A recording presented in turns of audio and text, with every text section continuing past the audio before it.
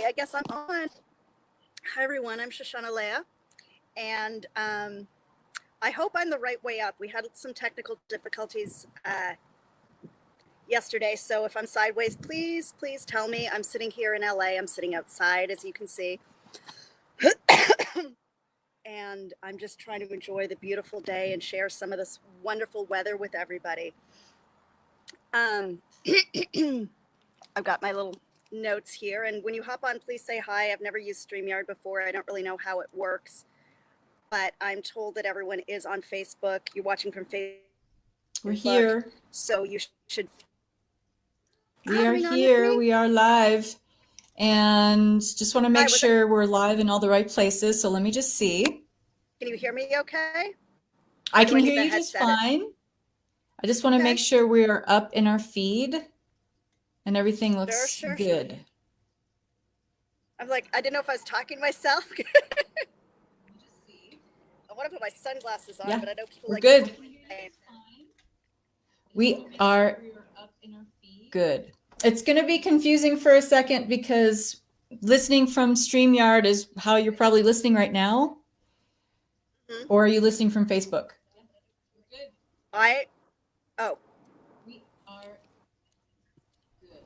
It's going to be confusing for a second because listening from StreamYard. There's a delay. Are you listening right now? Okay. Or are you listening from Facebook? All right. So I'm going to let you go. I'm going to introduce you real quick. Shoshana Leah, folks. She is here to talk about strengthening the mind-body spirit connection. So Shoshana, you have the floor. I will leave you to it, my dear. Awesome. Well, guys, I hope if you post in the chat, I can see it because I love doing things that are interactive. Hold on. Lost my notes. All right, there we go. Yeah, I do a lot of these talks, usually on Facebook Live. So when people chat, post stuff, it'll be interactive. Any links I have to share, I guess I'll post it later if I don't know if I can do it here. Also, I'm sitting here hand holding an iPad while I'm outside. So my name is Shoshana Leah. I'm an intuitive energy healer, and I facilitate healing sessions for high-income earners that uncover and clear the disempowering beliefs which inhibit them from reaching the next level of success. Now, that's not what I'm going to talk about today. As Kathryn said, I'm going to be talking about strengthening the mind-body-spirit connection, which I'm still working on within myself because I've got this yucky, I do not have coronavirus. I've got some nasty allergy stuff. And as I talk on, I'll explain to you the energetic and spiritual reasoning behind what I'm dealing with and what I need to do to clear it. As I've tapped into this over the last couple of days, I've still had to look at the details, and I hope you guys can see me. It's very, very bright out here. I may end up putting my sunglasses on, but for now, I'm going to try and leave them off. But it's weird because I've got the craziest reflection. So a little bit about me. I'm a sports medicine chiropractor. My whole life has been about physical fitness. I was a competitive gymnast. My first ever job was not babysitter. It was gymnastics coach. I was an aerobics instructor, personal trainer, professional dancer, dance teacher. And at one point in time, I was the fitness trainer for the Canadian Armed Forces. My bachelor degree is in human biology. I was in pre-med before I decided to be a different kind of sports medicine doctor. So I'm very, very trained in the science. And as an aerobics instructor and a trainer and I've taught everything except for Pilates. So it's physical fitness and energy and understanding the body has been something I've worked with for a long time. I've studied herbs. I've done acupuncture. I studied a lot of the acupuncture. I'm not an acupuncturist, but I've studied it to understand it and to work with it and explain it to people. Right up, so that's the body aspect. This is the third plane, we get sick, we take medicine, or we drink tea to clear the phlegm, or whatever. This is working with the body. This is the physical stuff. The mind stuff. Many of you have heard of NLP, neuro-linguistic programming, and I started working with this right after I went into practice in 2008. This is how language affects our mind and our thoughts. Neuro means mind. Linguistic is the words, programming, obvious. It's programming. So this is how what someone says to you affects what you think. How what you say to someone else affects what you think. Your self-talk affects what you think. And it's very interesting because we have 60,000 thoughts a day. And most of them are the same thoughts we thought yesterday. Some of them are subconscious, some of them are conscious. But once you once you start to think about how these thoughts affect yourself or affect how you are, I mean, are you telling yourself, I'm broke, I'm a loser, my life sucks, it's always going to be like this? Are you telling yourself, I'm a flat slob? Or are you saying, I'm amazing, I'm learning new stuff every day, this is fantastic, this is exciting? It's all very all of this really affects how you go about your day. The challenge is that most of these thoughts, not only are the same thoughts we think every day, most of them are subconscious. 85 to 90% of your thoughts are subconscious. You're aware of those 10%, but the rest of them are subconscious, which means we have no idea we're thinking them. None whatsoever. So when people talk about clearing your limiting beliefs or your blocks or whatever, they're subconscious. So when you have stuff that's telling you, oh, these are the most common blocks, so journal them out, it doesn't work if you can't find them. And even if you think, okay, well, I think this is what they are, if you don't know what to do with them, you're still stuck, you're still blocked. And there are ways to get into your subconscious, but it's a different process. It's not, let me think about my childhood and, well, my dad used to do this and now I do it. That's habit. That's conditioning. That's a little bit different. And to tap into this, this spiritual jacket. Somebody gave me this jacket, and I thought it'd be nice for a presentation, but it might have to come off here. The spiritual aspect. I've been studying Kabbalah for about 7 years, I think.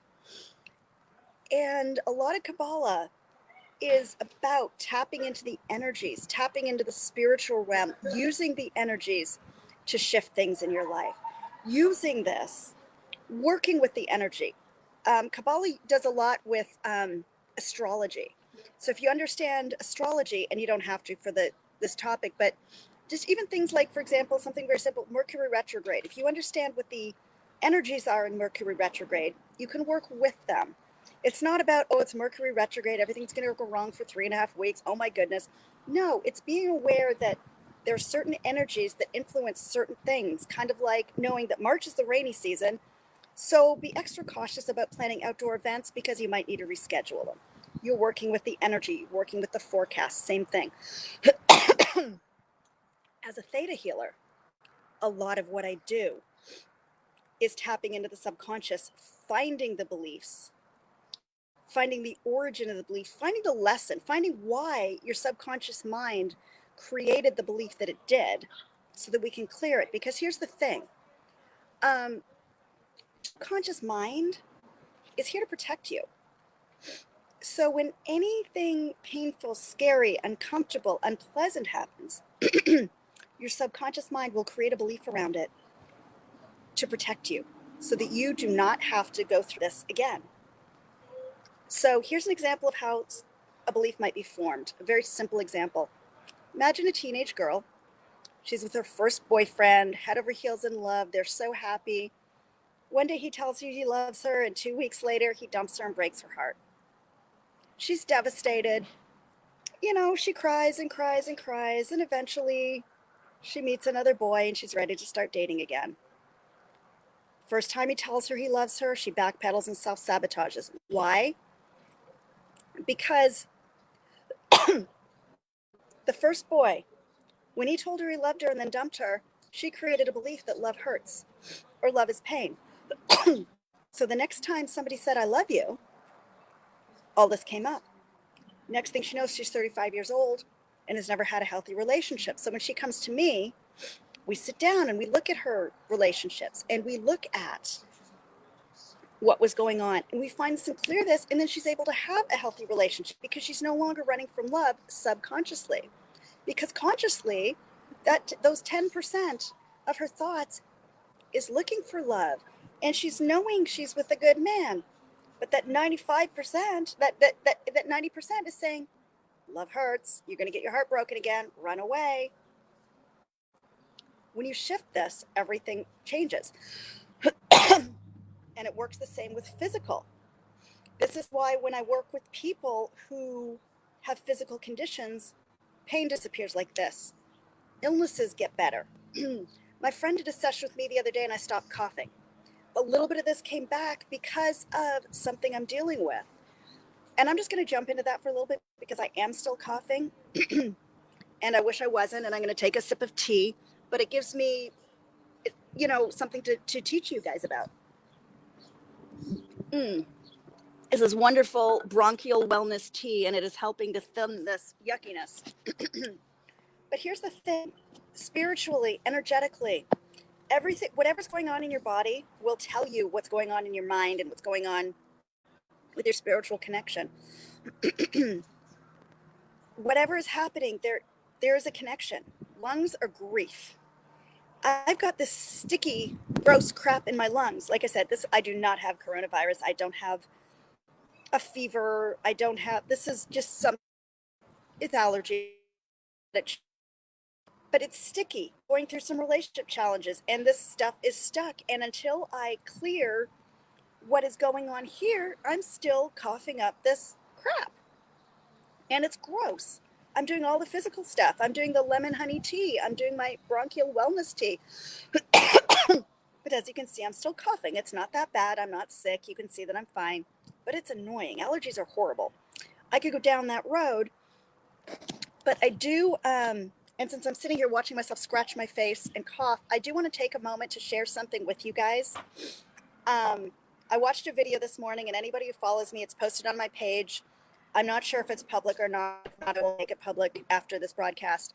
I posted a video from a doctor who's on the front lines right now in New York. The video, he made the video a week ago. I posted it this morning after I watched it. He's talking about how very simple it is to protect ourselves and keep this virus from spreading. So I'm going to take a couple minutes to share that because none of us want to get sick. None of us want our kids to get sick, our families, whatever. Yes, it's airborne, but it's not as prevalent. If you're not in these hospital rooms, being around people a lot all day, you probably don't need to wear a mask.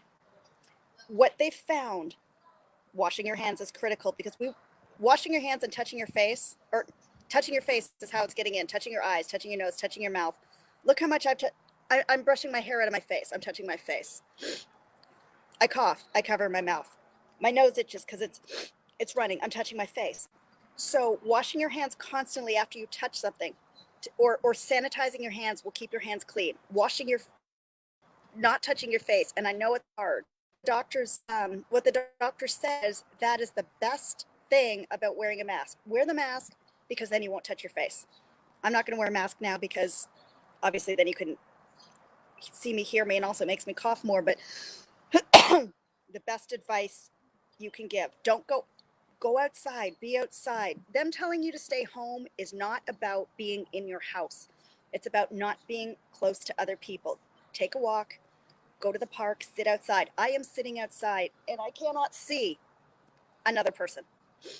I've been going for long walks, and depending what time of day it is, I hardly see anybody. Go to a store, get what you need, go home. If someone in your house gets sick, isolate them as much as possible. Have them stay in their room as much as possible, ideally their own bathroom. If they need to come out, give them a mask, have them eat, go back, wash, etc., etc. If we do this will calm things down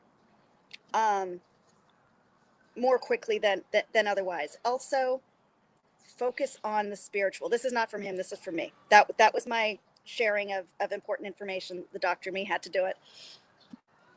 We need to protect ourselves spiritually. We need to keep our mind clear, because the one thing is that people are getting sick out of fear. Your fear, your stress, you're getting sick. Not to mention that most people who are getting sick are getting regular colds and regular flus. like every other year. If this wasn't going around, nobody would think anything about anything. And it just is. But it is all connected. One of the things I learned when I took my very first NLP training, there was a mantra that my teacher used.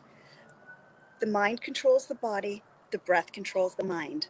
I'm going to take you guys through a meditation a little bit later, and the first thing we will do is close our eyes and start to breathe deeper. And you will notice as you start to breathe deeper, your heart rate will slow, your blood pressure will come down, your anxiety will, and this will be within a few moments of sorry guys, it's warm out here. If you're somewhere snowy, I'm sending you some California warmth, but it really is warm enough for me to sit out here without this jacket, which, while it was a lovely gift, I think it's a little too big. All right. I feel off kilter here. All right. So, connect. Ooh, where's my video? Sorry about that.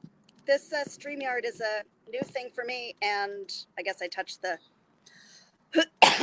Again, if you can chat on here with me, that's awesome. I love interaction, but I think you guys are all watching through Facebook, so anything that comes up through Facebook, I will come and address afterwards.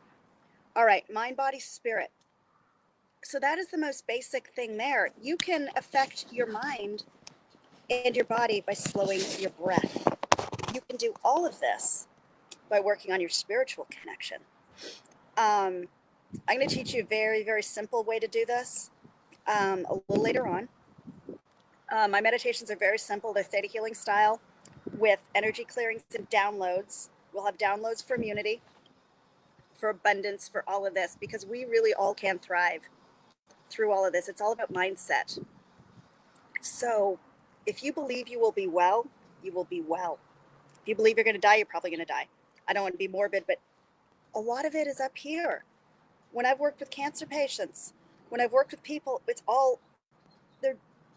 Do you believe you can be healed? Or do you believe you're going to die? Do you believe you deserve to die? Because there's so much. I mean, look, just to draw attention, guys, look how much I'm scratching my, like, I'm on camera and I'm aware of what I'm doing because I can see myself. We want to try to not touch our face to spread it. But the spiritual aspect of this, those of us who meditate every day are in such a better space. You take those few moments, whether it's 5 minutes, 10 minutes, 20, 30, it depends on you. You can do it morning, evening, twice a day. It doesn't matter. Your practice is your practice. And there are many, many different ways to meditate. Some people tell you to focus on your breath. Some people take you in a guided meditation. It doesn't matter because the point of meditation is to get to the lower brain wave. Light meditation will take you to an alpha brain wave. This is where you start to calm. This is where you slow down. When we do our meditation a little bit later, you'll be in an alpha wave like this. I'm going to take you to a theta brain wave. This is where you go in hypnosis. This is where you are just before you fall asleep, just as you're waking up. This is where change happens. This is where we can tap into the subconscious mind. And so funny, my hair is blowing and in my face. And while nobody can see it, I can feel it. So this is where change happens. This is why we do this, how we do it, when we do it, because the ultimate goal of meditation is to get to a theta state. If you can get to a theta state like this, you don't need to go through the guided meditation. They're fun. They're cool. They're great. But the point is to get to where you can get those answers. Point number one is calm down. Point number two is to get to answers and get to places where you can change. Find out why you're going through what you're going through, because when you learn how to tap into that theta state, you can connect with creator, you can connect with God, you can connect with the universe. Whatever term you use, it's exactly the same. Whether you're religious and do it that way, whether you use a different spiritual practice, it doesn't matter. We all do the same thing. We all connect to the same higher power.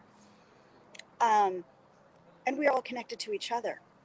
So for anybody watching the replay, the meditation will be just as powerful. I'm going to be tapping into the collective. You are part of the collective. So whether you're watching with me live now, tomorrow, next week, next year, it doesn't matter because I have tapped into you, or I will be tapping into you. One thing I want to talk about, like I said, I'm not going to be dropping any links right now. I will drop them all afterwards. One thing I'm working on putting together, and hopefully by the time I get off this broadcast, I'll have the promotional thing ready because my friend is working on that. I've reached out to, I have 18 Theta healers who have agreed to donate a session to be raffled off to raise money for children who are not getting enough to eat right now. If you're watching this and you have internet, then you're probably not one of these people whose children rely on schools for breakfast and lunches. I'm raffling off these tickets, and there will be 18 prizes. There will be 18 hour-long Theta healing sessions given out as prizes. And the money's being donated to No Kid Hungry, which is making a point of getting meals to kids who are affected by the school closures, who are now not getting enough to eat. Plus, Citibank is matching these donations. So for every $100 we raise, they are getting $200. I'm on a mission to get this to 5 figures. If you can donate, please donate. If you can't, please share. I will have the link up. It's a regular PayPal link. It's $50 for one ticket, $100 for two. If you can afford to feed your kids, please help me help to feed other kids. And if anybody wants to ask me more about this, please do. In the meantime, the best thing you can do for yourself is to work on yourself. Even Dr. Oz talked about this. I've watched a couple of his videos to, to see what he has to say, because one of the things I love about Dr. Oz is he makes things simple that anybody can understand. And the first video I saw of his said, use this time to focus on yourself. Now, what that means to you is 100% up to you. Is it YouTube videos? Is it taking a course? Is it doing the course you bought and haven't had time to do? Is it meditating with your kids? Is it yoga? There are so many online yoga and fitness programs right now. Strong wind. Many are free. Some of them are almost free, like $10 for the month. A friend of mine has a program that she's been doing for, well, I've known her for 2 years, and she's been doing it longer. It's $19.99 a month. She's been doing this for years. You can do this at home if anybody wants the info on that. And it's a kick-ass workout. It's fabulous. But what do you want to do? If you really want to transform your life, and you like what I'm talking about, until the end of this month at least, I'm donating 20% of all Theta healing sessions. I'm donating also to No Kid Hungry. So I'm donating 20% of my profits to this. This is because this is such a, I don't have kids yet, but this touches my heart so much that I'm trying to do as much as I can for the kids who need help, because, as they say, the children are our future. We have to take care of the kids because they can't take care of themselves yet. And I'll talk more about my programs and what I do afterwards. So let me think for a second if there's anything else I want to say before we go into the meditation. I'm just going to tap in and ask for some guidance and see.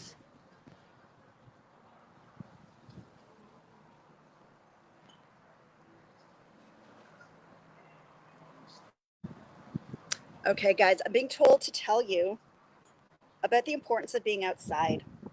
You can see I'm sitting here outside. Part of this is because it's beautiful. Part of it is because it's a beautiful, quiet space, and, it's a little noisier inside. There are people in the house. The sunshine, the vitamin D, the fresh air. I did post it was sometime last week. I posted an article about the 1918 influenza epidemic, and getting outside and getting some exercise cured a lot of people. So please make a point of getting outside. Sit in your backyard if it's nice like this. Go for a walk. Even if it's cold outside, go for a walk. Even if it's just around the block, just stay away from other people. If you're in a city where your parks and beaches are open, especially if you have kids, take them, just keep them away from other kids. They're closing parks and beaches because people are still you know, playing soccer and doing all this and not keeping away. We need to slow this down, flatten the curve, as they say. But get outside. Do not be afraid to get outside. Staying home is not about staying inside, it's about staying away from other people. I know I've said this many, many times, but it's so critical. It's so critical. This is the body part. This is, we have to do what we need to do to keep our body healthy. Vitamin C, zinc. I have my Gaia Bronchial Wellness. I have my Clear Lungs supplement. If anybody wants more info, just reach out to me. I can't, I don't have all of them here with me outside. Anything, any adaptogen. If you don't know what an adaptogen is, these are herbs. These are herbs that help diminish the stress response and keep your adrenals strong. This is part of why I've had, because I've been under so much stress with various things in my life. My adrenals have been run down. I've been super tired. But things like rhodiola, ashwagandha, ginseng. There are many kinds of ginseng. Rhodiola is also known as Siberian ginseng. We have American ginseng. There's another kind of ginseng. Holy basil is amazing. Teas, lots and lots of teas. Lots of water. Lots and lots of water to flush it out. Spirulina, chlorella, green juice, green drinks, vegetables and fruits. Minimize the sugar. I know a lot of people are home and emotionally eating because you're bored. Sugar decreases the immune response for up to 6 hours. This has been scientifically proven. You have time to cook. You know, you don't need to eat food out of a box. You don't need to go to McDonald's. Now, I get it. Sometimes we just don't want to cook. I mean, this has been the last thing I've been wanting to do. I have not been doing a lot of cooking, but I'm also not eating processed foods. I'm making simple, very simple stuff. Cook some meat, put it on a salad. But, you know, the healthy food is how you keep your body healthy. The healthy mind is how you keep your body healthy. The healthy conversations. Don't watch the news. Check in to trusted sources daily to keep up on what's going on. Okay, it's important to know what's going on. It's important to know what may or may not be closed. It's important to know what time your store is open till so you can get what you need. But every source says something different, and the regular news outlets are just talking about, you know, it's fear mongering, it's pandering, it's all of this. They talk about the deaths. 113,000 people worldwide have recovered. 99% of the cases have recovered. It's just that it's spreading quickly. So we need the time to catch up. The people who are getting sick, it's pretty nasty. But we're getting ahead of this. If you followed what I've posted about Kabbalah, anything from Billy Phillips, the Zohar is an ancient Kabbalistic text. It's written in Aramaic, which looks like Hebrew. And I can't really explain to you why these are so protective, especially the Pinchas Zohars. The section of Pinchas is about healing. They are printing these in the hospitals and people are getting well. They have done this for years with things. They've taken the Zohars to places that have been struck by natural tragedies and it changes it. Like there was an oil spill. They took the Zohars, it cleaned up. The hospitals with the Zohars in it, people are getting well, they're not dying. It is shifting things. I cannot explain to it. This is beyond what I can do, but I have some meditations posted on my page for healing your lungs, healing the world, healing yourself. And if you want to help print Zohars, because some places will not allow them in there because China won't allow it in there, so people are secretly printing them and hiding them in the libraries, and things are shifting. If anybody wants to help, contact me or contact Billy Phillips directly, because this is changing. It is changing things.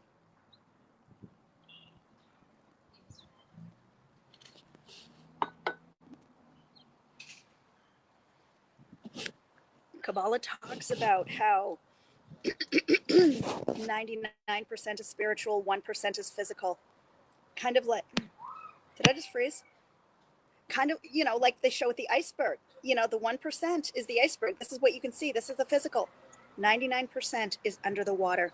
This is what we can't see. This is the spiritual. This is the Zohar. This is the praying. This is the meditating.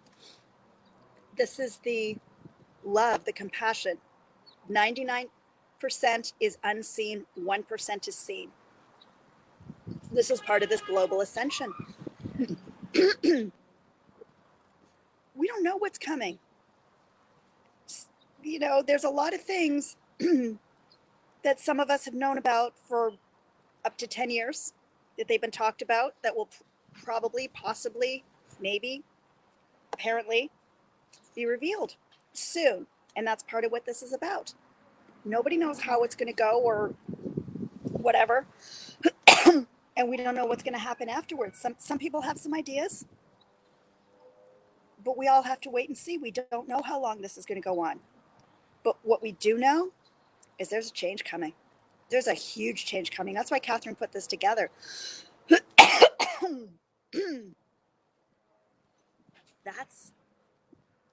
I mean, I'm kind of losing my words right now, but I think everybody on here can feel, sense, change is coming, and we're ready for it.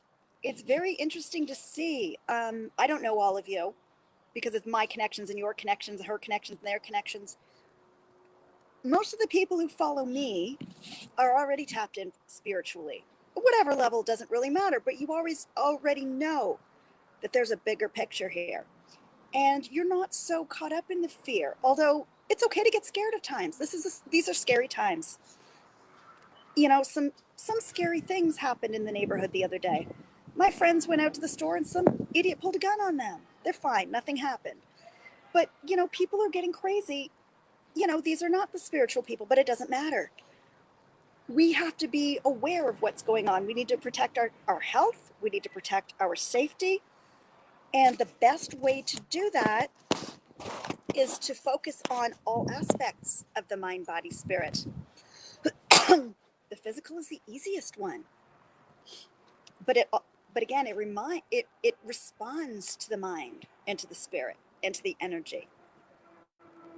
One thing I teach all my clients, all my patients, all my friends is when you don't feel good, I don't mean not feel well, but if you don't feel good, if something feels off, check and see if it's your energy, because it might not be. A lot of times it's not. Whether you consider yourself to be an empath or not, it doesn't matter. We all pick up energy from each other. Some of us are more susceptible to it. Some of us are more aware of it. But when you feel off and something doesn't feel right, tap into it. And everybody can do this. I'm going to teach you how to see if it's your energy and how to clear it. Because if it's not yours, you don't necessarily even need to know why it's there. If you want, you can have a conversation with it. You can ask, what am I feeling and why am I feeling this and what do I need to learn from it and what do I need to do? Or you can just say, it's not mine, and let it go. You can ground it out, you can send it up to the light. So normally this is where I would start to ask for questions. And see if anybody had anything that they wanted to know before we get started into the meditation. But since I can't see any questions, I'll come back to them later. So assuming you're not driving, and most people aren't driving so much these days because you're at home, close your eyes and put your feet flat on the floor. If you prefer to sit cross-legged or lie down, that's fine too. But either way, close your eyes. And start to take deep breaths. And you're going to start to notice, as I said earlier, that as you start to breathe, your breaths, as you start to focus, your breaths are just going to slow down. Your breathing rate will slow down. Your heart rate will slow down. Your blood pressure will slow down.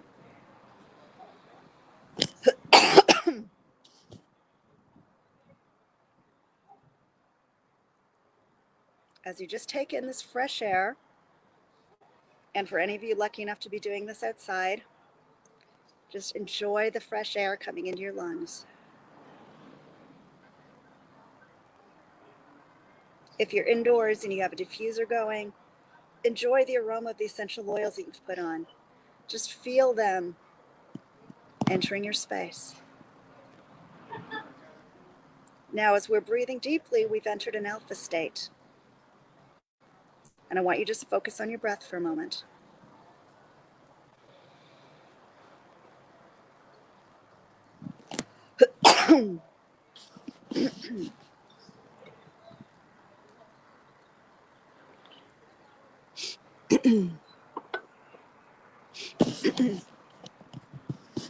Now we're going to take 2 more deep breaths. And on the second one, as you exhale, I want you to send that energy and that breath down into the center of the earth.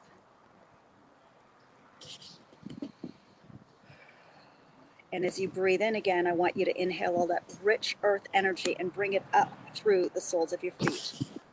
You've got chakras, you've got energy centers that open in the soles of your feet. And I want you to breathe this in through the soles of your feet, through your ankles, up through your shins and your calves, over your knees. Let this earth energy fill up your thighs. Bring it into your hips and your pelvis. We are filling all the chakras with this, your root chakra, your sacral chakra. Bring it up into your abdomen, your stomach, your solar plexus chakra. Bring it up into your heart and lungs. Fill your diaphragm. Fill your fill your heart chakra. Let it come down your arms and shoot out your fingers. Keep bringing this energy up through your neck and throat. Let it fill up your throat chakra. Bring it into your head. Fill your brain. Fill all parts of you. Let it light up your third eye. Open that pineal gland. And I want you to feel all this energy in your body. Guys, as I said, the sun just started shining brightly. I can just feel all this going through my body. And I want you to enjoy this. You have brought the energy of Mother Earth in to all of your cells. The DNA of all of your cells is shifting with this energy. I just want you to keep breathing and keep feeling this. When you're ready, you're going to take all this magical energy, bring it up through your crown chakra, which we have also filled with this light. Your energy in this golden ball of light is just above your head. And the neighborhood dogs are going nuts. Okay, guys, in this ball of light, I want you to go, if you're inside, in through the house you're in, through the room you're in, through the house you're in, through the building, and go up, up, up, up through the sky, up through the universe, up past the stars. Keep going up, past the bright lights, past the dark lights, past the colored lights. Keep going up and up and up. Go through the pink jelly-like substance, which is the laws. Don't get stuck there. We're going all the way up. When you see a window, pass through it into the pink pearlescence of the 7th plane. And feel the energy here. When you are on the 7th plane, you are in the presence of Creator. And you are in a theta state. And I want you to take a moment to just lie here, float here, be here. You can come back here at any time. And the more time you spend here, the more peaceful and flowy and serene your life will be. And I'm going to hang out here with you guys for a moment, and then I'm going to tap into the collective and start doing some clearing. Again, if you're watching the replay, it's just as powerful.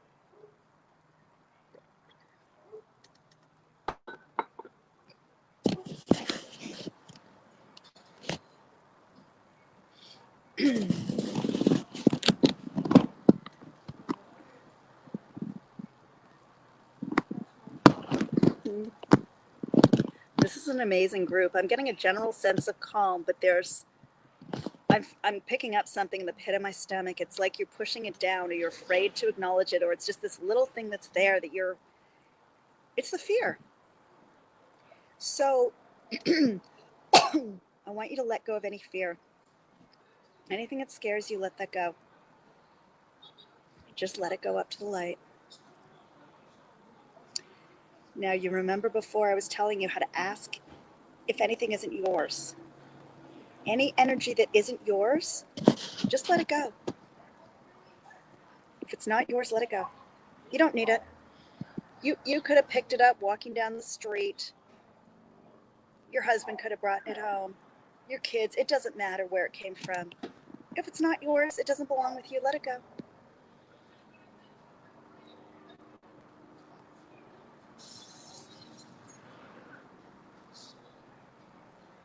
Let go of anything that you're afraid to let go of.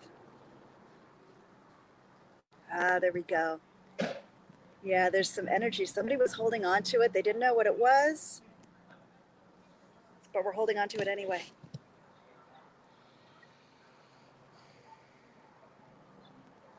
Fear of the future. Let that go.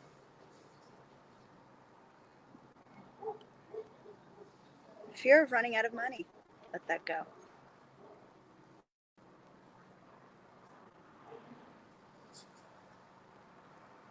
Fear of the world going crazy.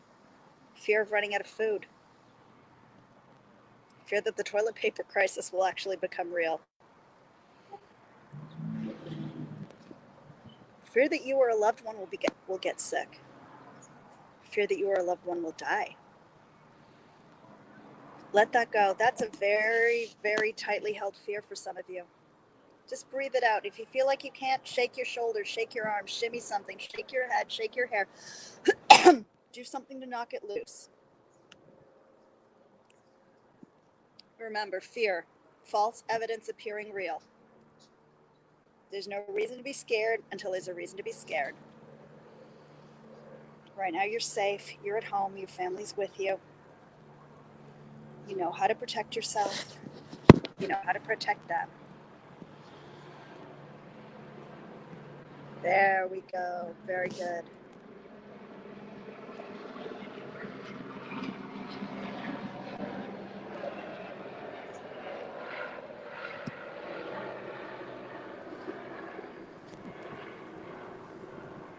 Any feelings of apprehension, let those go.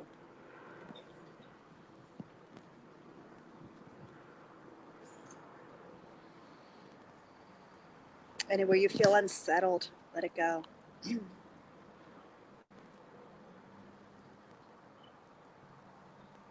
Anywhere you feel you can't let it go, let it go.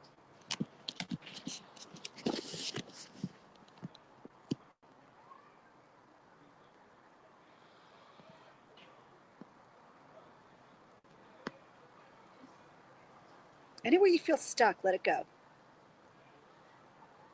This is a time of great change. We don't always know what to do. And when you don't know what to do, it's okay to just be.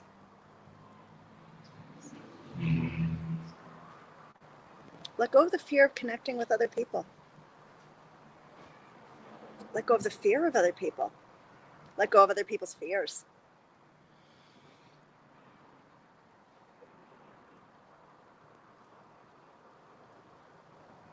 Let go of your frustration.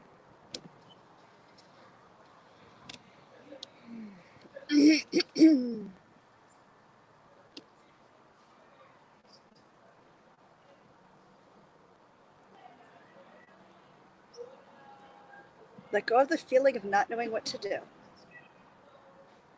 You're doing just fine. You just have to keep going. It will end.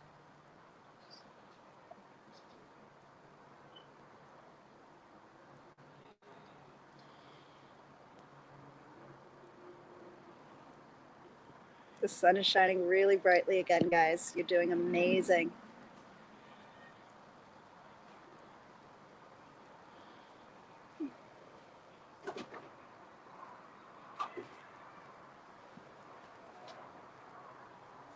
Let go of anything you've been carrying around for a while and just don't know what to do with.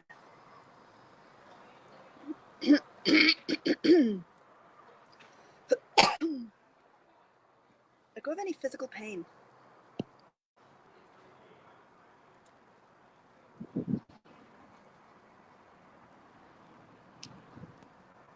Feel into your body. Notice anywhere that feels uncomfortable. Focus your energy on that and just shift it.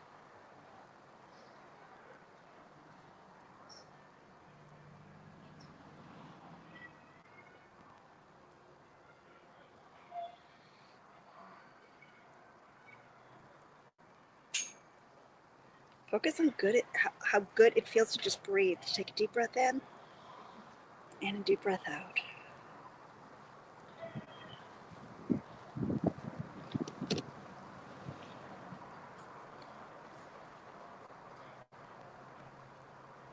Any tension, let that go.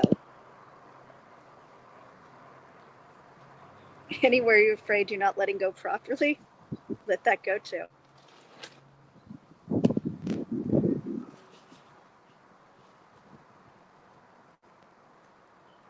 Anywhere you feel unsettled, anywhere you feel uncomfortable. Maybe feelings of not being at peace.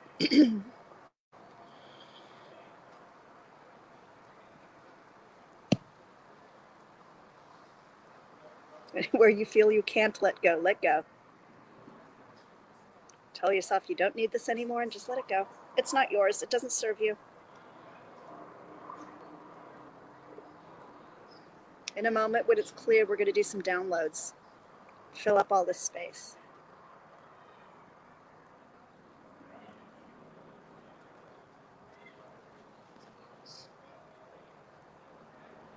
Anywhere you're afraid to trust people, let it go. Anywhere you're afraid to trust yourself.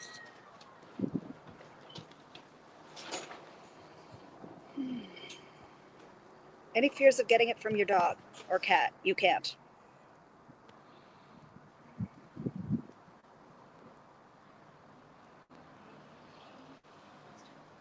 Anywhere you feel helpless. Anywhere you feel hopeless.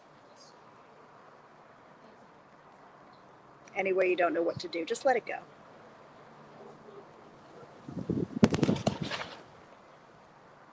And as we continue to clear, I want you to just enjoy the floaty feeling of this pink pearlescence of the seventh plane.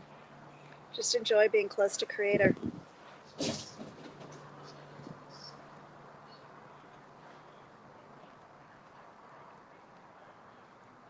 Downloads come from the Creator, but because you have free will, you must say yes to receive them. Would you like to know what it feels like to know that you are safe and protected from the virus? That you know how to protect yourself and your family? Would you like to know that you are immune? Would you like to know that you are healthy? That you can be healthy? That you deserve to be healthy? That you're worthy of being healthy? That it's okay to be healthy? That you're allowed to be healthy? Would you like the Creator's definition, perspective, and understanding of what it means to be healthy, and to know that yours is the same? Would you like to know that you can have an instant healing? That you are worthy and deserving of instant healings? That it's okay to be healthy and happy and to be unstressed through this challenging time? Would you like to know what it feels like to welcome change instead of fear it? To be able to go with the flow? To be able to just be? Would you like to know what it feels like to be able to share and spread love and compassion?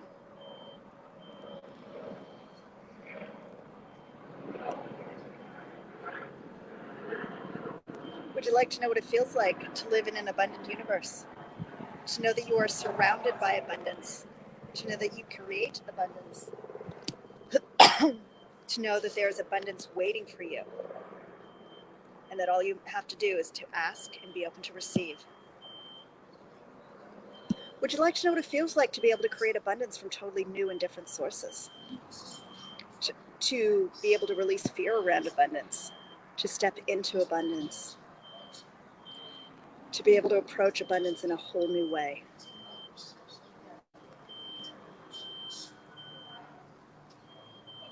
Would you like to know what it feels like to be able to prosper through these challenging times? To know that you can, and that you will, and that you can choose to prosper, and that the choice is yours.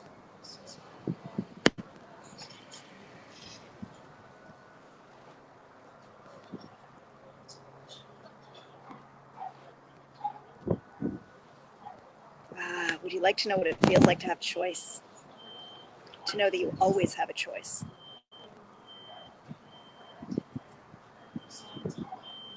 And would you like to know how to have discernment and how to choose wisely?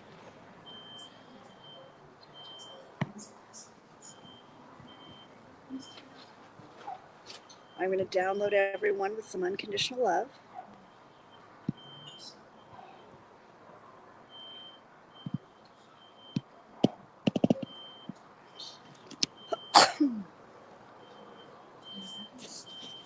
And when you're ready, you can open your eyes. If you want to hang out up there for a little while longer, you can. This is a little bit of a theta healing meditation. Theta healing sessions, we actually tap into why you're feeling the way you're feeling, what your particular beliefs are, and shift them so that you can have huge changes.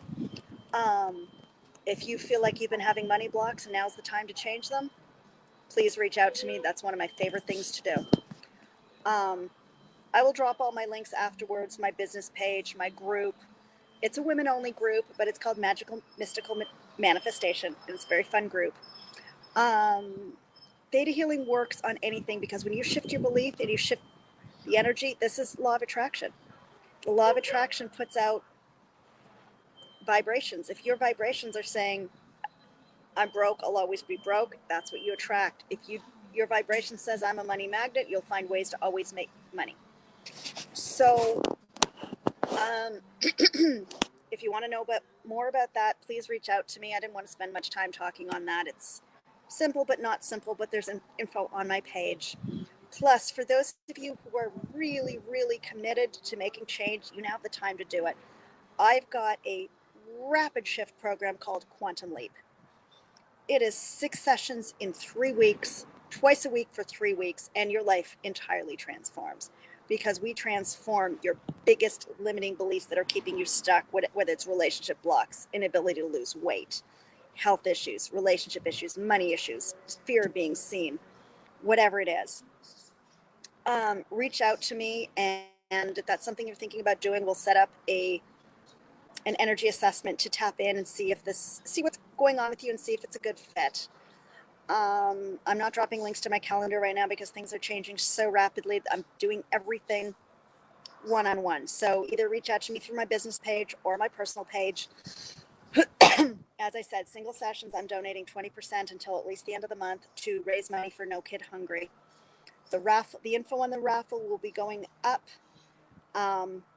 later today as soon as I have it. All proceeds go to No Kid Hungry. They will be matched by Citibank, $50 for one ticket, $100 for two. $100 for 3. Please also help me share this. I want to raise at least 5 figures. I want to get into the multiple 5 figures. We have 18 healers who are donating sessions for this to help raise money for these children.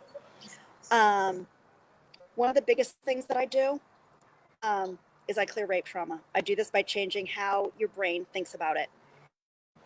Because while I cannot clear the memory of it, I put it into kind of like stubbing your toe. I'll just take you back there for a second. Remember the last time you stubbed your toe? It's probably years ago. We don't do it often. When I take you there, you can remember just how painful it was. But you forgot about it 20 minutes later because it stopped hurting. You remember when I go back. This is what I do with rape trauma. And it takes about 20 minutes. So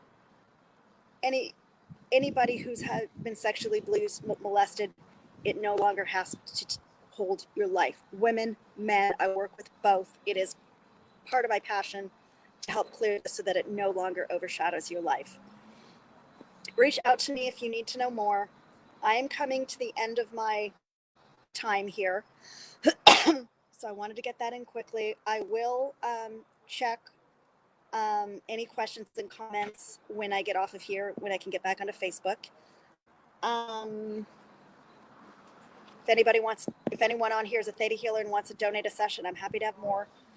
Anybody who wants to donate, if you can't afford $50, I'll still take donations. Whatever you can do for the kids.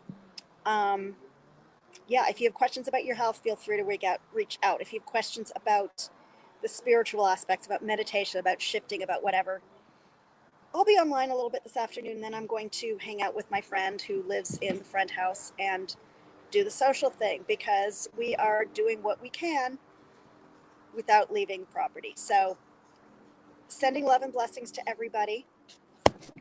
And coming up next is, oh, do you want to introduce Tara? I wrote it down on what she's on so I wouldn't forget. Yeah, I think we Kathryn's got a back, so couple maybe I'll let you seconds do here that. before she jumps on. So I just want to say thank you for powering through with your cough. I know that was kind of annoying for you. It wasn't annoying for us. It was wonderful, and we really appreciate you. And thank you so much for sharing your light. And make sure that in the group that you have a donation link. If people just want to give a flat donation, that they know how to do that. That would be wonderful. Yeah, I'm sorry, plane overhead, 1 second. Sure. Yeah, I am using my personal PayPal link, and then so that I can keep an eye on what's going on. Yeah, if you want to do a donation, just send me $5, send me $20, send me whatever you can. If you want a ticket, just send me a note with on there. I'm going to put my PayPal link up there. Mhm. It's also how I can keep track of who's buying tickets. I will Perfect. be, I will be donating every single night. I'm not waiting till the raffle. I'm going to donate every evening and just keep track of the total. So thank you for giving me the opportunity to share. And Yes. Thank you so much for being here and sharing this wonderful transmission and this healing with everyone. We really appreciate you, and thank you for being part of the summit. You're welcome. Thanks for putting it on. Bye, Shoshana. Okay, you guys. So that was a lot of energy coming through from Shoshana. That was a beautiful share. And so if you guys want to just, get up and move around for a second, I'm going to do that. I was just doing some planks. But if you want to just like stretch a little bit, move your head from side to side. And just give yourself a chance to get some water and maybe do a stretch your legs. I know some of you guys who are watching are binging. I'm obviously the MC of this event, so I'm doing a lot of sitting. So I'm trying to get up, every 10, 15, 20 minutes and get up and just do some stretching and just some kind of light shoulder work and moving my head around. And we're taking in a lot of energy here in this event and releasing a lot as well. It's not sitting anywhere in your body where it can't move out, right? You want some mobility here. And that's going to keep you nice and healthy in body, mind, and spirit, okay? So up next, we're going to have my friend Tara Watson. I'm very excited about what she's bringing through. She's going to be bringing through healing from the 9 devas of radiant light. Very exciting. If you guys really like this event, my friend and mentor Samantha Bearden, for 5 years now, so actually this will be the 5th year she's doing it. She has this event in her Abundance Flash Mob Facebook group, and it's 24 hours of Abundance Flash Mob, and it's presenters, again, kind of like this format from all over the globe, except they are presenting right in the Facebook group. And I'm going to be presenting next Saturday. I think it's 11 a.m. Pacific. I'm not entirely sure, but I will give you guys the link here in the comments if you want to join that group and check it out. Like maybe you got a real buzz and a real high going from this work and you want to keep it up. I mean, let's face it, we got a lot of time on our hands, folks. So if you want to maybe learn something from somebody new or take something that you've learned in here and go further with it, this is going to be a great opportunity for you to do that. And it's an amazing community. I think it's in Abundance Flash Mob now. I want to say there's like, how many members? Let's see. 2,204 members in the Abundance Flash Mob group. So the 24 hours of Abundance Flash Mob is going to start next Saturday, go Saturday and Sunday. So I will put the link in there for you guys to join the group, and you'll get more information about it. And I will also put it in my Global Acceleration of Ascension group so you guys can check out the link there. I'll just do it real quick. What the hey? And then we're going to bring in Tara. Okay, so there's the link. Richard's going to be a presenter too. Richard Luminous Melchizedek, who was here yesterday. If you guys did not get to check out his light language transmission, it was the bomb. It was incredible. You guys know, right, that I have the replays up on my YouTube channel. I've posted that on my Kathryn Massell Conscious Creatrix page, and I've also posted it in the Global Acceleration of Ascension group. If you go in the files section, it says Summit Replays. That's a link. You know, the replays are free. This whole summit is free. I want this to be free, and accessible. So you can grab those links there. So I'm going to bring in the fabulous Tara Watson. There she is. Hello, Sunshine. How are you? How are you doing? I'm great. There's a lot of fabulous information today, and I'm so excited. Shoshana's meditation was amazing. It was a lot. I was really like, okay, I got to keep like bringing this in. It was a lot of energy for me to take in. I mean, in a good way, but it was just like, wow, okay, good. We're doing this. Yeah. I felt a lot of release, and I needed it before I was coming on here, you know. Mm-hmm. So good. It got you nice and primed. Yes, so it did. It is 2 p.m. here Pacific, 5 p.m. Eastern. It is time for our lovely friend Tara Watson to go and talk about anchoring in the light and healing from the 9 Devas of radiant light. Tara, take it away. Thank you, Kathryn. Hello, everyone. For those who don't know me, I'm Tara Watson. I am a channel and a multidimensional healer. I right now am going through a bit of a change in what's happening. I haven't updated Kathryn on this, so I'm not sure she knows yet even. But in 2018, in the winter, I had a spontaneous awakening. And within a week, I was channeling archangels. Just English, you know what I mean? Spontaneous, completely through me, 100%. And I thought I had lost my mind.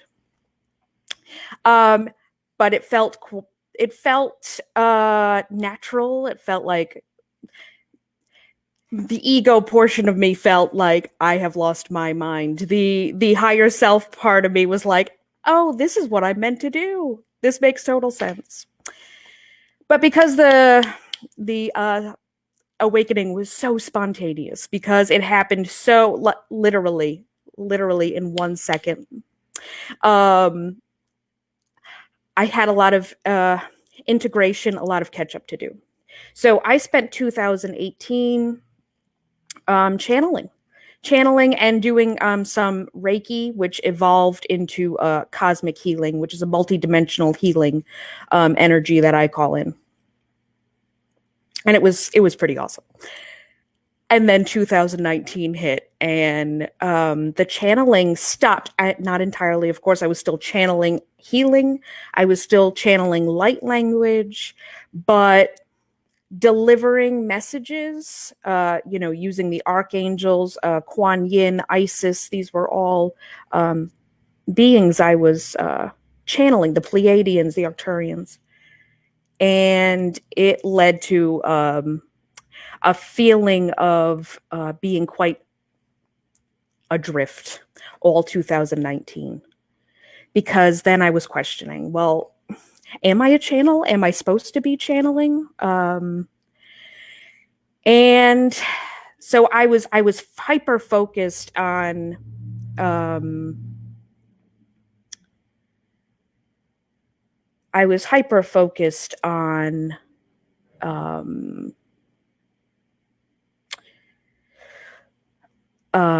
turning the healing portion of what I do into a way to support myself. And I kind of got lost down that tunnel for the last year. And when this coronavirus thing started, the channeling happened. And I will tell you exactly how it happened. It was triggered by this book called Downloads from the Nine. I had to write it down because, the memory. Downloads from the Nine, Awaken as You Read. And it was written by a man named Matthias Fleury.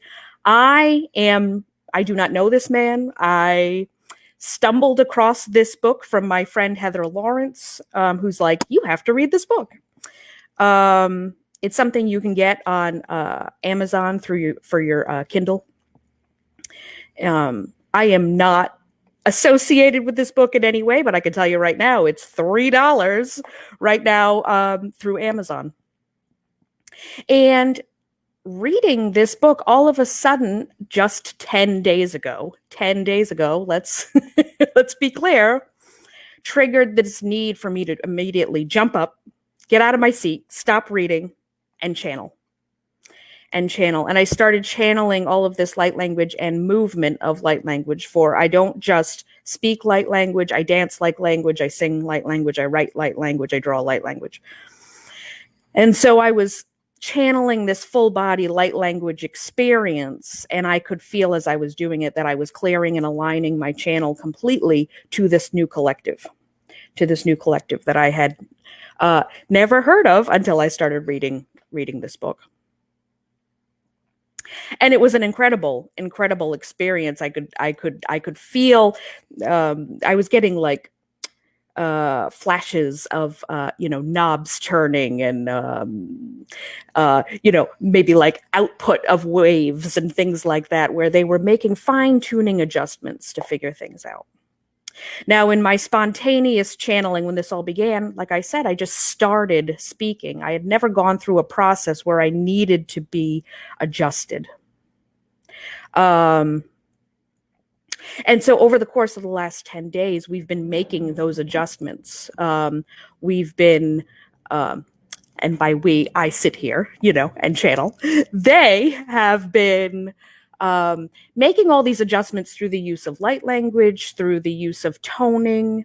About 5 days ago, we tried some English and it didn't go so great. I did about 5 minutes of it and I was on fire. My face was bright red. The pressure in my head was incredible. So it's required a lot of fine tuning to be able to bring them in. But Friday night, I sat down in front of my computer to, I like to audio record the tuning sessions. And so I thought this was going to be another just plain old tuning session. And I sat down and I channeled an English message, a beautiful message about the choice between the light and the dark from them for 1 hour and 5 minutes. And as part of this summit, I'm going to offer that audio recording to all of you if you care to listen. It really was very cool. And so the relationship I have with the 9 Devas is extremely new. Extremely new. I have not reached out to this man, Mr. Fleury, who wrote this book, to even let him know I'm channeling. Didn't even occur to me until about yesterday. It's just been kind of a whirlwind, but the 1 hour and 5 minutes I did on Friday was so incredibly effortless, required absolutely no effort whatsoever on my part. I didn't have massive head pressure or those kind of things that I had the first time. So we've adjusted. Once again, they've adjusted my channel so that things are coming through quite clearly, I think. So how do I work? When I go to channel, I don't like a lot of information beforehand. I kind of don't like any information beforehand. I'd prefer to just go with the flow. I think if I know too much about to direct the channel to what I think they want to say, and of course that's not the way channeling works. And so that effortlessness goes away and it becomes incredibly difficult for me to speak what they need me to speak. I always close my eyes when I channel because it takes me away from distraction. It takes me away from my ego mind, so I'm not influencing in a strong way, what message comes forward. Today, during this channeling, we will also be receiving an activation. I don't know much about the activation. I just know it has to do with anchoring the light. Maybe they'll explain it as we go along. I hope that all of you appreciate my go with the flow methods. I know not everyone does. I'm trying to think if there's anything else I need to share with you before I start. Kathryn says she does. Excellent, excellent. I'm glad, Kathryn. So I want you to have water with you, because we will, like I said, be receiving an activation. These words that I'm speaking, whether they're in light language or they're in English, or whether they're a mix, they're going to be encoded with some healing energy and an activation. If you feel, as you are receiving this energy, as you are hearing my words, the need to move around, the need to tone, the need to speak light language, you do that. Please, I encourage it. I absolutely encourage it. I think the way we move energy best is not by sitting still, but by getting up and moving. And I would also encourage you to close your eyes if you're listening to this. Also, if you are driving, do not close your eyes. I also wouldn't encourage you to listen to this if you're driving, at any rate, even with your eyes open, because you will be receiving energy as this happens. And unfortunately, my phone just turned off, so I can't see the live feed for your comments. So let me just get that back on. Not that I will be really responding. Oh, there's quite a few. I missed a lot already. So thank you to all of you who have commented. I appreciate it. And thank you to all of you who are here. I'm so glad you're watching. I'm really excited to hear what the 9 Davis have to say. The channeling I did on Friday night, I think, was pretty incredible. And those people who I have shared it with have gotten a lot out of it. So I hope that you'll get a lot out of this channeling, and a lot out of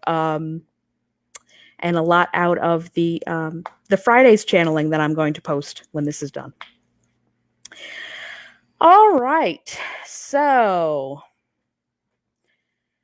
if you feel comfortable, please close your eyes and take a deep breath. I am going to ground us all and connect us to the 7th plane, so that we're in a well-protected space to receive this energy and this message. Take another deep breath and push your energy down. Down, down, down, out of the soles of your feet and into the earth. Down, down, down, through all the layers and into the heart, the crystalline core of Mother Earth. Feel her unconditional love and her grounding energy. And allow this energy to come back up, to fill up that root once again. And pull it up. I usually take a breath. Pull it up my legs. Breath. Pull it up my torso. Breath. Pull it all the way to the top of my head. Breath. And continue to pull it up about as high as you want. Up, up, up, up, up. 300 feet. Let's make up a fun number. 300 feet up above your head. And I want you to feel that loving energy, that protection, that beautiful connection. And I want you to pull that energy back down, down, down, down, and into your heart space.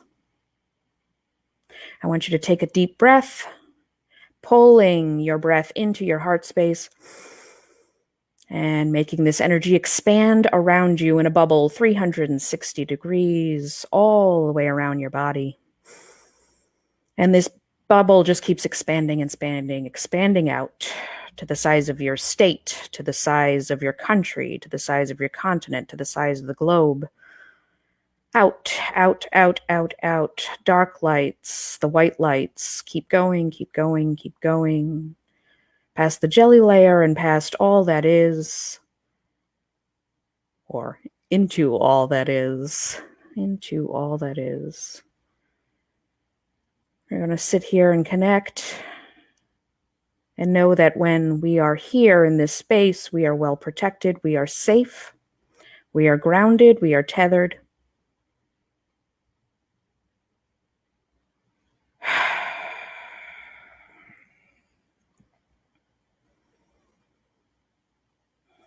I'd ask the 9 Devas to come forward now and share with us their message and their healing.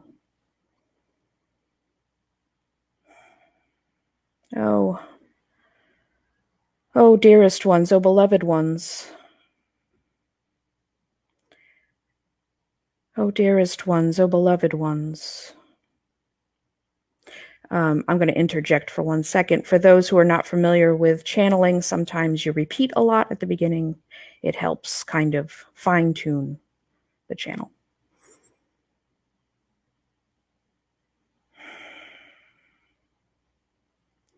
Oh, dearest ones, oh, beloved ones. Oh, the group that is gathered here today, the light. The light, the light, the light. Oh, the light that is shining, the light that has come forward, the light that has gathered, the light, the light, the light, the light that is being anchored right now through this group, through this magnificent group, through the love and the heart of this group.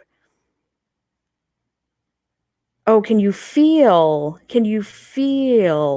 the love? Can you feel the connection? Can you feel the oneness? Can you feel anchoring the light through this group at this moment? Through this group at this moment. Your individual connections to one another, your collective connections to each other, your collective connections beyond and outside of this group, influencing the globe in a way that, oh, you cannot fathom 400 and something people in one single group influencing the globe. But indeed, my beloved ones, that is what you are doing. That is what you are doing.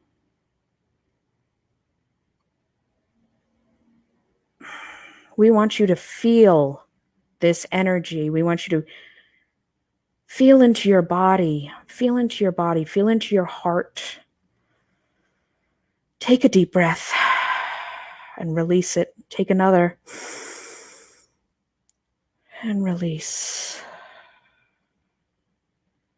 Get calm and go into your heart space. Feel this collective energy. Feel the tingling and the buzzing. And at the same time, the groundedness and the beauty and the love that is here. For you are connected through your heart spaces above and below, within, without. And here, my beloveds, is where you will rebuild, is where the path forward unfolds. This, my beloved ones, is exactly where you're meant to be.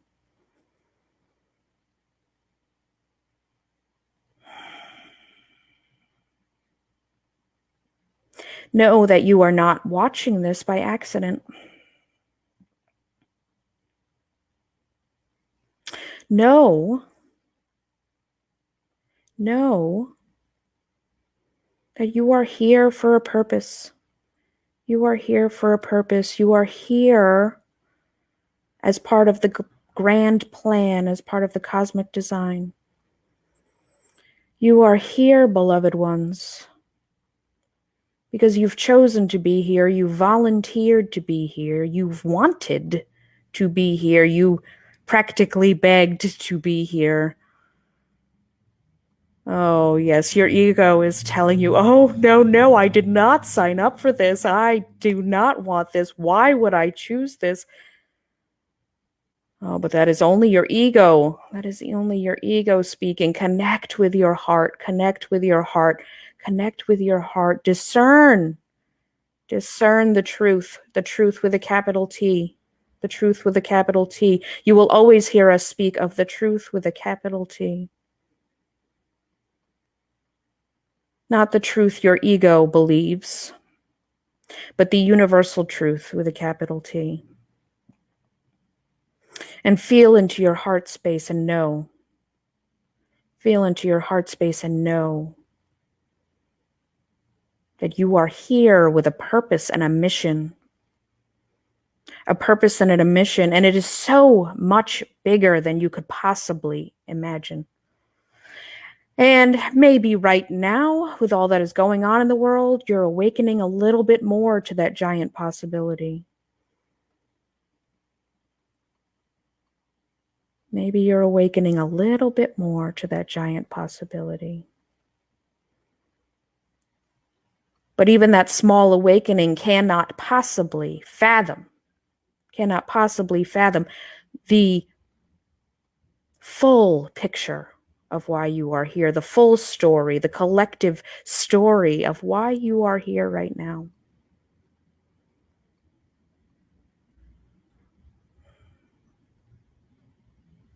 And yes, my dearest ones, right now, things do seem convoluted, unclear.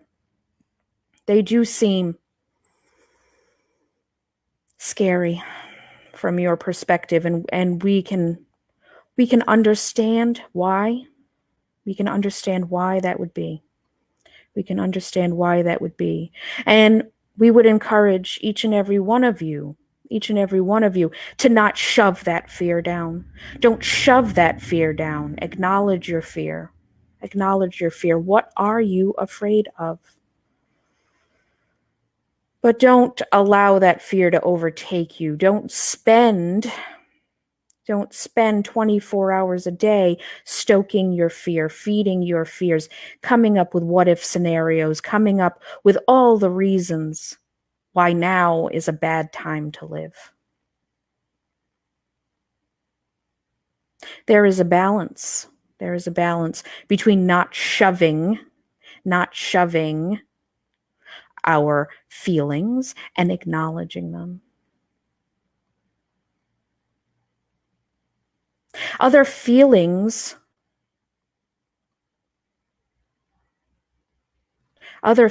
are coming up as well now. Sadness, grief, collective grief, anger, bewilderment, overwhelm. Do not shove these feelings, but also do not succumb to the temptation of going down, following the total trajectory of these feelings into a deep, dark, depressive hole. For that is the opposite of why you are here. You are here to collectively clear these emotions, collectively clear these low vibrational energies, collectively clear what is coming up for the whole globe. Clearing it. And we cannot clear it if we're shoving it. We can only clear it if we acknowledge it. We can only clear it if we say, yes, I am afraid.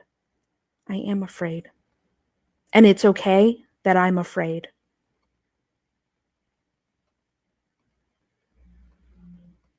And then we shift our focus. And then we shift our focus to, yes, this is a challenging timeline I've chosen to be in. Yes, this is extremely challenging time in humanity. Yes, the unknowns are astronomical. But beloveds, what are you grateful for? What has this taught you? What has this taught you personally? What have you learned?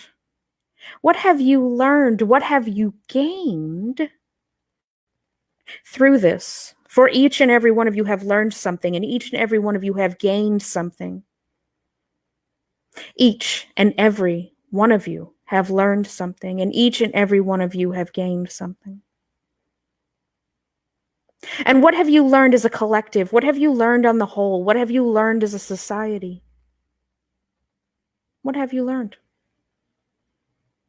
For as a collective, you have learned some lessons already.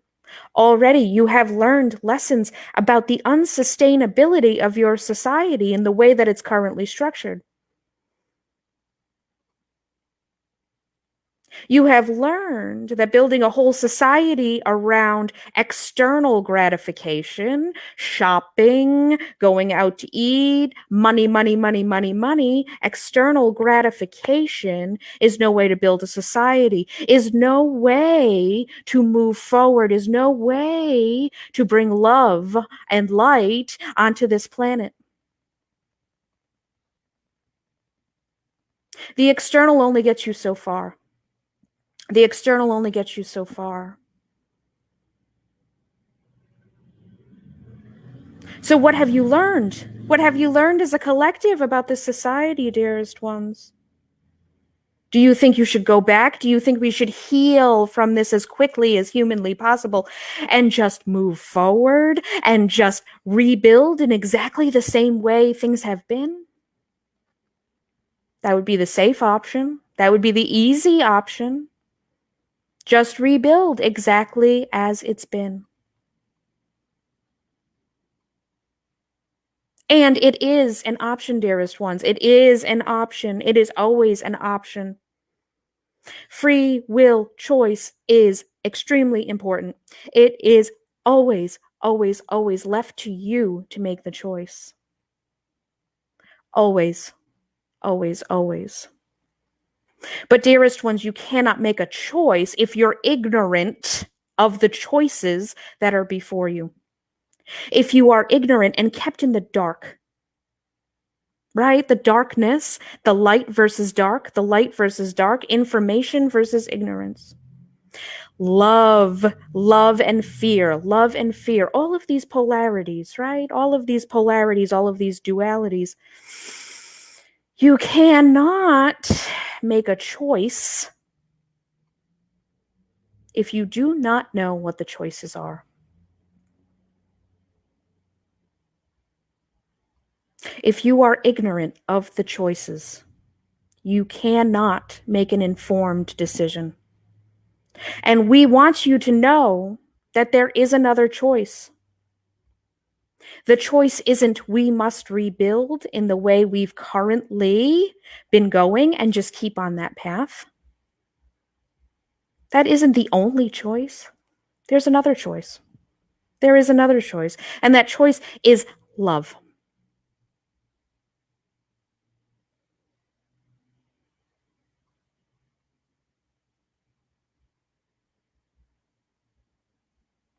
Your current society is built on a foundation of money and fear. Money and fear. People worship at the altar of the almighty dollar. How many of you have heard that or said that?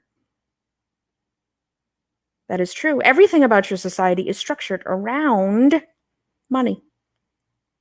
Everything in your society is structured around money. Please, please, please name a societal structure that is not structured around money. Either the having it or the not having it. The haves and the have-nots. More duality, more polarity in your society.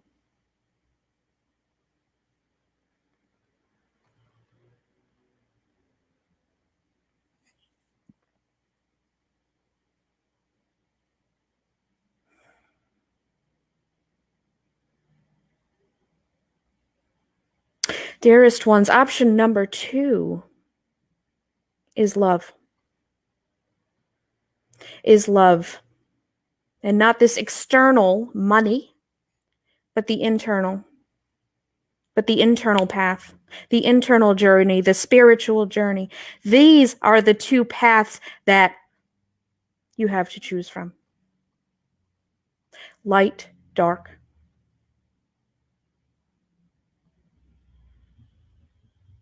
light, dark. That's all it boils down to. That's all it boils down to, my dearest, dearest, dearest ones. Are you going to continue to build a society based on an external goal, an external reality, an external, I have to constantly get in order to fill this void, this internal void? I need the newest iPhone. I need the newest sneakers. I need the biggest house. I need a BMW. I need...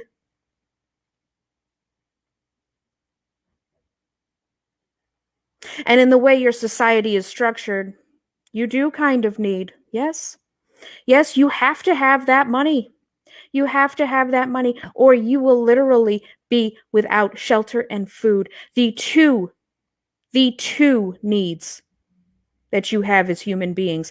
The two needs you have as human beings. Food and shelter. Without money, you cannot have. Dare I say, even water. Dare I say, even access to clean water you cannot have without the almighty dollar.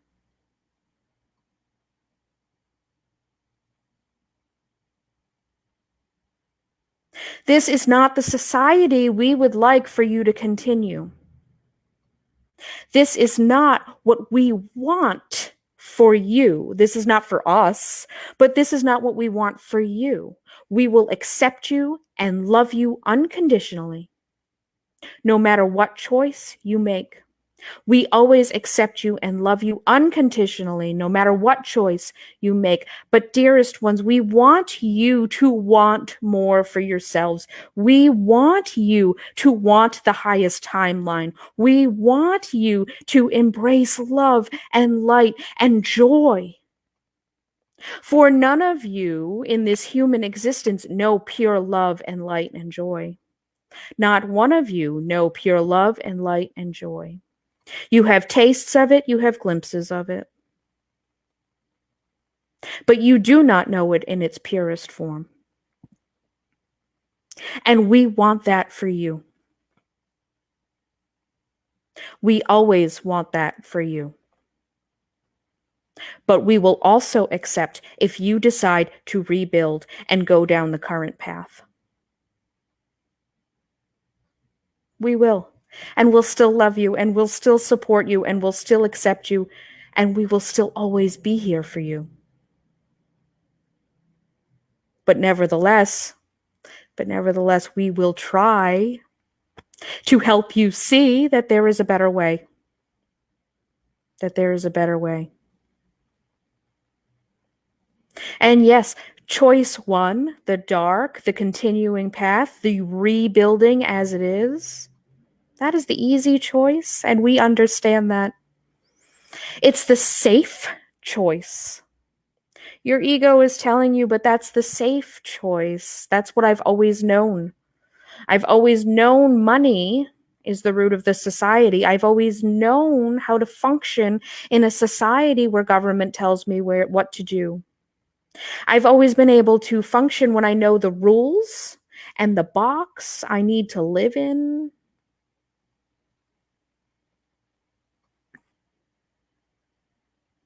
This is what I have always known. And this is what I love. And this is what I love because this is what I've always known. And I'm safe in this society because I have a house and I have food and I have a job and I have family and I have friends and I am safe here.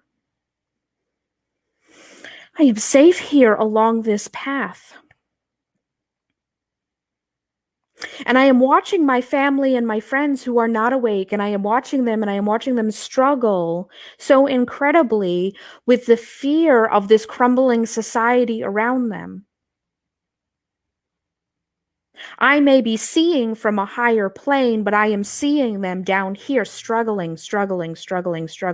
And even though I can see from a higher plane, I still empathize. Oh man.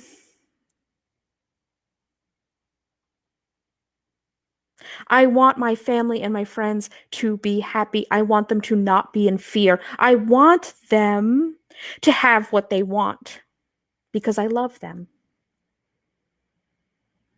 because I love them. Yes. Yes, yes, yes, yes, yes. Even when we can see it from a higher perspective, we still fall down into that,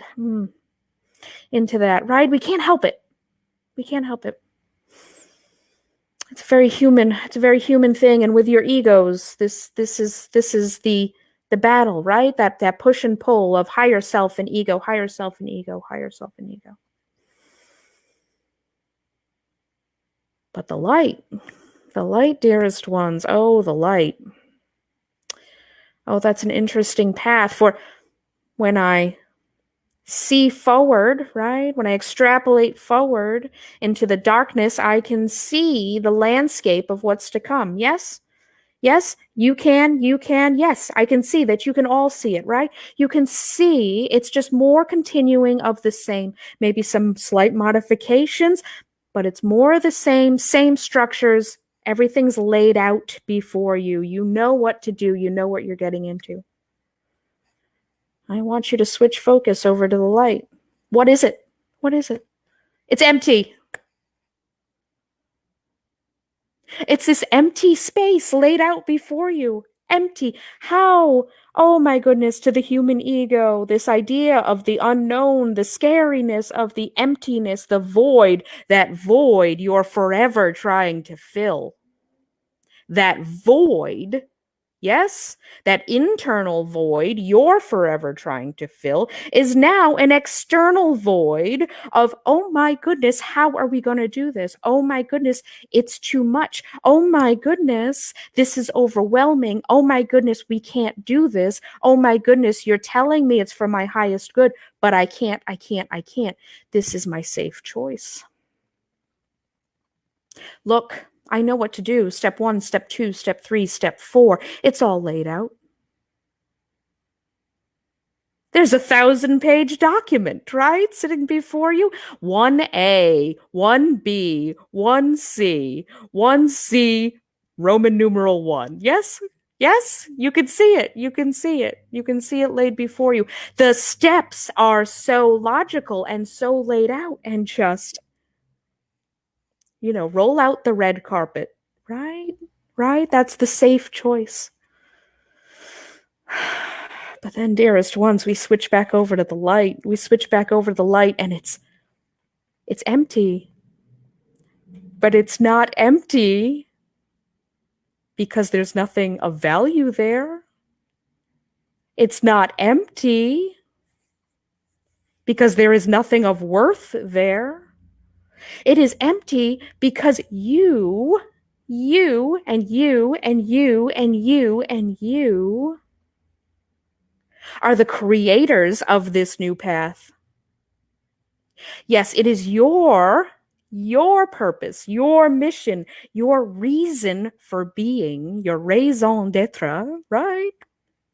To be here right now is to lay out those steps for you to make the decisions, for you to decide what is going to come next.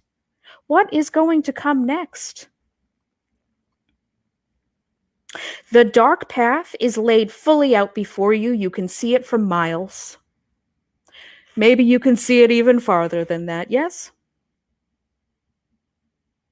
The path of light. Well, maybe you can see step 1. And maybe you can't. And maybe you can't. But we can give you step 1. We can share with you what step 1 needs to be. But that, my darlings, is as far as the information we're going to give you. Because remember what we said, free will choice. You have free will choice. We cannot tell you what your society is going to look like because we don't know. We make the decisions.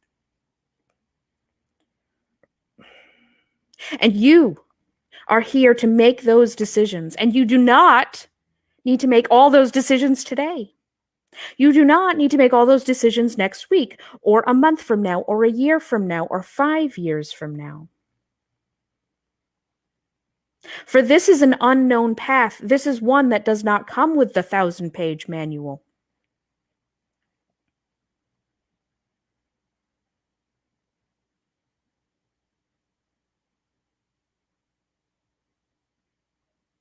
This is the one that unfolds as you walk along it.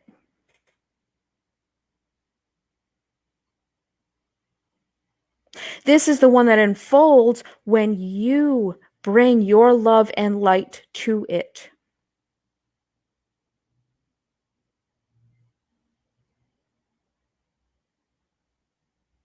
This is the one that unfolds when you begin making decisions out of love and not out of fear.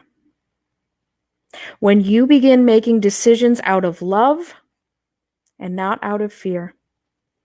And that, my darlings, is step one along this path. Step one. Oh, 9 Davis, how do we do that? How do we do that? Well, you see, dearest ones, when you can pull yourself out of the fray, out of the human drama, out of the problem on the ground, when you can pull yourself out and up and begin to see from the higher vantage point, when you begin to see from the higher vantage point, when you begin to ask the questions, what am I learning? What is this situation trying to teach me? What do I need to know? When you begin asking those incredibly difficult and for most of you extremely unfamiliar questions, when you begin pulling yourself up and out instead of staying down and stuck and in the problem, when you pull yourself up and out,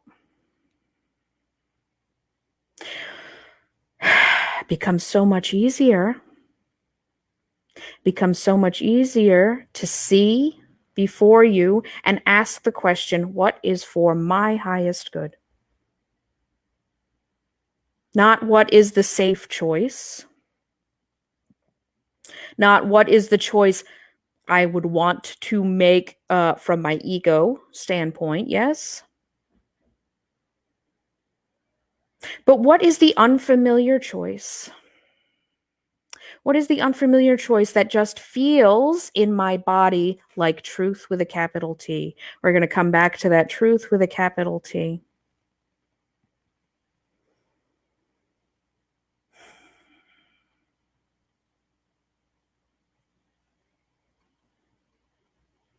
You cannot discern truth when you are stuck in the muck and the mire, when you are feeling every feeling and being pushed and pulled and pushed and pulled in every direction by those feelings.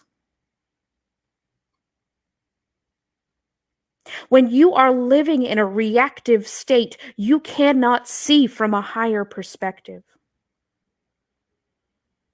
So, my darlings, this path of light is the internal journey.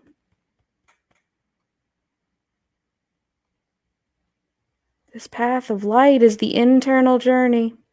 The one most people on this planet not even avoid, they don't even know exists. They don't even know that there are layers to themselves.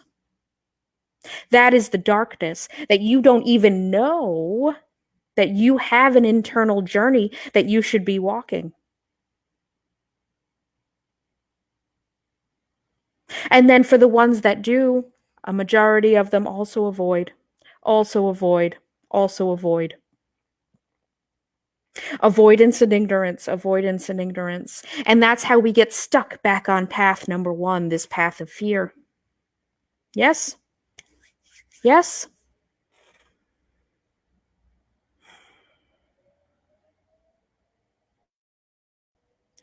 Who is understanding? Ah, yes. A few light bulbs have gone off. A few light bulbs have gone off. Yes, my darlings. Yes. This is not complex. This is not complicated. To carry out, sure, it requires a great deal of patience and understanding and grace and love to yourself, which is something that in the old regime you were actively discouraged from having. You were shamed and judged and guilted. You were actively discouraged from feeling feelings of grace and forgiveness and love towards the most important person in your life, who is yourself.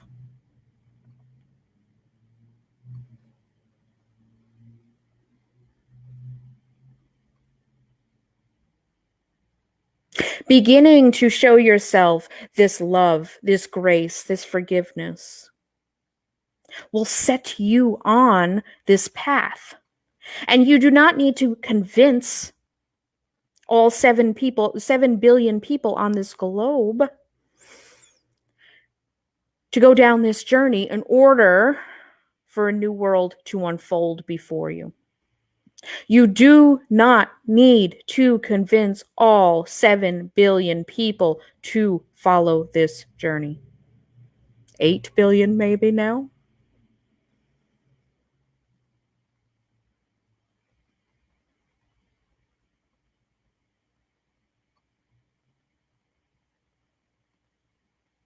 The only person you need to convince is yourself. Numero uno, number 1.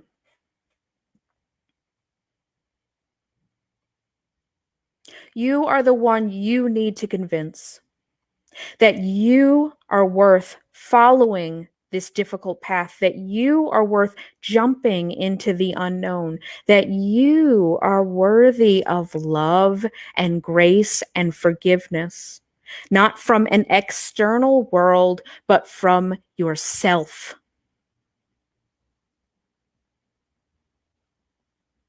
External validation is what leads to a society built on fear and judgment.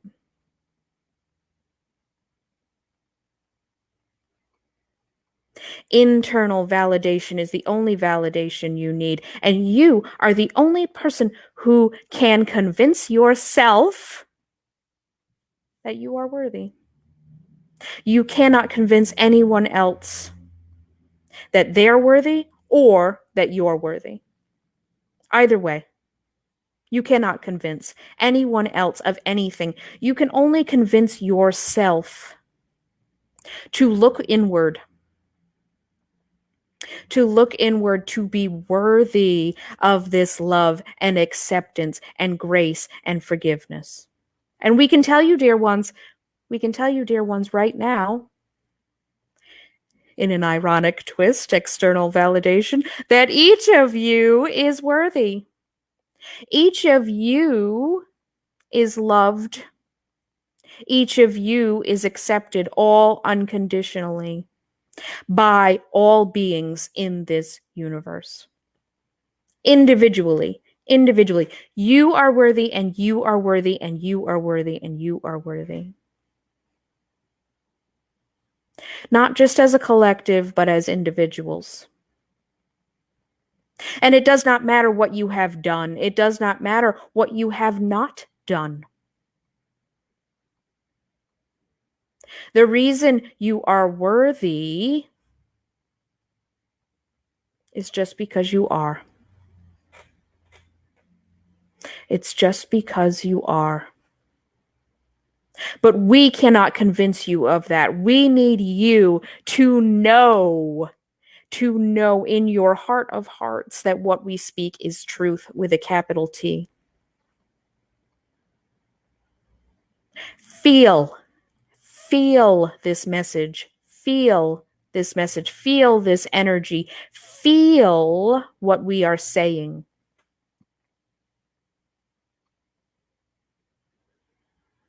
Don't know it.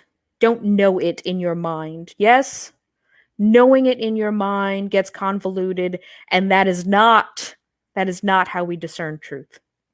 Feel it in your body.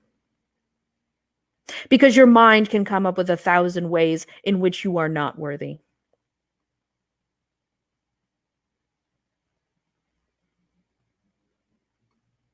And we say to that, that is bullshit.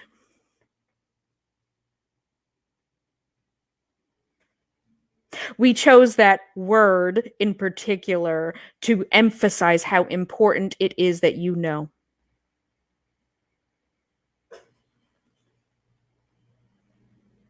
What your mind tells you is bullshit.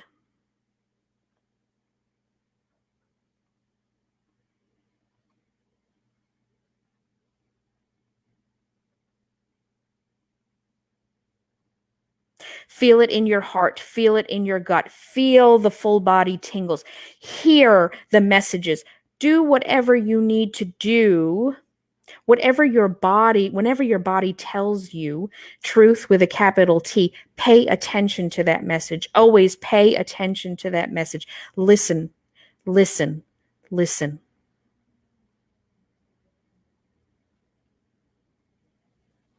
For you do not need ears to discern truth. You do not need eyes to discern truth.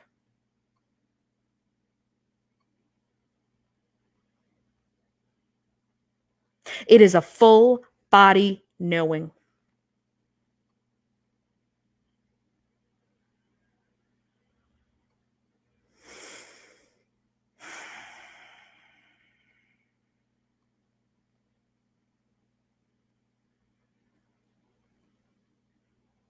Beloved ones, we feel you.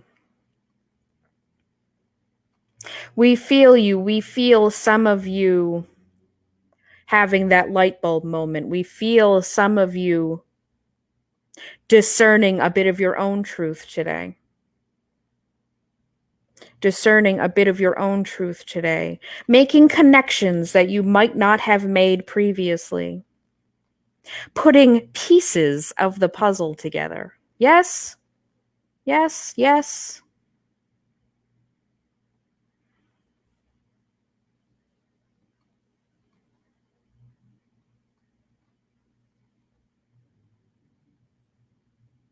This is only a snippet of the truth with a capital T.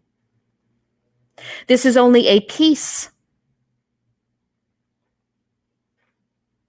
This is only a piece of the truth. This is only a piece of the puzzle. This is only the extreme beginning stages. The extreme beginning stages of what is laid out before you. But know that if you are listening right now or on the replay in the future, if you are hearing this message, it is for a reason. It is for a reason. It is because you are here to help shift out of darkness and into light. You are here to help rebuild this world from the internal journey. From the internal journey. Some of you will do the external doing, for there's always going to be external doing. But the external doing will be reflected once the internal journey starts to unfold.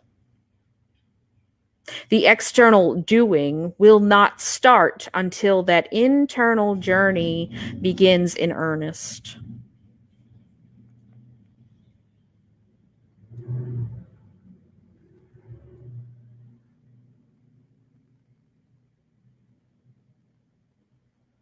You want your internal energy to be at a place where it is going to radiate out that love that you want this new society to be built upon.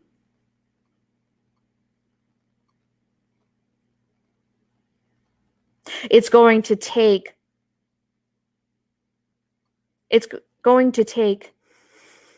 a lot of energy for all of you to begin to love yourselves more. For that is something that is sorely lacking on this planet is self-love. And self-love is going to be is going to be how this society unfolds in front of you. It's going to be the way.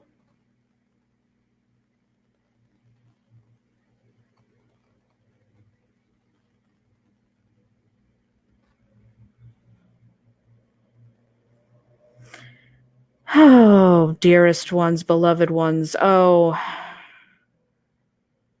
my darlings. Thank you for listening to this message. Thank you for being here and anchoring in this light. For just by being here, we would like to be clear that just by being here, you are doing the hard work. The vast majority of the work by just existing, by just being. We do not want you to discount that part of this journey.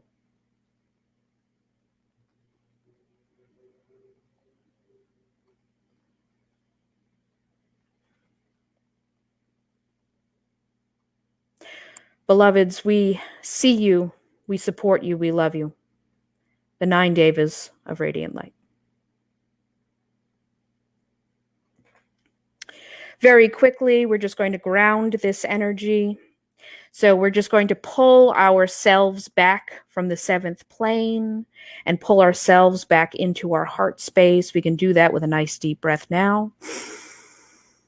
And we're going to push this energy out of the bottoms of our feet and into the earth, down, down, down, into the heart of Gaia. Pull the energy back up and breathe it back up into the bottoms of your feet.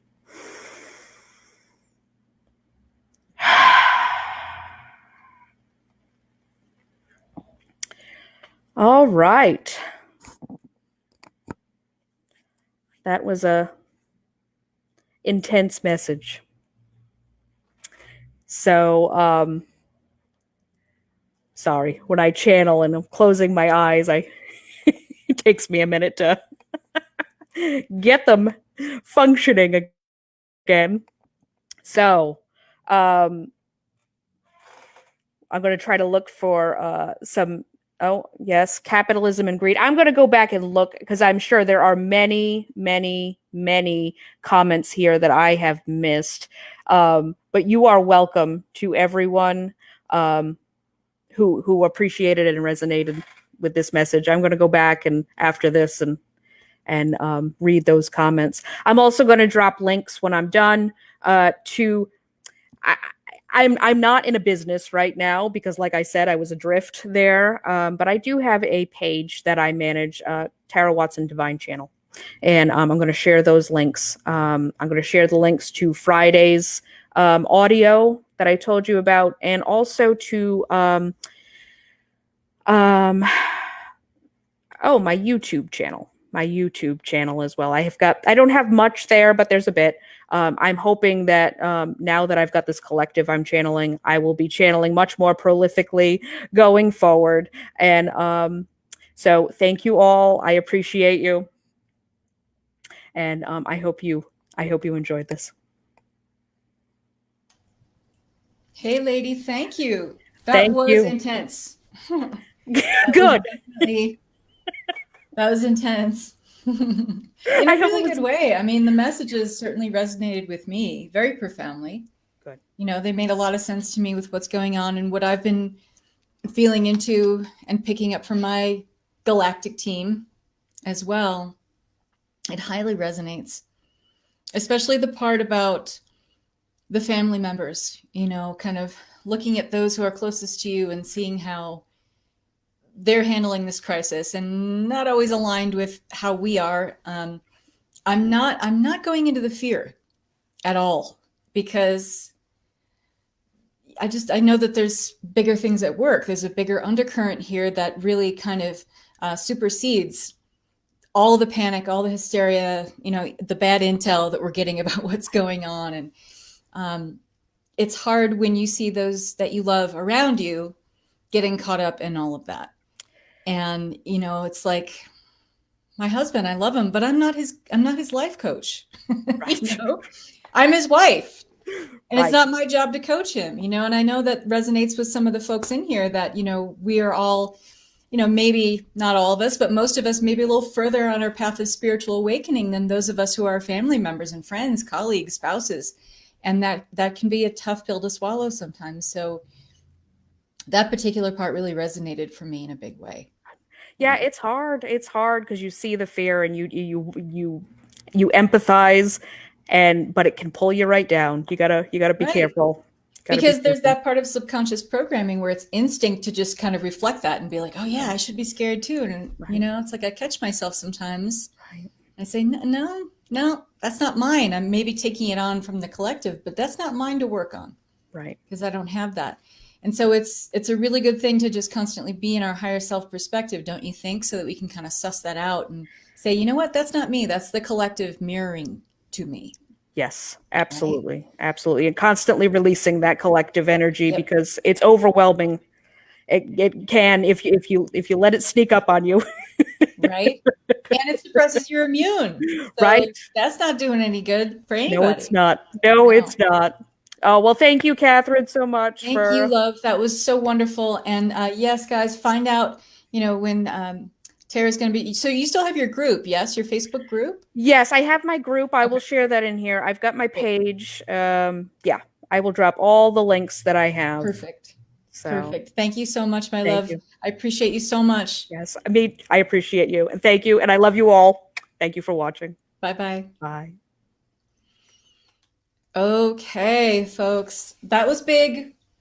I was being a good girl and I was downstairs listening to Tara because I have my device when I'm away from my computer. I go and I listen on my phone, and I was being a good girl. I was snacking on trail mix instead of Cheetos, which would be my go-to. And I was noticing, maybe some of you guys are noticing too, that when you're taking on a lot of energy, if you're not grounding it properly, it can show up as you being super thirsty or super, super hungry. So be aware of that, because that's a signal that maybe you're not grounding this energy properly. So, you know, go outside, pet your dog, you know, or get a healthy snack, have some water, you know, ground yourself, intentionally call all of your pieces back. Because sometimes when we go into these big energetic transmissions of energy, we can send threads of our consciousness out. You don't want to do that. So you want to make sure that you're just constantly throughout, you know, and this energy with Tammy coming next, your energy is going to build even more. If I'm feeling into the right energy and what she's bringing forth, I know that we're just going to kind of keep this energy going a little bit further. So make sure you're grounded, make sure you've got water, make sure you're breathing. Sometimes we do this work of taking in big energetic transmissions of healings or upgrades. We're clenching our jaw, or we're holding our shoulders up near our ears, or we're closing off the heart space. This is just kind of like a subconscious program of protection. Breathe. Let your energy go out and then pull it back again. Okay, so that's a good little practice to kind of keep you guys present and keep you mindful. So there's my 2 cents. I'm going to bring in the lovely Miss Tammy. Hello, Tammy Rieger. How are you? Right. How are you? I'm good. I'm getting all this good mojo. I feel like yes, I should be paying thousands of dollars just to be at my own summit. This is wonderful.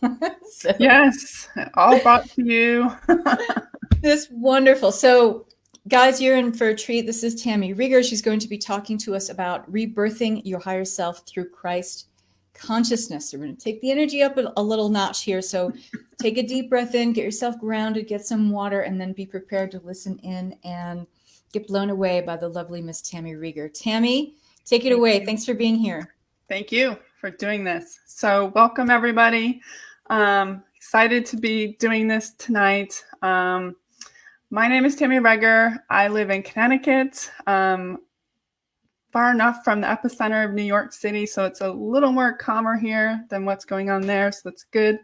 A little bit about myself, and then I'll start to go into how I started to get this information and where it's leading me and those that are interested in this work.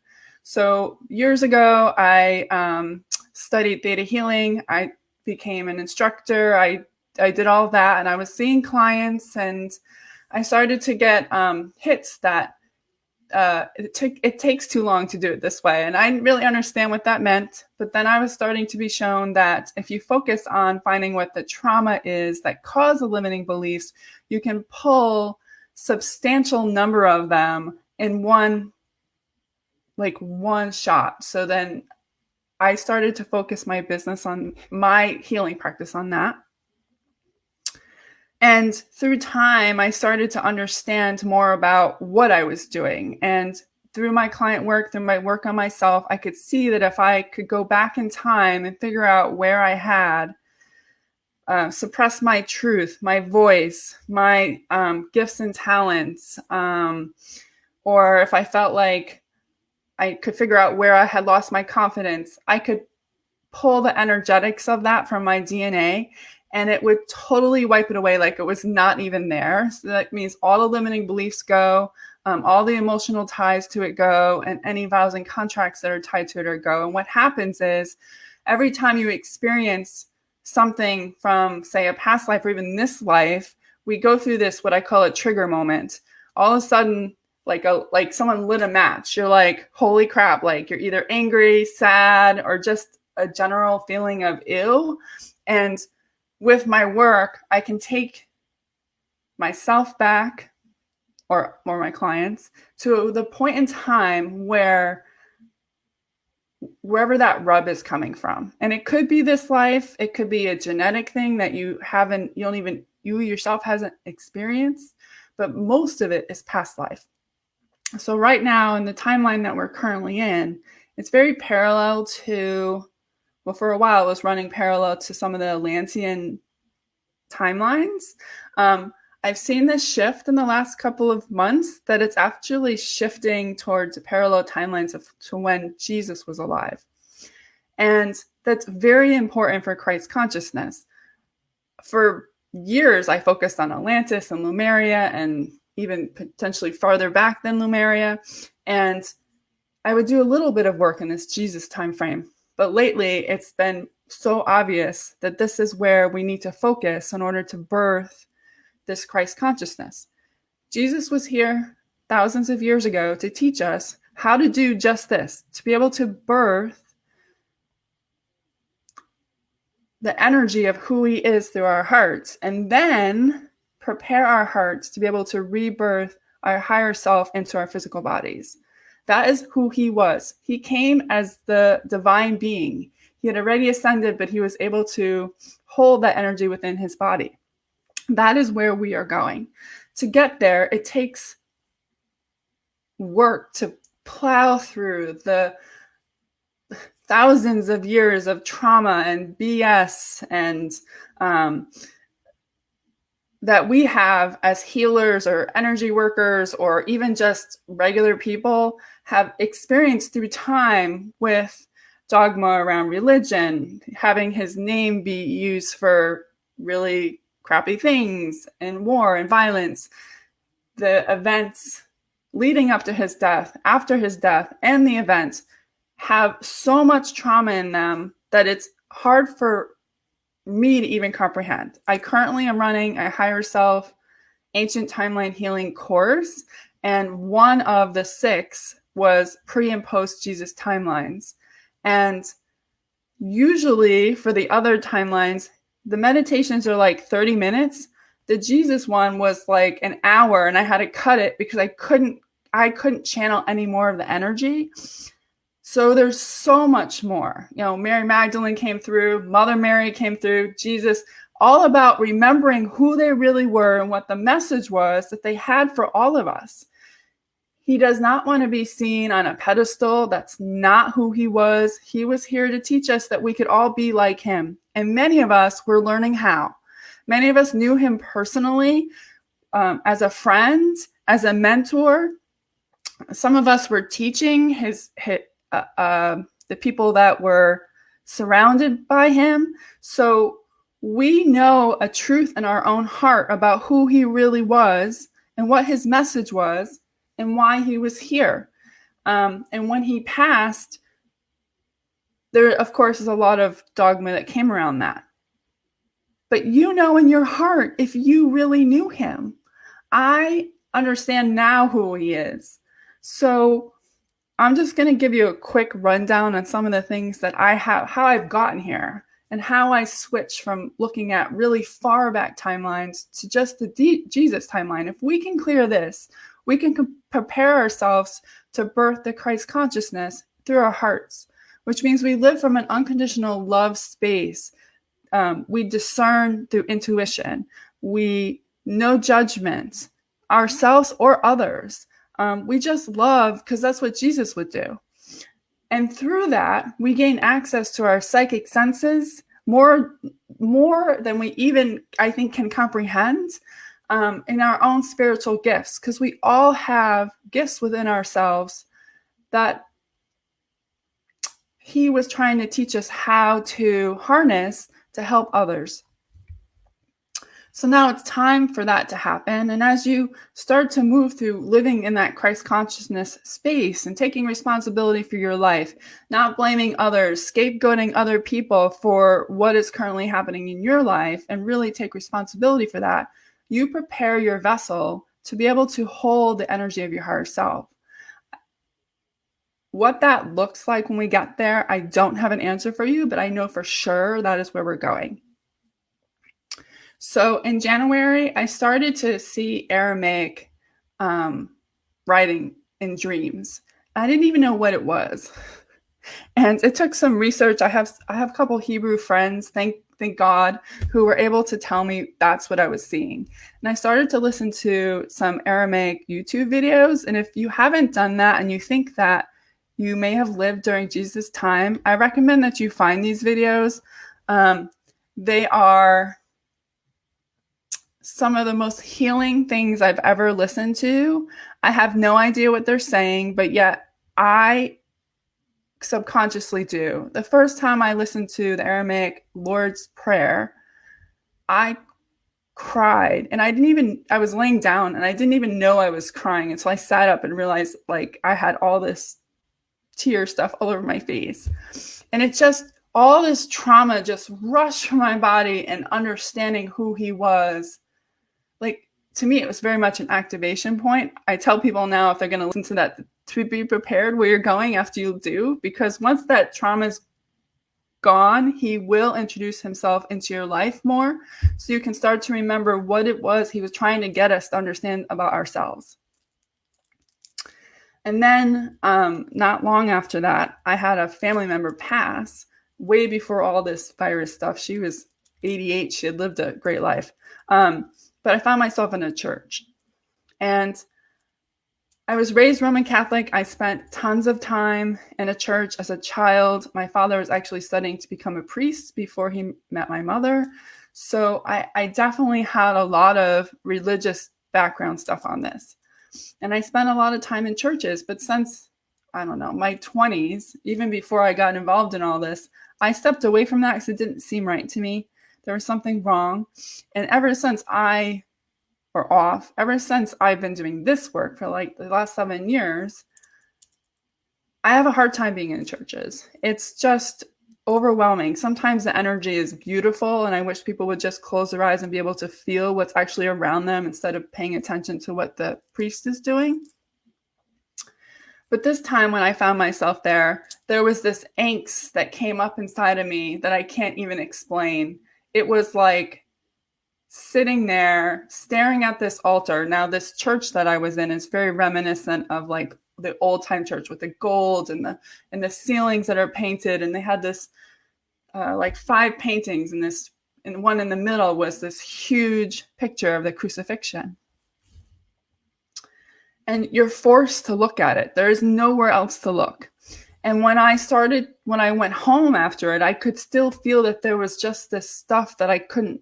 So when I looked at it, I really got strong messages around how he does not want to be seen as being on the cross. That cross represents all the pain and suffering that we have created for ourselves since he died.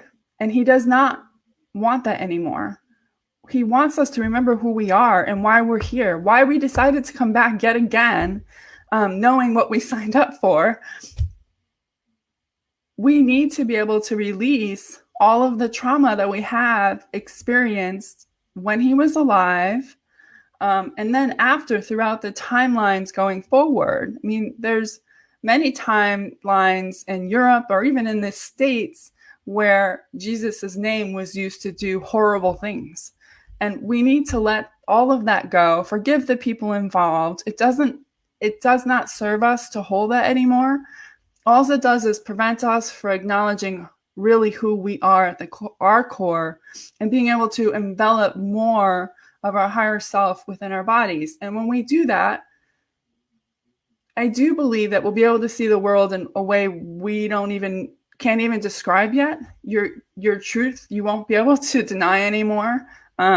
Your psychic gifts will become far greater than you have now. And same with your spiritual gifts. But I think that there are things that we'll be able to do, say like walk on water, part the Red Sea, and even beyond that, that we can't comprehend yet if we could just allow ourselves to let go of all this trauma that's preventing us from being able to see what's on the other side. You know, that trauma is like a veil to us. They're showing me like this giant waterfall, but behind that waterfall is this beautiful valley with trees and flowers, peace and happiness. And we have to push through what might be really cold, icy, rocky water in order to get there. And I'm not going to say that it's not hard, but it takes courage to face some of this. Some of this is so buried, and tears will come from places you can't even explain. Things will hit me now, and I'll just be like, where is that coming from? And I'm just crying, and I don't know why. And it's just this old stuff that needs to be released. More and more of my clients, I come, and the stuff that's coming up, even though it doesn't seem like it, is tied to the fact that they felt abandoned by Jesus when he died on the cross. I mean, simple things in this life that are happening to them. I can't figure out what's going on. And then I hear, ask her about me. And the tears just flow. And it all just goes. We don't understand how much of what we currently are holding today, are currently experiencing today, is related to the fact that we hold all this trauma from that timeline. I mean, he was only alive for, I think, like 50 years.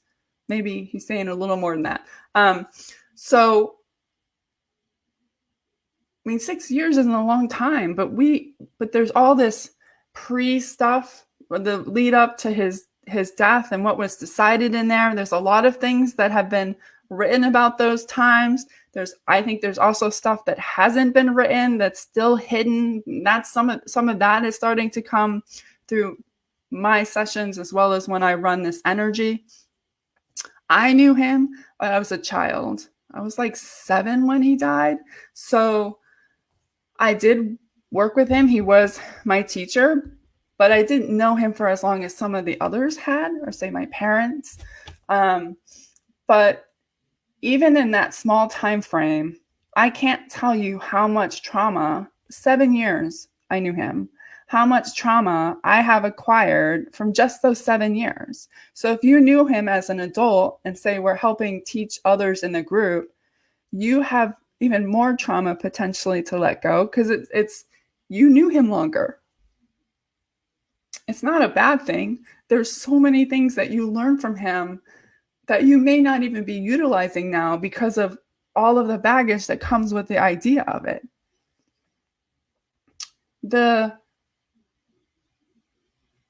There's so much written. So they keep bringing back the Aramaic language. So the Aramaic language was like pre-Hebrew. It's not written in the English language at all. It's all symbols like Hebrew, if you know that. So it's not easily translated. But as an example, like the Lord's Prayer, if you were raised Roman Catholic, or even Catholic, you probably said this every Mass at least once. And the translation of it from Aramaic into English lost majority of its true meaning, and then of course placed meaning into it that isn't the truth. So one of the things that I will do is I will run trauma on just those prayers, like the Lord's prayers, and then ask for you to receive the activation of what the Lord's Prayer really means from Source, which then allows you to manifest that proof in your life instead of the proof of what the Catholic Church was potentially trying to teach you that doesn't fit in alignment with that. This is not about religion. He does not want to be tied to religion. He is for everyone. I have clients that are Jewish, and he comes through a lot, and I'll always say, they kind of get nervous about it, and I always hear, but I was a Jew. So it's not about religion. He was here for all of us. He did not care about race, color, age, culture, any of that. He was here to help any and all of us who were ready to take this leap of evolution to be able to hold our higher self within our physical frame. And we're finally at a time again where what we learned back then can be applied now. The energy's finally ready. People are doing enough of the work to allow themselves to start to prepare for that. So I have a Facebook group called Higher Self Illumination, and I do from time to time free guided meditations when I'm guided to do so. And one I had done like a week or two ago was the first step in starting to integrate your higher self. Now, not everyone's going to be ready for that step yet. If your heart isn't fully open and it hasn't expanded as like a lotus flower per se, then your higher self isn't quite ready to embody itself in your physical body. But it doesn't mean that by doing that meditation that you can't start the process and start to work through what is in the way. So that's an idea of what I was doing. But when I did this, when I went to this higher self meditation, I was joined by Jesus. He is being the, I guess, midwife in a way of these higher selves that are ready to finally come back. Now, there was a point in time where we lived like this, pre-dimensional drops into third dimension. Many of us already had lived like this, and we remember what it's like, which is part of the push, I think, that many of us feel the need to go there, right? It's like when you have a piece of chocolate and you want another piece, and you'll just keep going until you get it, however long it takes. So this Jesus stuff, I'm just reading my notes. So I'm going to do a meditation. I wrote down some notes around what I think will be cleared.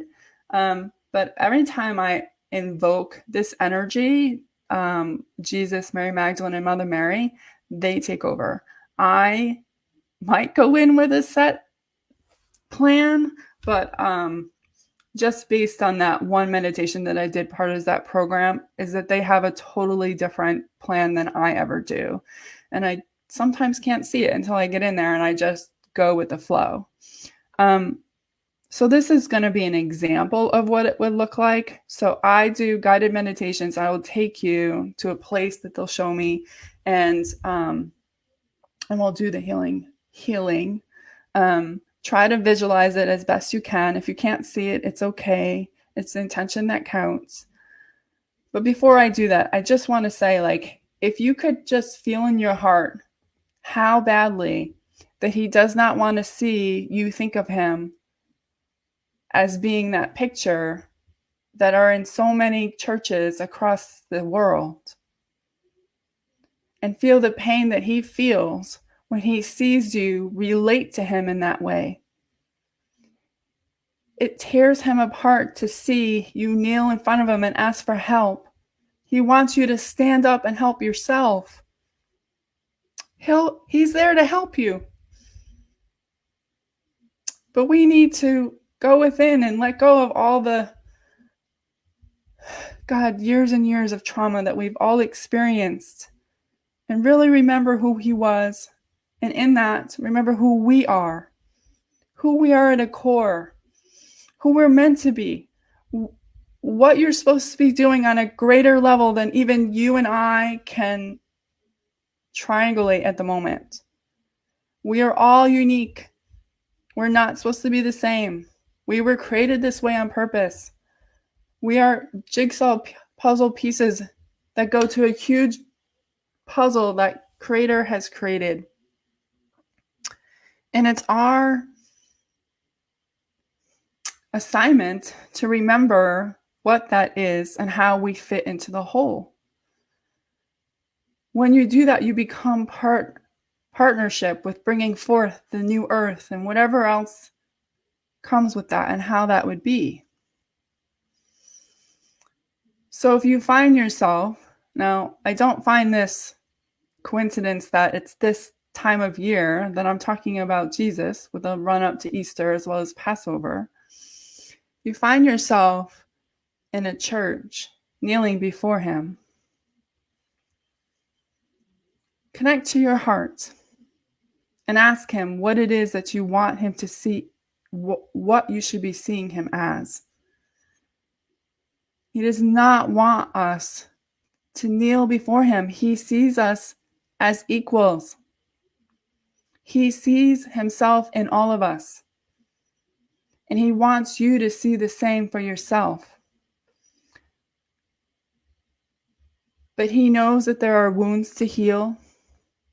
He knows that you're ready but scared, and it's okay. You don't have to run out into the street and say, I accepted you. You can do the work in the privacy of your own home and not share that you've changed your position on it until you're ready. Maybe you never share, and that's okay. As long as you do the work, allow him to show you what it is you really came here for. Remember who you are and allow yourself to rebirth your higher self into your physical being. So not only you can experience that, but you can help others do the same. So I'm going to start the meditation. If some of you hadn't already sensed that he was already starting to push through, so this meditation might be a little interesting, quite normal. But just find a place where you can close your eyes, where you won't be interrupted, and you can just allow yourself to breathe for a moment. So start to become conscious of your breath.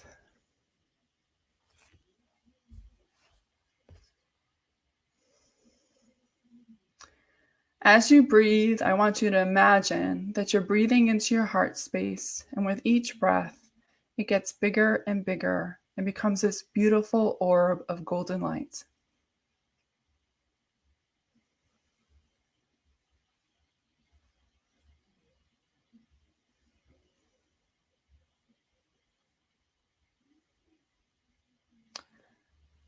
On your next in-breath, allow that golden orb of light to become this golden spiral of light that rolls down your spinal cord and then down into Mother Earth.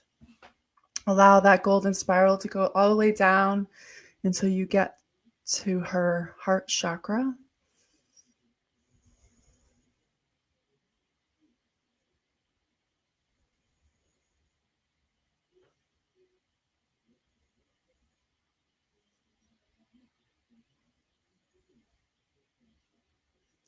When you get there, allow that golden energy to merge with the energy of Mother Earth chakra and allow your breath and her breath to become one.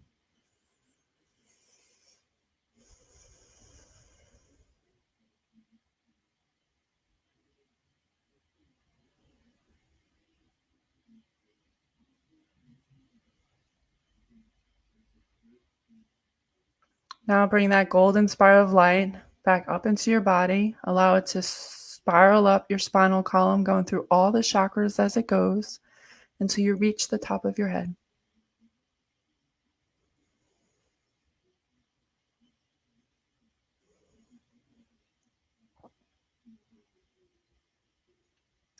Now send that golden spiral of light out past the moon, past the stars, past the sun until you get to the bright light of the great central sun.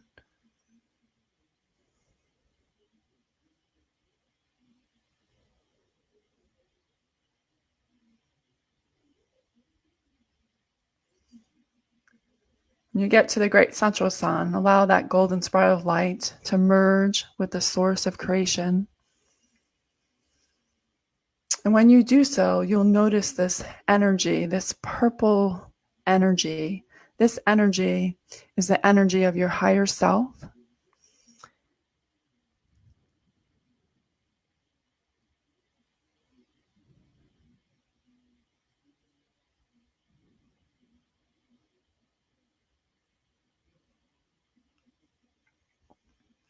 Now you're going to bring that golden spiral back down, but this time the golden spiral comes down with that overlay of purple. So you're bringing your higher self down into the crown of your head.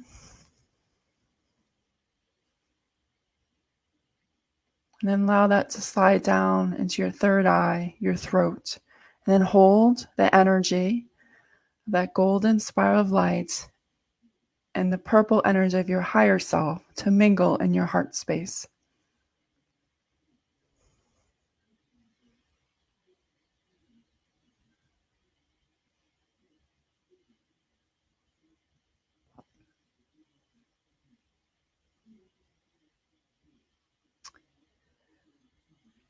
Now I want you to imagine that you're in a forest. Allow yourself to take in the sights, the sounds, the colors, the feeling of what it's like to really be in that forest.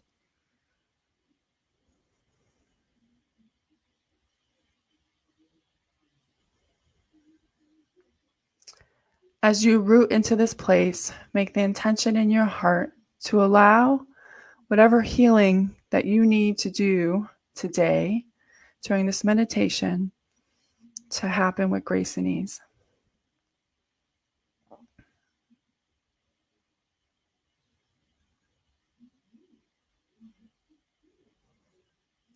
Now I want you to start to walk deeper and deeper into that forest, staying connected to the sights and sounds as you do.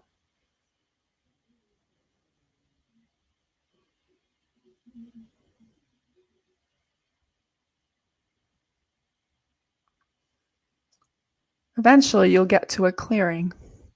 In the center of this clearing, there is a garden with a fence around it. I want you to walk so that you're outside of it, and I want you to just feel into what it feels like. Maybe notice if the fence is whole or broken.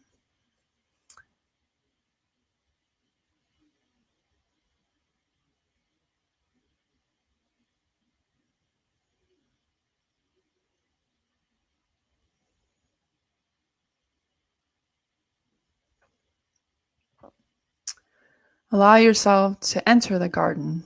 In the center of this garden, which, if you allow yourself to notice, is not a healthy garden.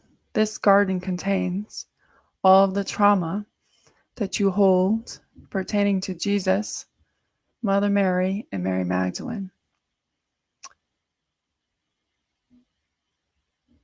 You may have weeds, or you may have just gravel and dirt. It's okay. In the center is a well. Walk to the center, look into the well, allow yourself to imagine that there's water at the bottom of that well.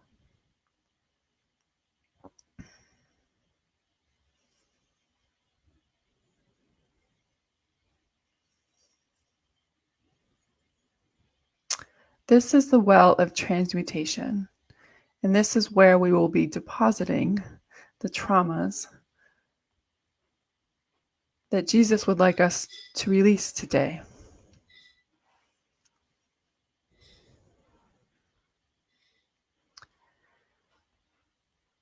As you ponder that well, Jesus comes up beside you. He holds out his hand, and invites you to heal the hurt that prevents you from remembering who he really was and who he was to you. He knows you. He knows you at a level you yourself don't know. And he invites you to explore that part of yourself with his assistance. But to do so, he's asking you to let go of some things. Allow yourself to greet Jesus. Connect heart to heart.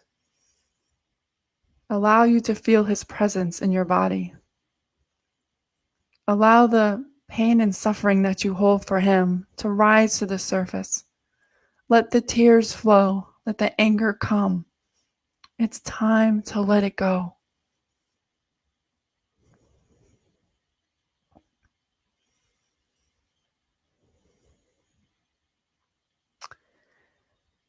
The first thing that we are going to allow the trauma to come forth for is the crucifixion.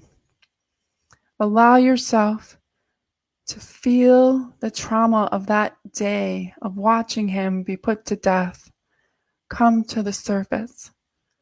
Allow yourself to feel the fear, the abandonment, the fear of what the future may hold without him, what you would do without him,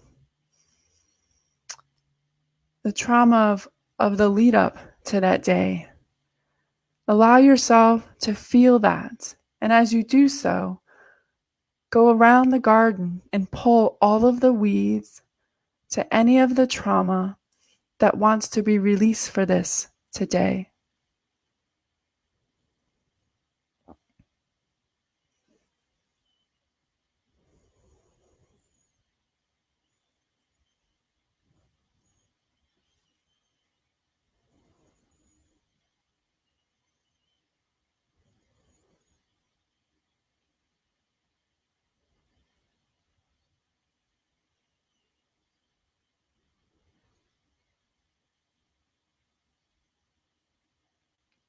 As you gather all these weeds, I want you to drop them into the well.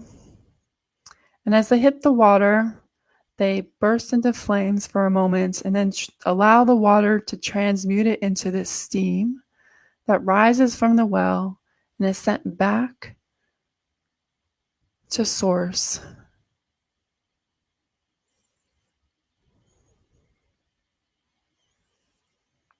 As you do this, allow yourself to forgive all of those who you blame for him being put to death, potentially even yourself, or Jesus himself for allowing that to happen to him.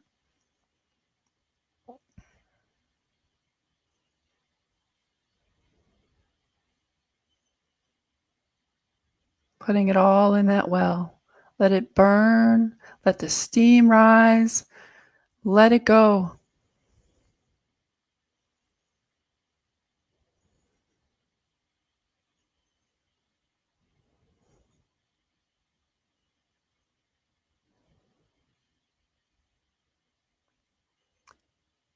Now allow any vows or contracts that you've made that you feel as though has been keeping you stuck in this pattern of not being able to move on from his death,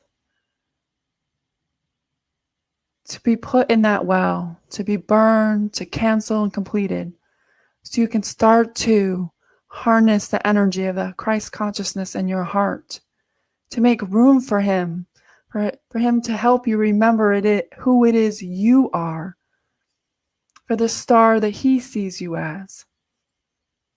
Put that in the well. Let it burn and let the steam rise.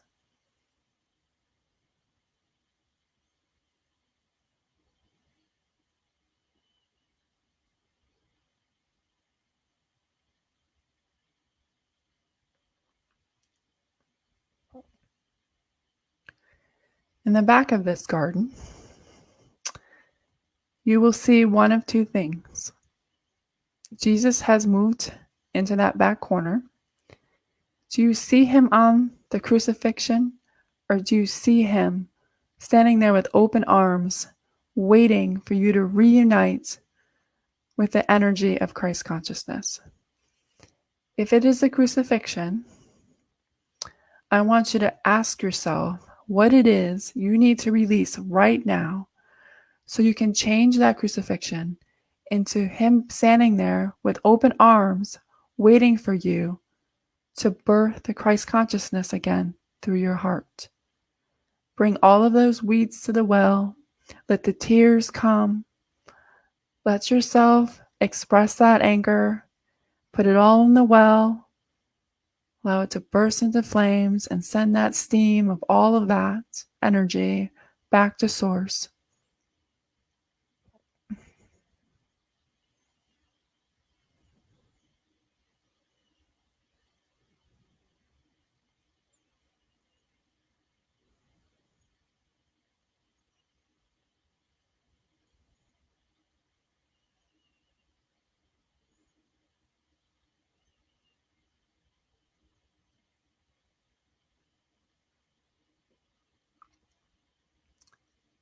Now, if you're standing there in front of Jesus, even if you still feel that there might be something that you need to let go, I want you to imagine that he's now standing before you with open arms.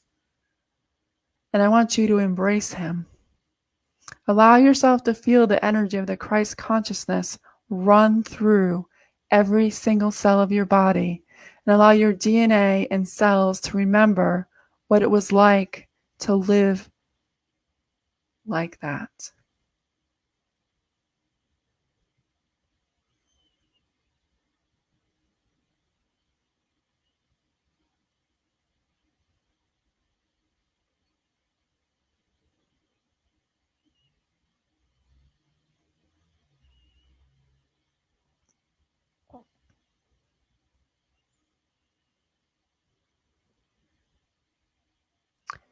There is a great uniting of a soul family occurring today.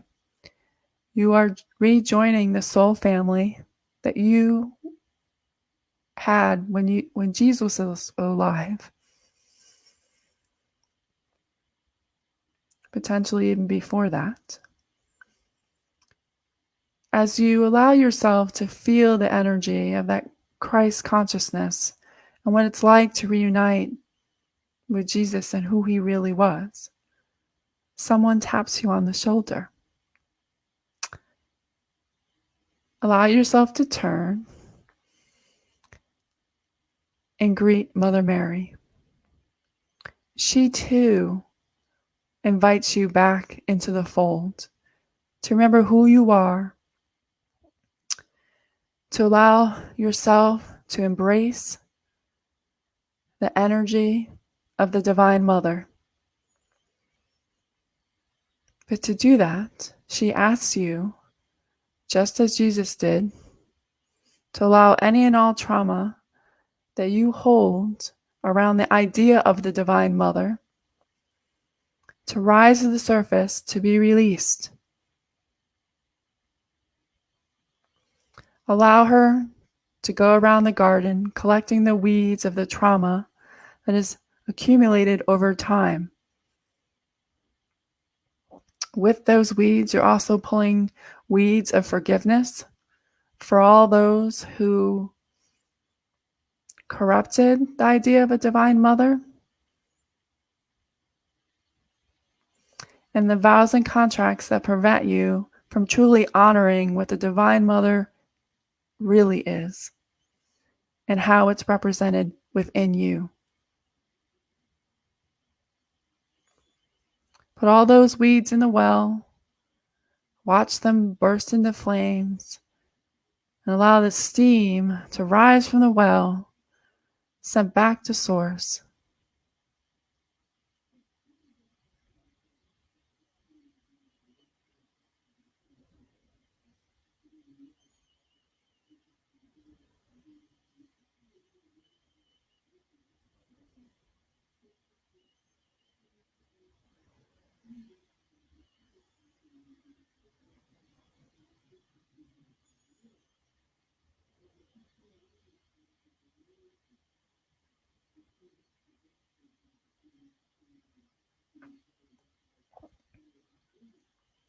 As you do this, Mother Mary shares a little dance with you. She's excited about the idea of you rejoining her and Jesus and understanding who you are and preparing yourself to birth your higher self into your physical being. Dance with Mother Mary. Share her excitement.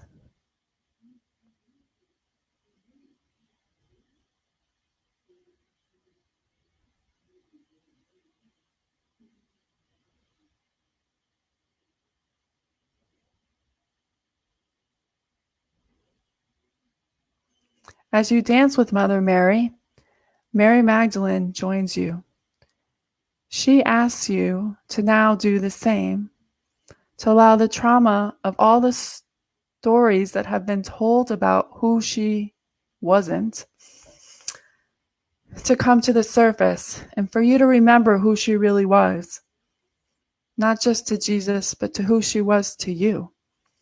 She's a mentor and teacher for many of you, teaching you how to embrace the divine feminine within you, how to be a mother, a wife, and a teacher,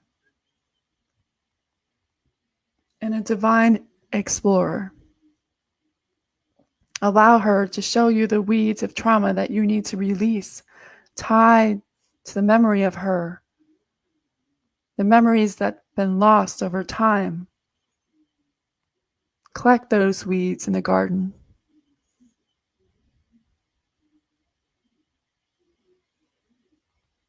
Collect the weeds of forgiveness, forgiveness for those who tried to bury her story, change her into something that she wasn't.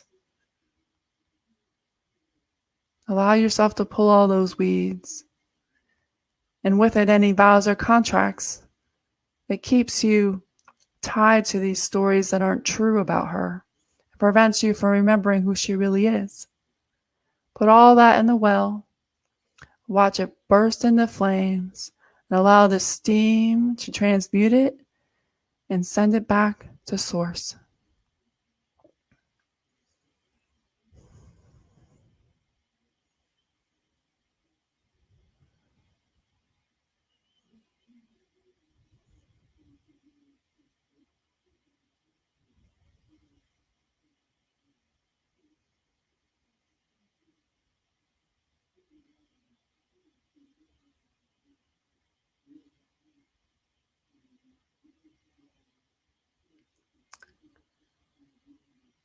As this process completes, rejoin dancing with Mother Mary and Mary Magdalene as you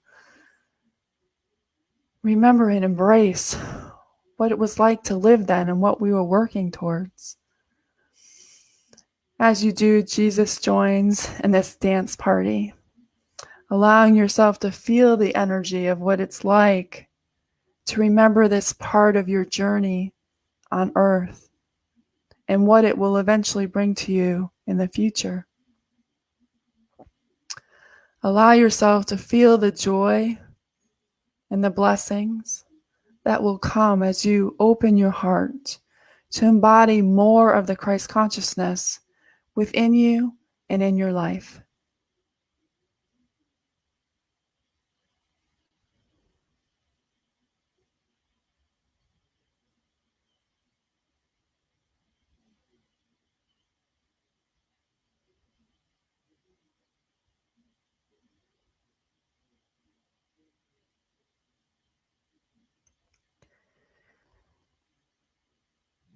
Thank Mother Mary, Mary Magdalene, and Jesus for this time. Know that you can connect to this garden at any time to release anything that comes to the surface for any of them or anything in that timeline that you would like to release. Thank them. Know that you have sown the ground to allow for new seeds to be planted that will soon show new growth. Walk out of the garden. Walk back to the forest.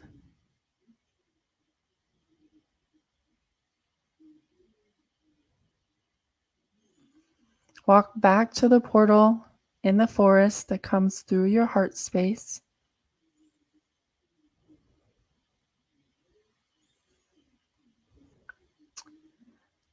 And then send that golden spiral of light with the purple overlay down into Mother Earth until you get to her center.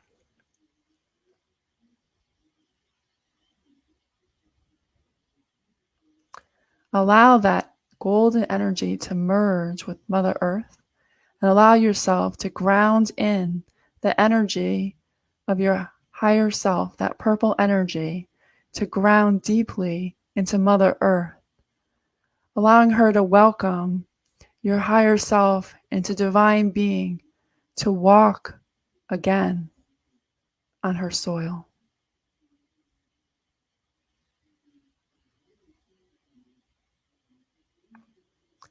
Now pull that energy of that golden purple spiral back up into your body. Allow that spiral to go all the way up your spinal column, going through all of the chakras as it does. When it gets to the top of your head, pull in the golden energy, but allow the purple energy of your higher self to remain. This will keep you connected to your higher self,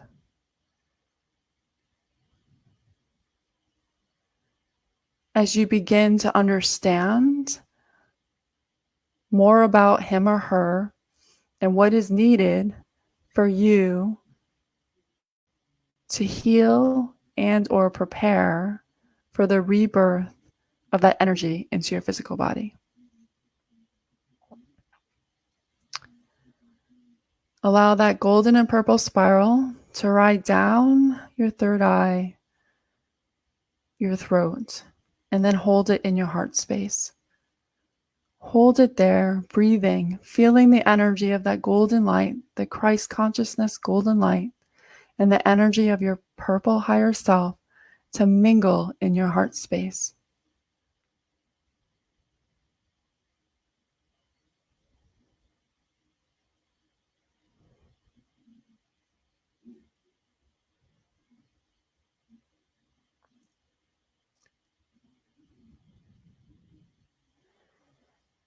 Now start to become more conscious of your breath. Become conscious of your body. Start wiggling your toes and feet.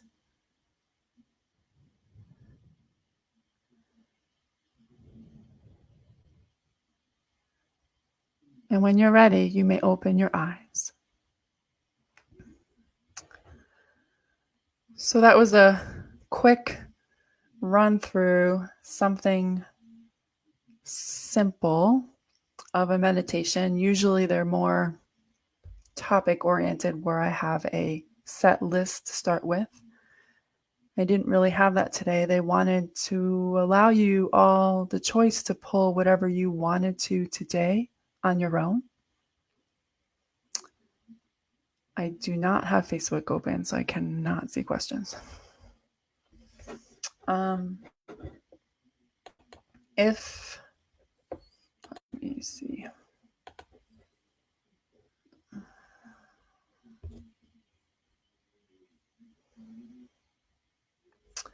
If you're interested in continuing this work to clear the timelines that are related to Jesus, or even some of them outside of them, because there's a lot of trauma in future timelines that relate to Jesus that are outside of the time he lived. Starting on Wednesday, we'll be opening a membership that each week, as guided by him, to clear more of this stuff. I tried to do it as a program, but it's coming too fluidly and coming through me faster than I can get it into space to be consumed. And so I was shown to create a membership. And it will be similar to what I did today, that you can run over and over again. It will also include guided meditation to meet one of your masters, so that you can learn how to work with them and start to remember whatever it is that they were trying to teach you then, that then will help you prepare to birth your higher self into your physical being.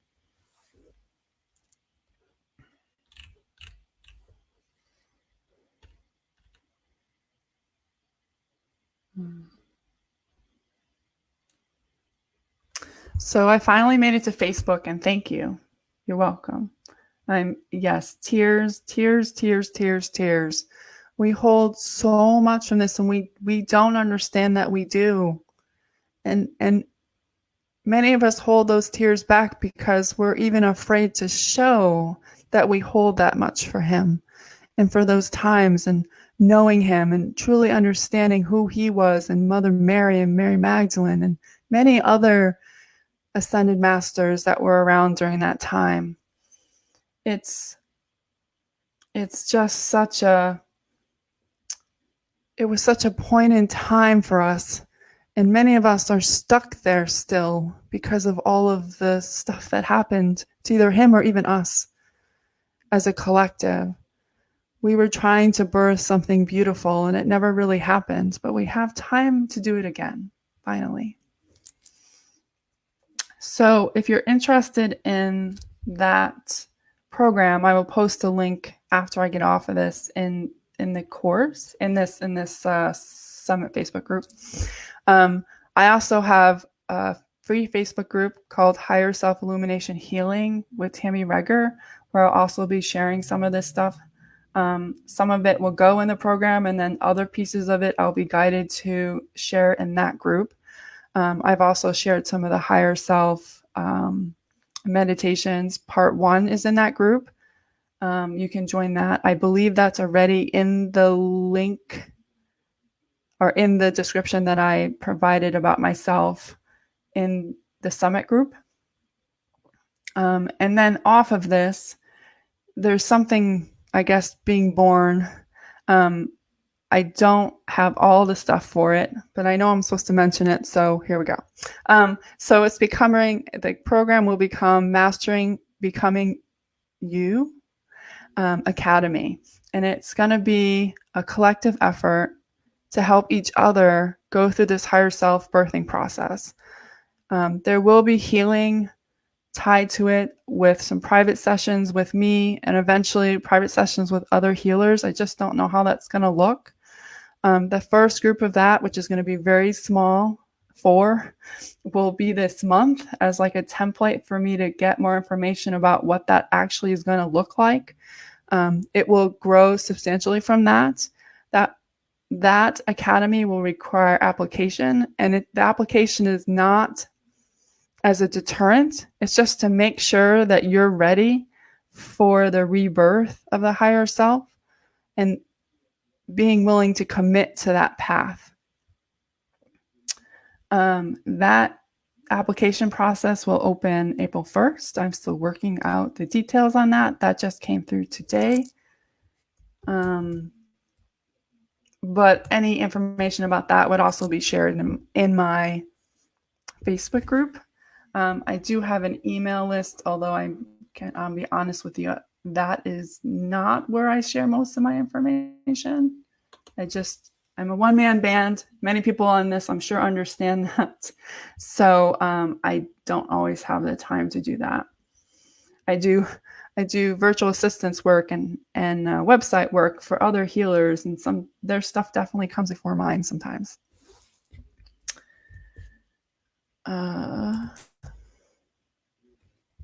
So if there aren't any questions, I think I'm all set for today.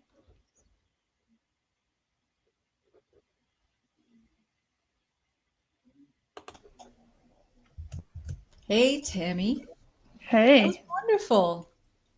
Thank you. That was so beautiful. Your work is so unique and powerful. And I know it resonated with some folks in here, and it definitely resonates with me because when I do DNA activation and restructuring, Ascended Master Jesus and Mary Magdalene both work with me as a team. And so I work with them all the time.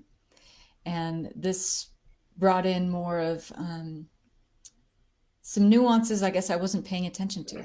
So that was really interesting. So thank you. That's really wonderful. And I'm serious though, it brings some depth into how I see them and understand them and work with them.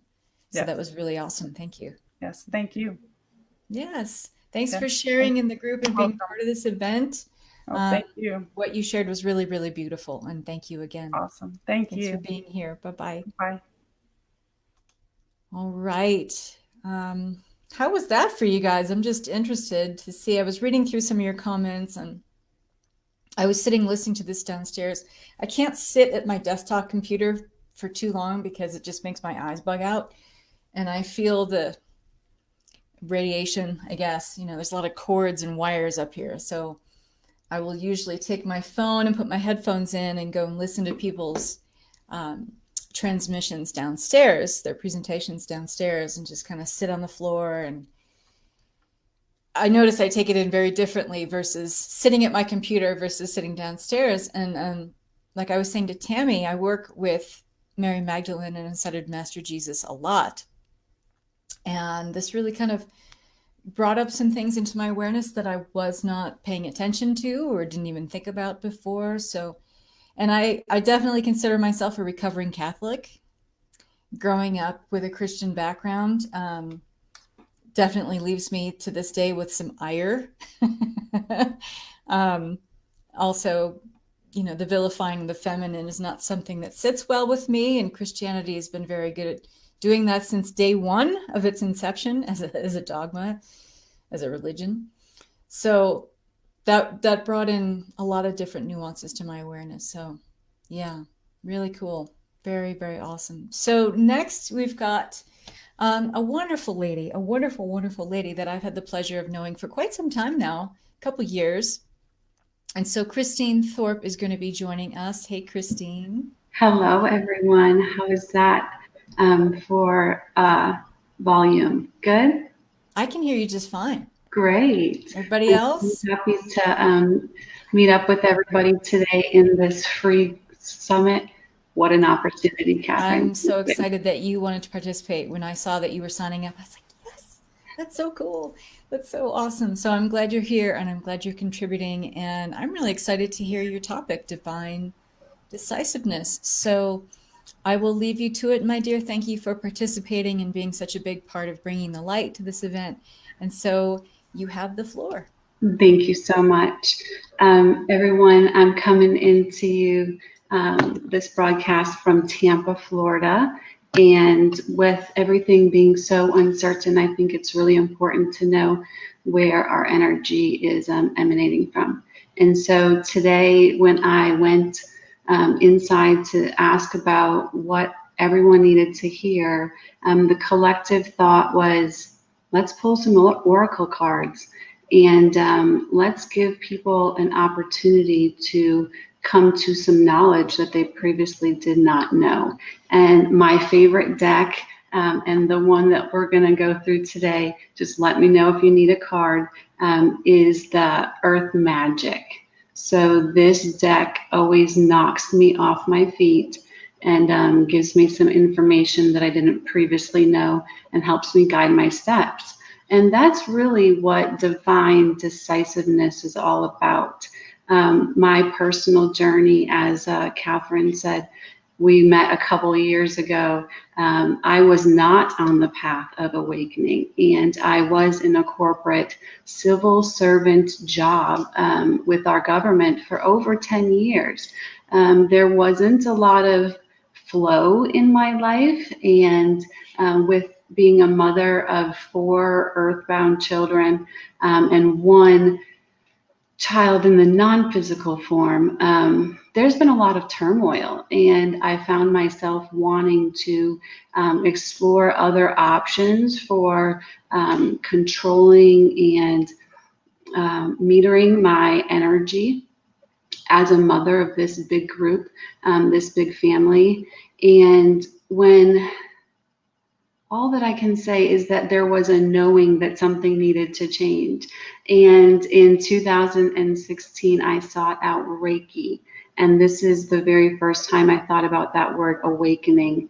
And then Kathryn and I met in 2017. And this was with divine feminine work. And I just kind of have held on to the need to completely give myself over to personal development that helps me ascend, helps me give my healing arts to the world.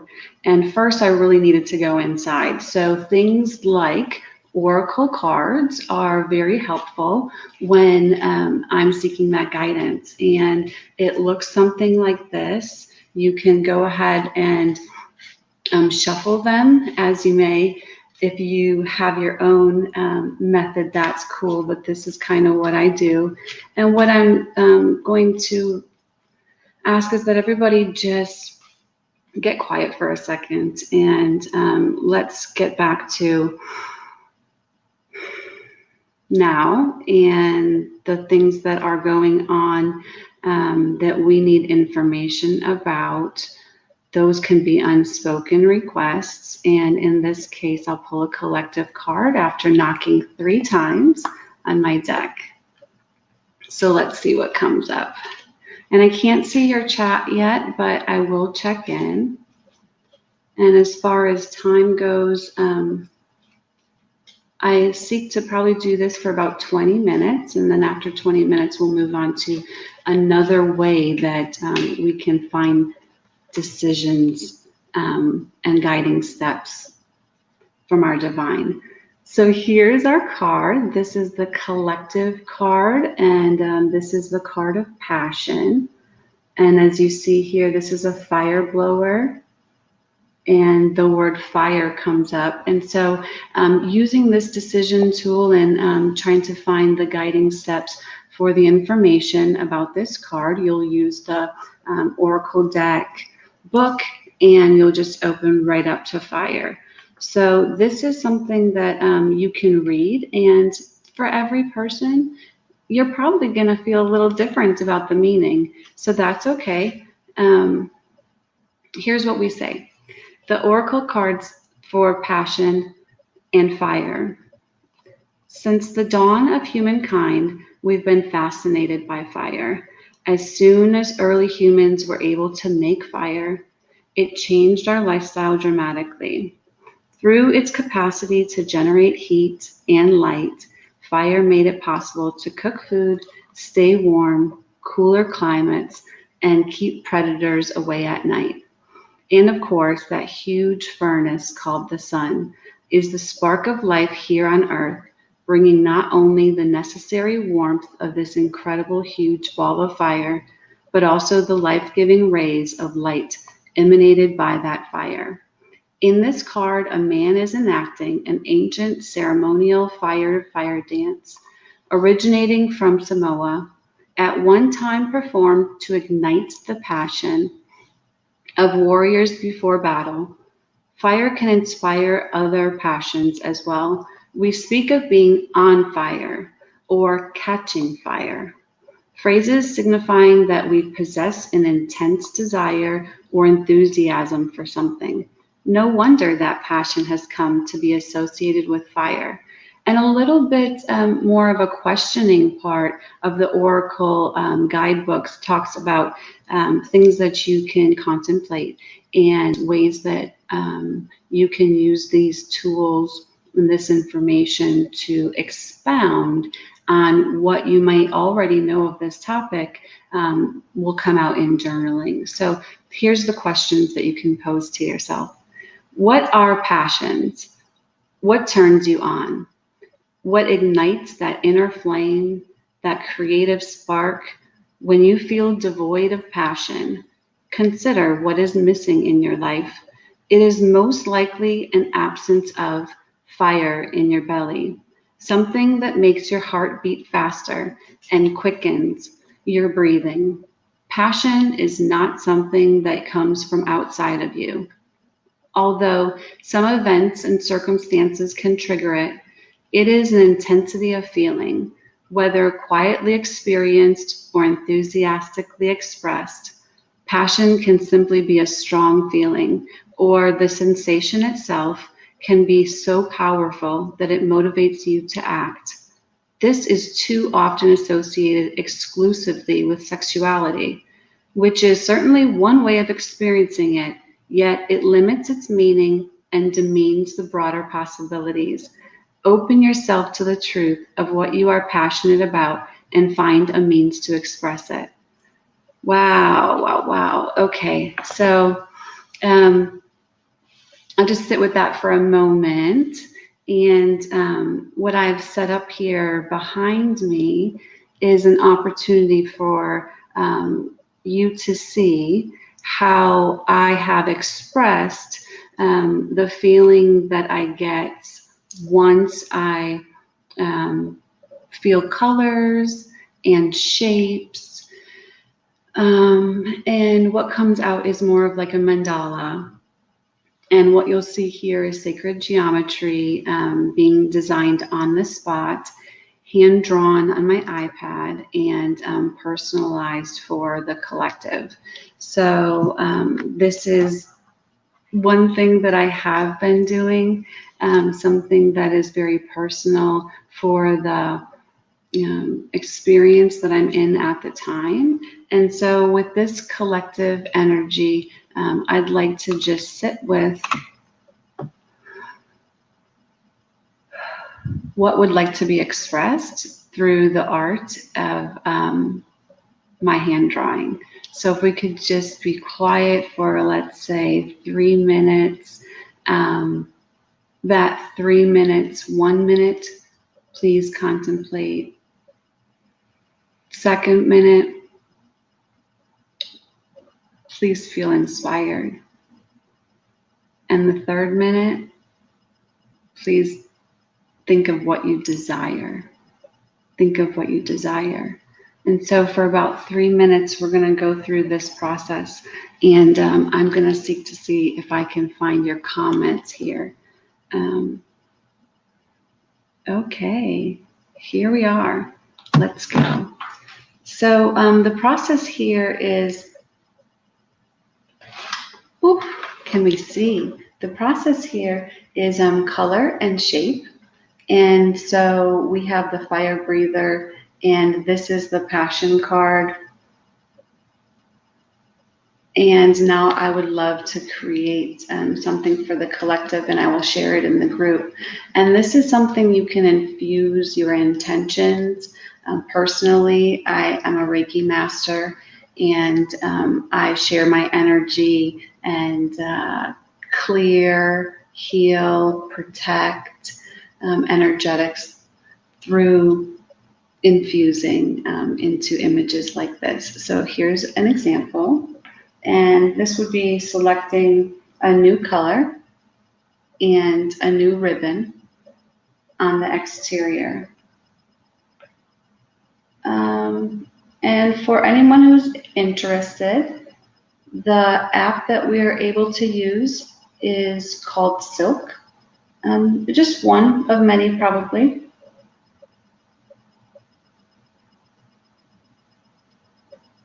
And as a little intro, once this is complete, I'd love to tell you more about myself.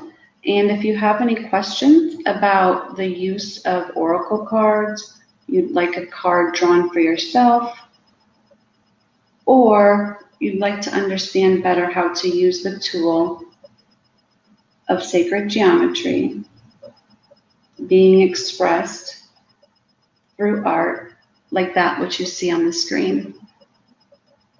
And this does not have to be anything that is art gallery worthy. The energetics of it are color and intention, and that is always true with our work. And so we just keep on creating and never knowing who we're going to be able to affect, and never knowing who the message is intended for. So it's very important that we let go of the need to control the outcome. So we create this, I share this with you, and I know that the right people are here to experience this as a collective. So thank you so much for tuning in today. I'll tell you a little bit more about myself. I grew up in the North and in Milwaukee, Wisconsin. Spent the majority of my life, my formative years there, and I am an Army veteran. So have traveled quite a bit for the Army and eventually landed in Florida. So I have been a Floridian since 2004, and I found myself here raising a family and also with a high-paced career. About 2018 is when I took off the career hat and started things that felt more aligned with how I wanted my life to be. And I say that because we have all gained a skill and employed ourselves choice by choice. And I decided to make a change. So 2018, I started to explore my own business. I used my greatest trauma for the greater good and started to develop group resources for women who've lost a child. My work with women who've lost a child involves Reiki and involves crystals, essential oils, and I have those skills to provide these women in a time of need. In losing a child, I guess that's probably pretty high up there on something you would never wish on your greatest enemy. And then even in these circumstances, I have found that the healing may take ages. And personally, I had taken 17 years until I decided I wanted it to be different. So that grief Reiki is something that I am capable of and something that I share with women who have lost a child since 2018. I desire to do more of that work. That niche is definitely one that comes easily to me as a nurturer. And it all comes back to that childlike love. You do not need to know much about the baby. When you have a baby, there's an immediate love, 100%, nothing needed to be earned, and we all need to come back to that. So with that said, I would love to ask you, what is your power? What is your power? And what decisions do you need to make? What decisions do you need to make in order to take the next step and step into that power? I'm thinking about things from a childlike stance, and I'm able to use a set of cards that are love-powered cards for kids, and it just says, what is your power? It's super cute. It's kind of elementary, but what it does is take away the big words, and it brings it back to the basics, right? So as a collective, I'd love to pull a card for us and see what is our power. And what is your power? And I invite you to consider, what are those things you're doing right now to help make every decision you make? Are you checking in with your person, your body, your thoughts? The card that we selected was light, and light is my power. And I'll go ahead and read. Light is my power. I am a shining light. I am bright.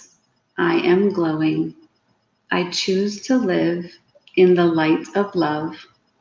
I am a shining light. And the questions to consider, another opportunity to journal, are, how did you shine your light today? And how did it make you feel? And the how did it make you feel is pretty important. right? Because we all do things.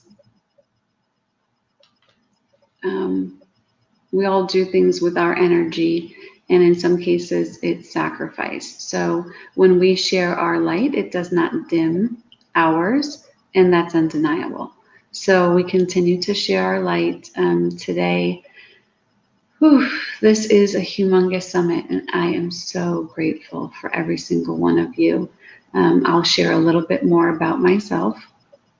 In 2017, I was exploring light languages, and I decided that the knowings that I had were not book smart and were not something I could put evidence against. I had these knowings without instruction, without reading, without experiencing.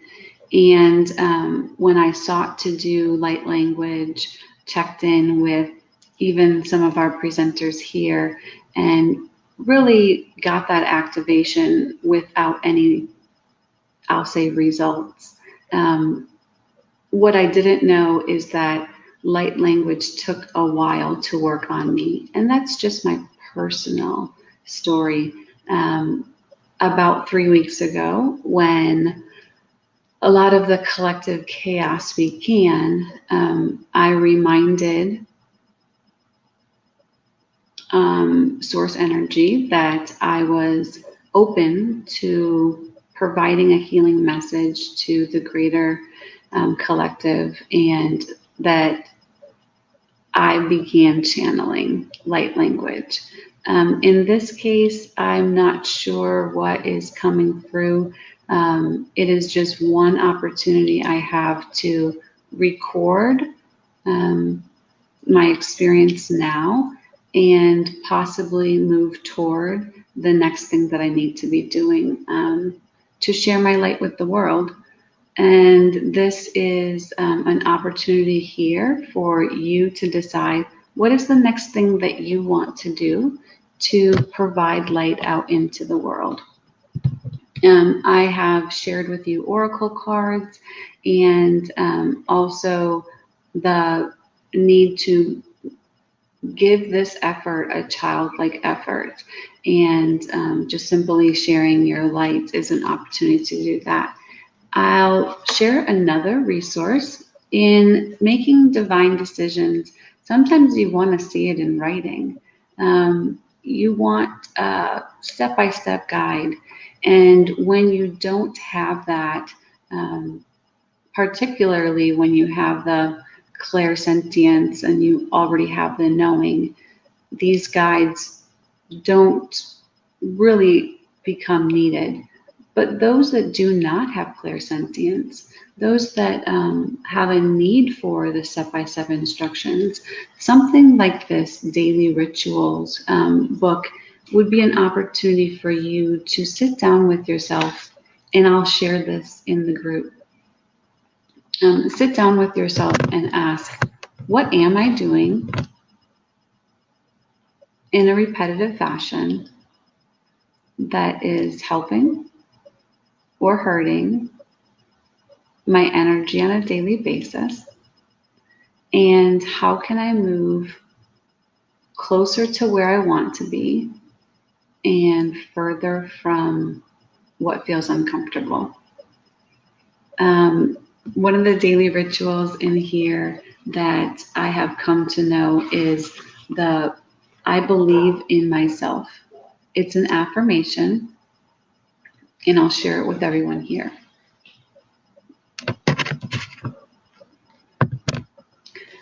It says, you are the only one who needs to believe in yourself to accomplish anything in this life. You were born alone and you will die alone. What you do between this time of birth and death is entirely up to you. It relies on no one else.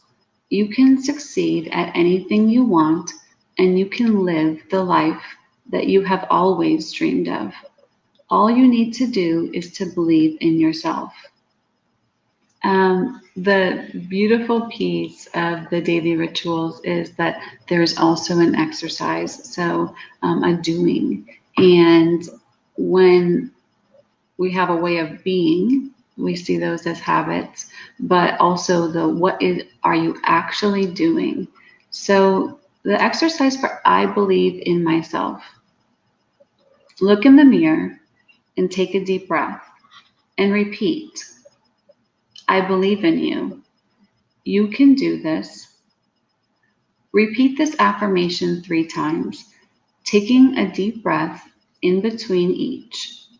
And say this affirmation as much as you like.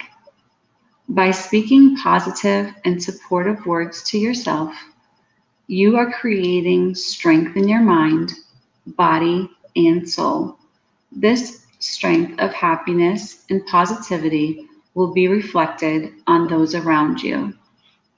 And the opportunity that you have with making a decision based on lived experience is the practice.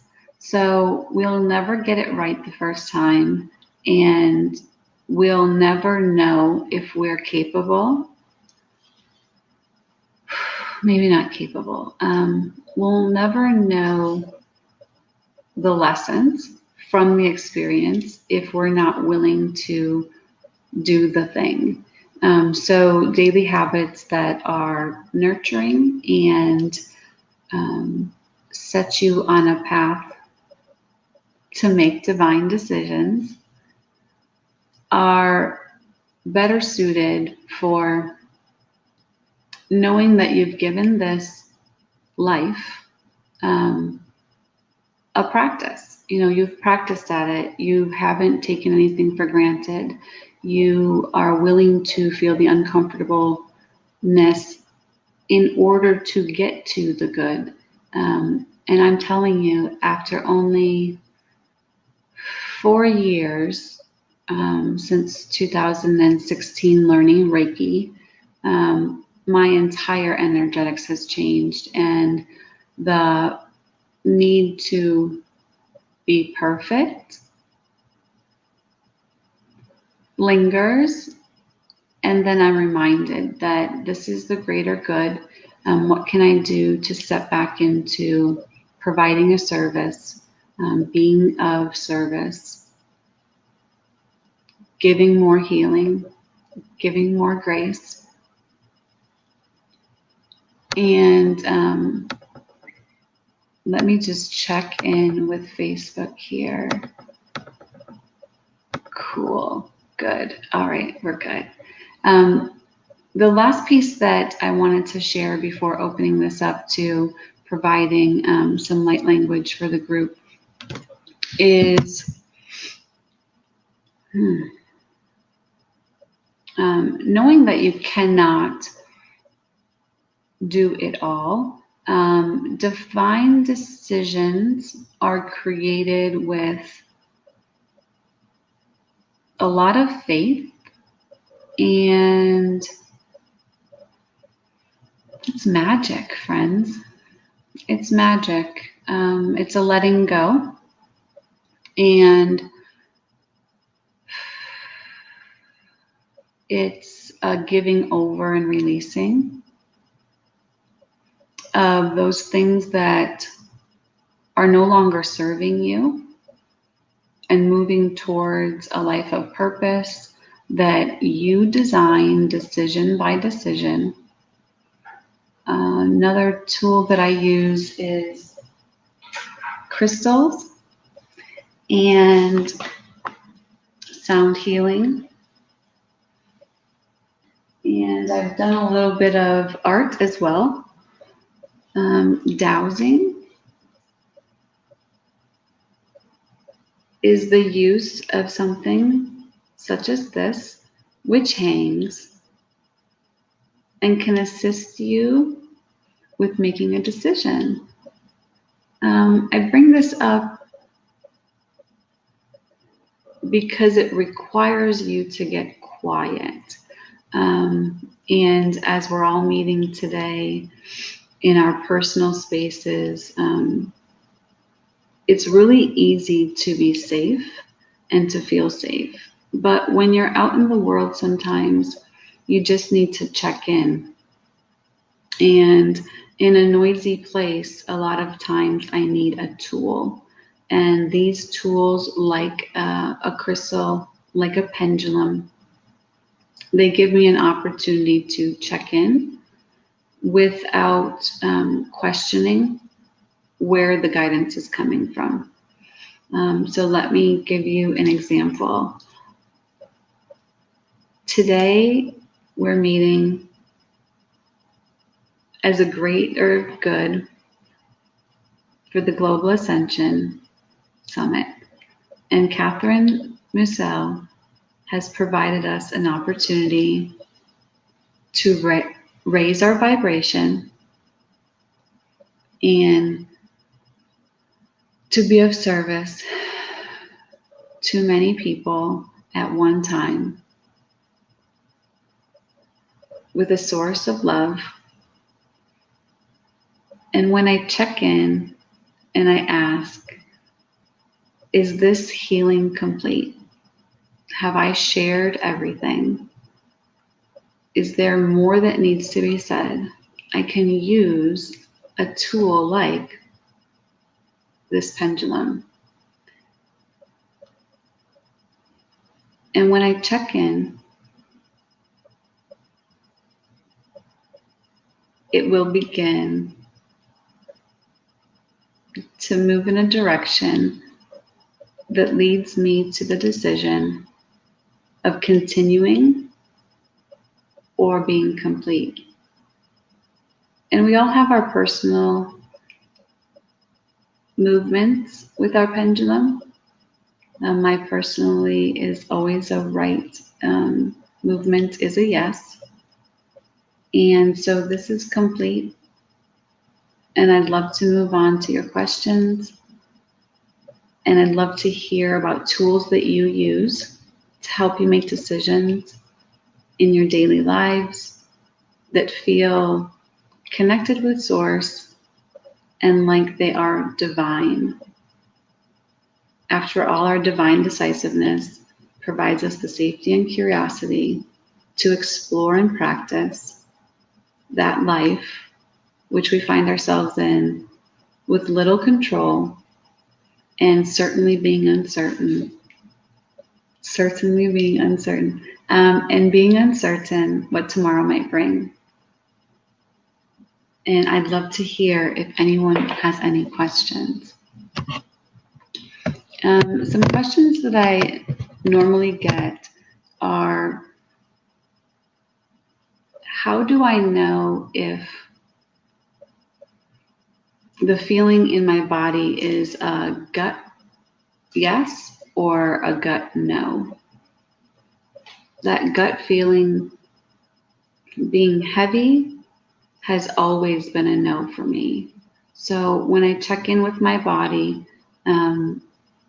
I can find a decision with how it's sitting.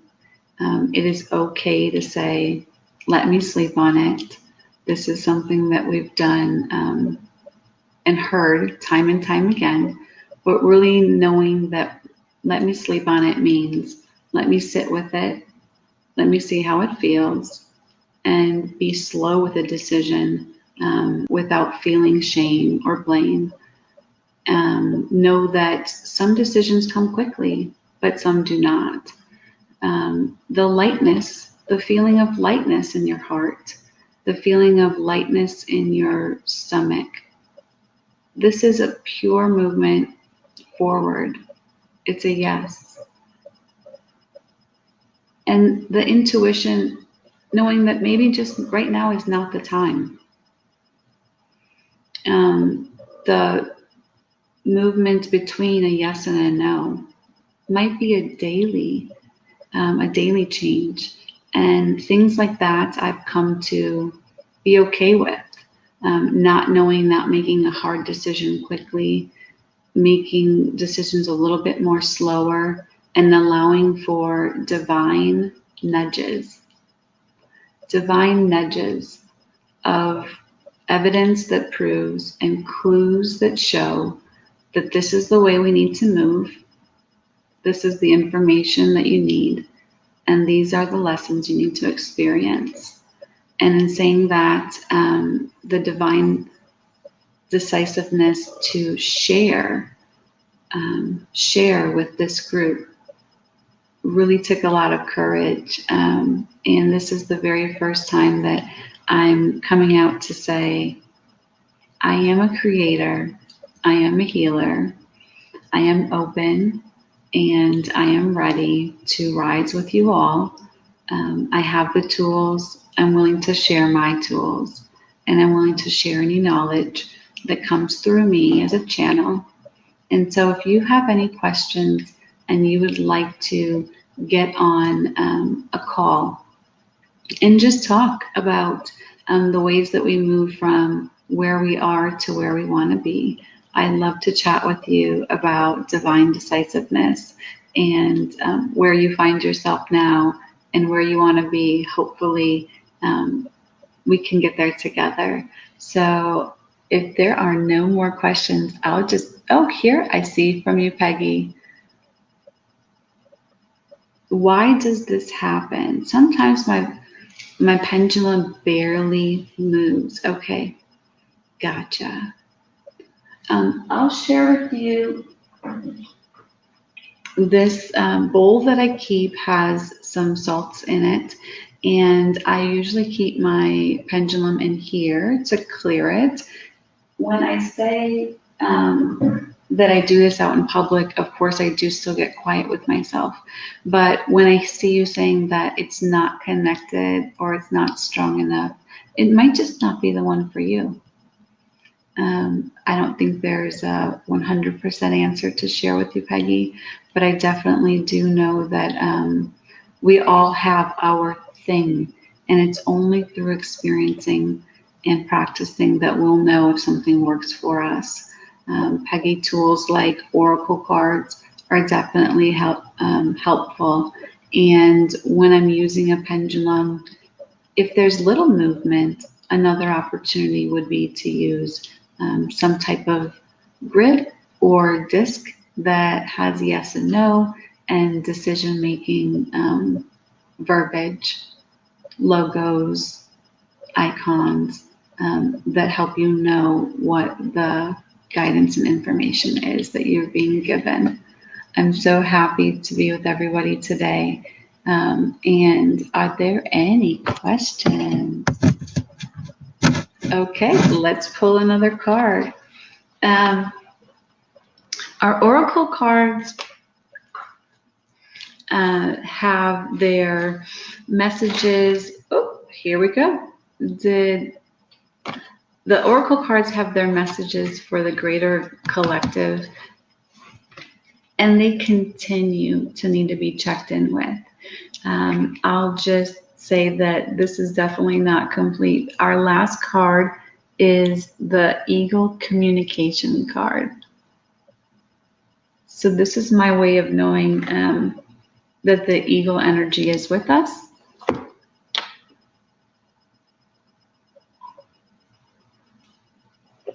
And I love to read the guidance from him. Eagle is communication. It says, here the man and the eagle make contact through their eyes and spirits. The man has performed a ceremonial calling. Here we go. To eagle brother, who now comes to him as a familiar friend. It is an intimate relationship between human being and feathered being, one of both spirit and flesh. Yet it's ultimately this deep spiritual kinship that connects them, formed from the recognition of the sacredness of this bond.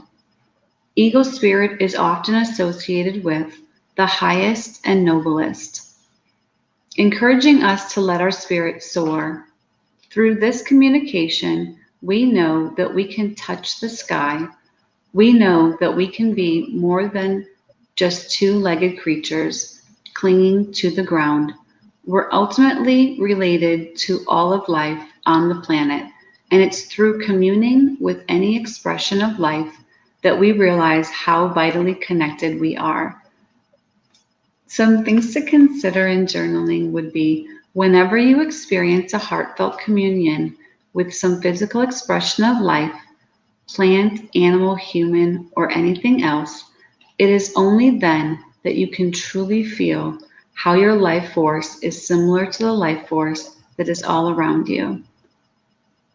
It is only a matter of the differences in form, and essence is articulated into the physical world in a multitude of ways that is the same in everything and everyone, although it manifests in various shapes and characters. This essence is spirit emanating from the core of all things.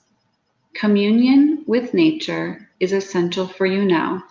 Take some time to do an open-eyed meditation with any nearby animal or plant. Ooh, planet. Maybe planet. Relax your body as much as possible. Breathe consciously and keep your attention on the life form you are communing with. After a few moments, you will notice a sense of the boundaries dissolving, a melding of the I and thou. You may even receive messages or impressions as you find yourself in the flow of unspoken communication. This is our ego energy.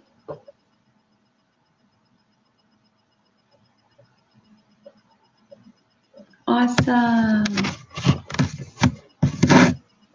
Okay. I see many comments, and I will get onto the group and just see if I can be of more service to those who've tuned in, of greater service, let me say. Awesome. Okay, great, Sarah. I see you. I see you. Cool. Very cool. Thank you so much, Sarah. So everyone who's tuning in, there's just one little thing that I'd like to experience and practice with you. For the last 3 years, I have been channeling light language through pictures and art and automatic writing, even in my doodles, right? And in this situation, when my throat opened up, I wanted to share with the group here as a message that I believe it's the right time for everyone to experience some healing, and the open channel through me only seeks to support those higher beings, the greatest good, channel my higher self, pure love, divine guidance, and the knowing that we are all one. So if we could just take a few moments, I'd love to connect in. Take a little sip of water.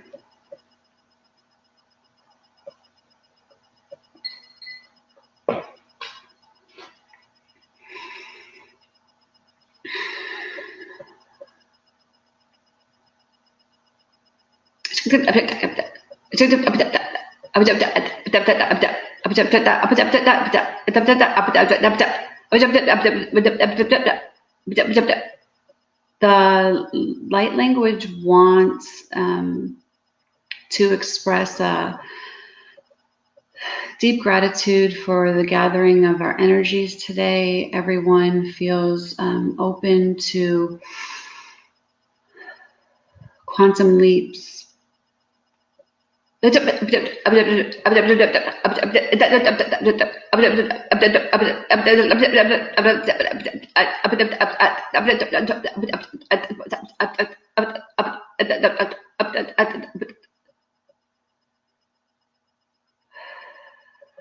those teachers and guides have gathered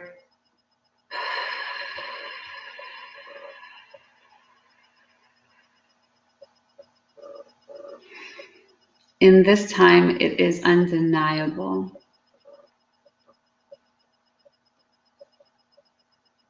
Everything's accessible. Choose your direction.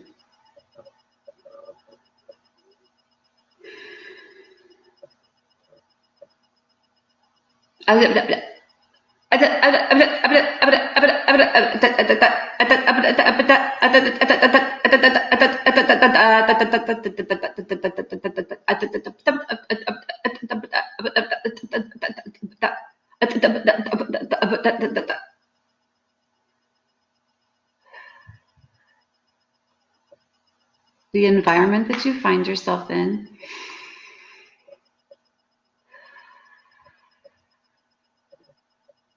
is more than your eyes can see.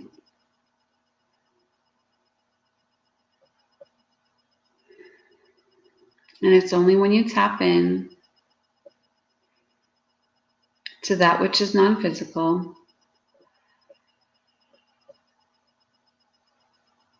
that that which you seek will be available.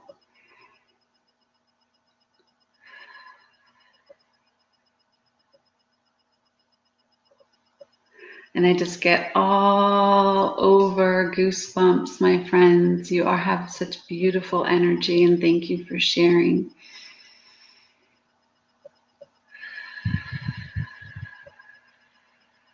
I'm open to hear any comments about how you feel about that which have come through as a group message, and this like language where you believe it derives from the perceptions you have, the practice you have with light language.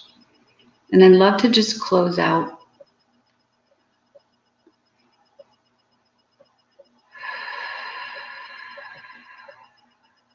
with the centering of all of our energy and that information that we've shared as a collective, and that which still seeks to be channeled through me.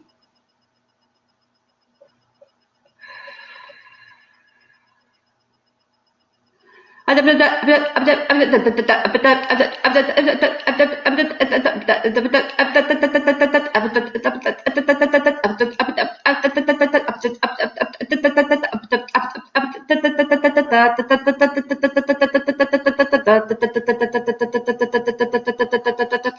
the recalibration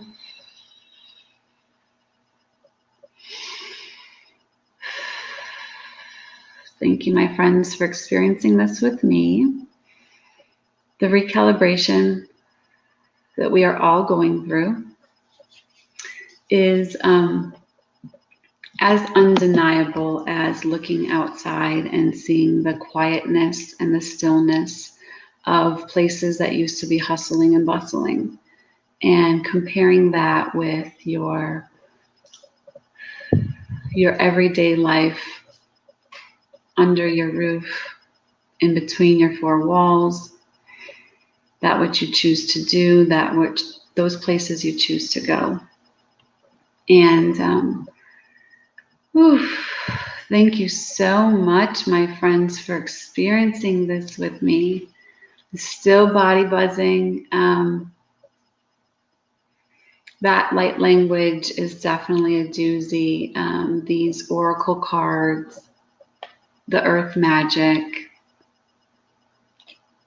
and these what is your power, love powered cards for kids.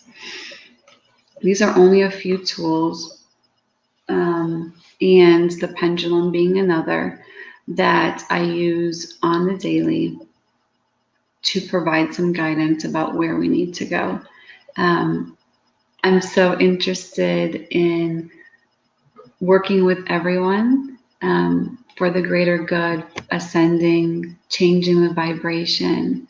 I'm deeply grateful to Kathryn for providing this space And for everyone joining today from all parts of the world, I wish you love, I wish you safety, I wish you healing, and I wish you to find divine decisiveness.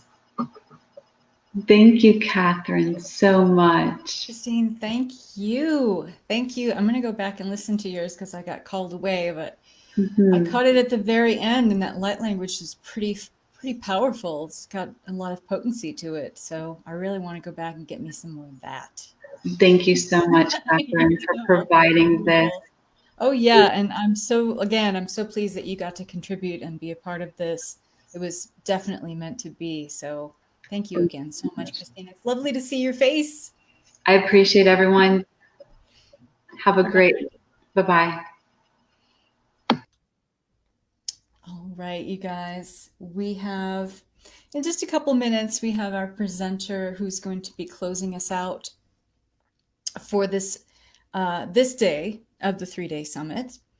We've still got one more day, guys. We've got another 1, 2, 3, 4, 5, 6, 7 presenters. And then myself closing out the event at 6 p.m. Eastern Time tomorrow, Monday, March 30th. There are, let's see, Carolyn Nixon's going to be starting tomorrow. Then Tracy Goody, I'm not entirely sure how to say her name.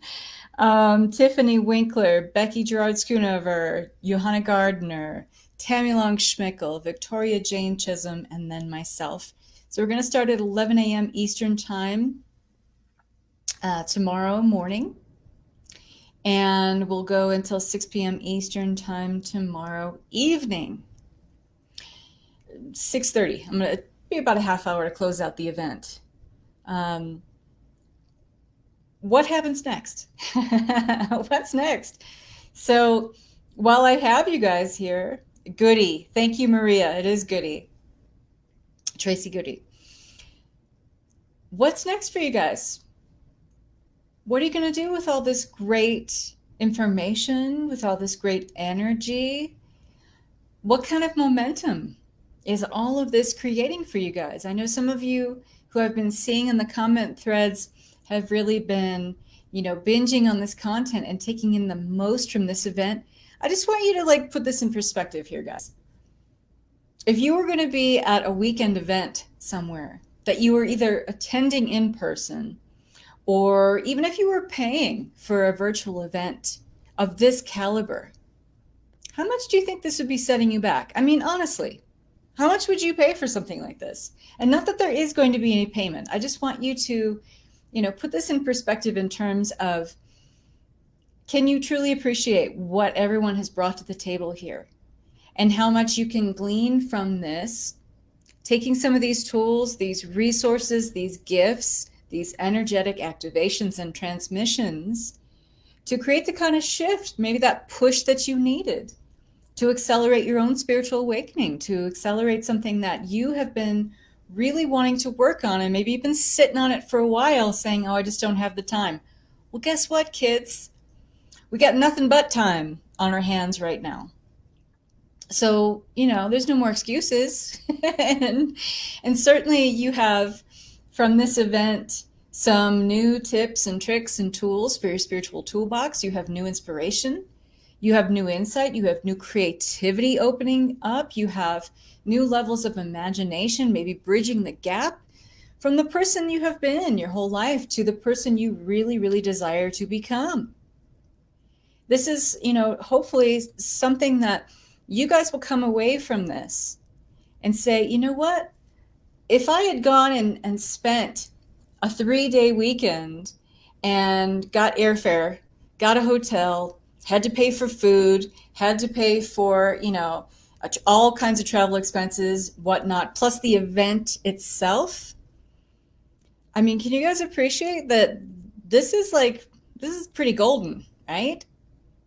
And so, I had a vision of so much value being transferred from our presenters here to you guys, the audience. And because of the love that you have given all of the presenters here, I know you guys appreciate it. That's not what I'm saying at all. I know you guys appreciate it so much. And I'm saying that you guys have done your part because you've been an absolutely tremendous audience. I only had to, in this whole thing, because I've been watching the comments, I only had to kick one person off who probably got in through my Kathryn Massell Conscious Creatrix page and wrote something pretty unsavory, but he got the boot right away. I don't even tolerate any of that. But other than that, I mean, everyone here was very invested, engaged, interacting, and you guys have been sharing so much of your own frequency and love and light towards this. That only serves to lift the collective of this group and this whole entire summit broadcast up that much more. So I want you guys to just give yourself a hand, give yourself a round of applause for being such a tremendous audience, and really taking this in the highest and best way. So few times in our lives do we hold a vision of something and it ends up turning out, like we think it will, right? But I'll tell you what, I held a vision for this and an intention for this event, and it turned out 100 times better than I thought it was going to. That's nothing to sneeze at, and I'm not whatever. We had some tech stuff yesterday, but this has been really smooth. It's been really wonderful. It has been so uplifting. It has been, such an amazing opportunity to come together as a community when everything else in our society is telling you to stay away from everybody. Yet here we are coming together and bringing this incredible energy to this, such a peak. I think of, like, my guides keep telling me in this whole event, Tower of Power, like the energy just keeps on building and going up and up and up. Ascension, right? So yeah, guys, give yourself a round of applause because you guys have been tremendous. You've been wonderful. All of our presenters have just blown me away, seriously. And these are people that I know, these are people that are part of my community and are on my radar. And I thought they were awesome already. And now I'm really like, wow. I appreciate you guys so much. And I didn't know you could do that. That's so cool. And for you guys who are just meeting these people, I can only imagine how blown away you are, right? So, and we all have an opportunity here to increase the size of our soul family, to increase the size of our soul tribe. And that's certainly a bonus of this whole event. You get to meet some new people, get to put some faces to the names that the names that you see in your group communities. A lot of people are in here from Alicia Hartzell's Sacred Soul Alignment Group. A lot of people are in here from Abundance Flash Mob. People are in here from Amy Robison's group, Awakening with Amy Robison. There's a lot of people in here from Sarah Chapman's group, from Tara Watson's group. There's all these people that we see the names of these folks in the group, but now here we are interacting with each other in a real way. And you're getting to see some of the faces of the people who have these groups and lead these groups. And that's tremendous as well. So I'm a blank canvas in here. So I'm absorbing like a very dehydrated sponge. Thank goodness it aligned. Then I knew Sarah Otis Alchemy to share this total mind-blowing info. I always knew there was more. I just did not know where to get it. And here we are. So on a deeper level, on an intuitive level, you must have known that you could get it here. And that's why you showed up here. And so I'm blown away. What can I say? So we have, in just a minute or so, let's see, I want to make sure that Linda Murray knows that we are ready for her. So give me a sec. If you guys want to stretch, this is the final stretch today. Our final presenter is Linda Murray. I'm actually really excited about her talk because she is going to be speaking about recognizing ascension assistance signals from horses and pets. So that's pretty cool. And let's see, I want to make sure that Linda knows that we are ready for her. So give me one sec, guys. Stretch, get some water.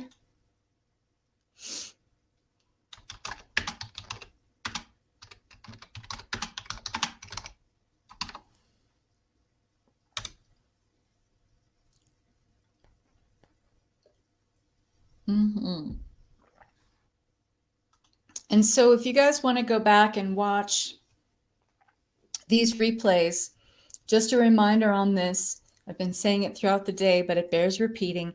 So if you're in the Global Acceleration of Ascension group, in the file section, if you're looking at the group from your desktop computer, or if you're on your phone, there's a banner on the top of your cell phone that will have different sections about the group, announcements, blah, blah, blah, and there's a files button. But if you're on the desktop and you go to the left-hand side column, there'll be a list of things. It says files. Go into the files. It'll say Summit Replays. So all these videos are being converted to videos from my YouTube channel. And again, these are free. Okay, I'm not charging for these. I think I've seen you in 3 different outfits today. I get to play dress up. Hey, I have all this time on my hands and all these clothes in my closet and nowhere to wear them to. So you guys get to see me in makeup. But you're only seeing me from here up. You guys have no idea whether I'm wearing pants or not. I'm kidding. I joke, I kid. I am definitely wearing pants. I just came back from a walk. I don't want to scare the neighbors or the kids in the neighborhood. All of these live stream videos are being converted to YouTube videos. So the links are in that group. I've also posted them to my Kathryn Massell Conscious Creatrix page so that you can find them there as well. And, you know, it'll be also as a replay in the group. Once the live stream ends, it remains as a replay, a video replay in our Global Acceleration of Ascension group. And when I was talking very quickly about what's next, so there were more than a few people who came to me and had asked to present after we had already filled up the roster for all the presenters for the live stream. Some people had come forth and approached and asked if they could still contribute something to the group. And so after tomorrow, I'm going to put up a schedule in the file section again of the group for people who want to present and do a live stream right in the group. It won't be another, or not a live stream, a Facebook Live in our Global Acceleration of Ascension group. It won't be a live stream like this. People will just have a time that they'll go live that they sign up for, and they'll have permissions to go live in the group. So that'll be an opportunity to, you know, check out more of this. And I mentioned also that next week, my friend and mentor, Samantha Bearden, who runs the Abundance Flash Mob Facebook group, is having her 24 Hours of Abundance Flash Mob. So that is starting on the 4th. And I did put a, excuse me, a post in here about that. So if you didn't get to see that, it is, if you scroll down a little bit in the group, it's going to be on the 4th, April 4th. So that is Saturday, starting at 8 a.m. Central Time. So that is, what is that? I think that's 6 a.m. Pacific and 9 a.m.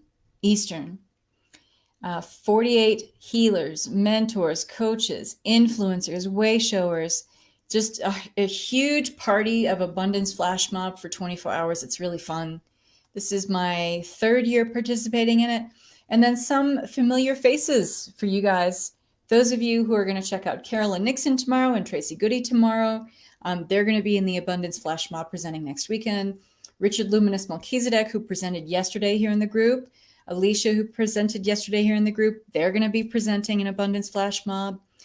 Becky Gerard Schoonover, my good friend, is going to be presenting tomorrow. She's going to be in Abundance Flash Mob. Shoshana Leah, she did a wonderful theta healing with us today. She's going to be presenting. Sabrina Piergrossi, who was yesterday here in the group, she's going to present. Patrice, my girl Patrice, she's going to be presenting. And myself, yours truly. So check that out. Get signed up to get in that group if you're not in there already. Let's see. I think my friend here is having some trouble logging on. Let's see. Sorry, guys. We'll get this going in a second.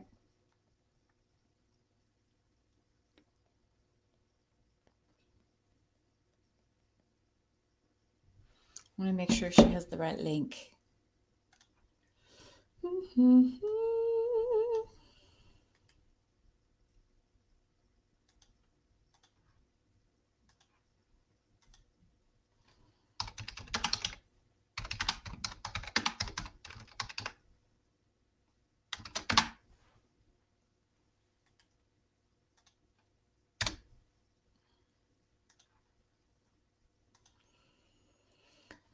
Okay, guys.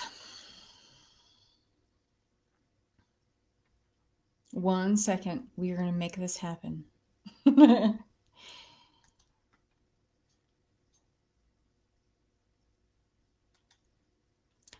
And just for my own edification, is anybody...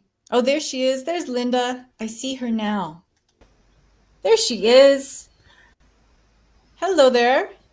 Hi, Kathryn. Hello. You can hear me okay? Yes, perfectly. Excellent. Okay, I did a little introduction for you. So you guys get ready to, I'm going to really hunker down and listen to this one because I'm so excited about this content. Linda Murray is our next presenter, our final presenter. She's going to close us out with some amazing energy, talking about recognizing Ascension assistance signals from your horses and pets. So thank you for being here, Linda, and being a contributor. And I'm going to let you have the floor. Okay, thank you, Kathryn. It's very interesting how I even got to be here. And I was asking myself that question last night, early this morning, because I live in Australia and it's morning for me. So I was sort of going, why am I here?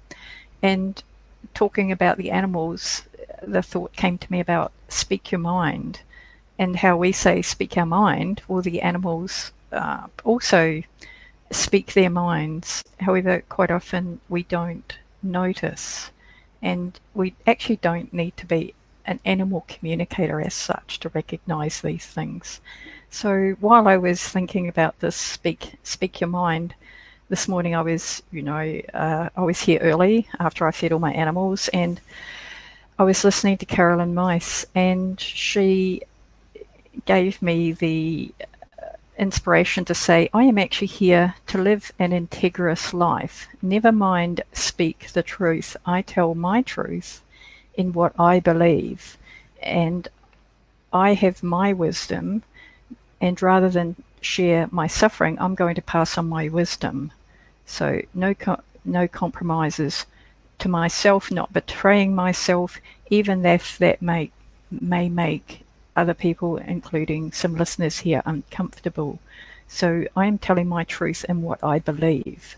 So that's me speaking my mind. And now we'll talk about the animals. And I refer to my notes a little bit because I can be sidetracked on all sorts of things. So my background actually is a lot. I have worked corporate. However, a lot of my background is with the land, with working horses and with working dogs. So I've always had basically dogs, cats, or horses along the way.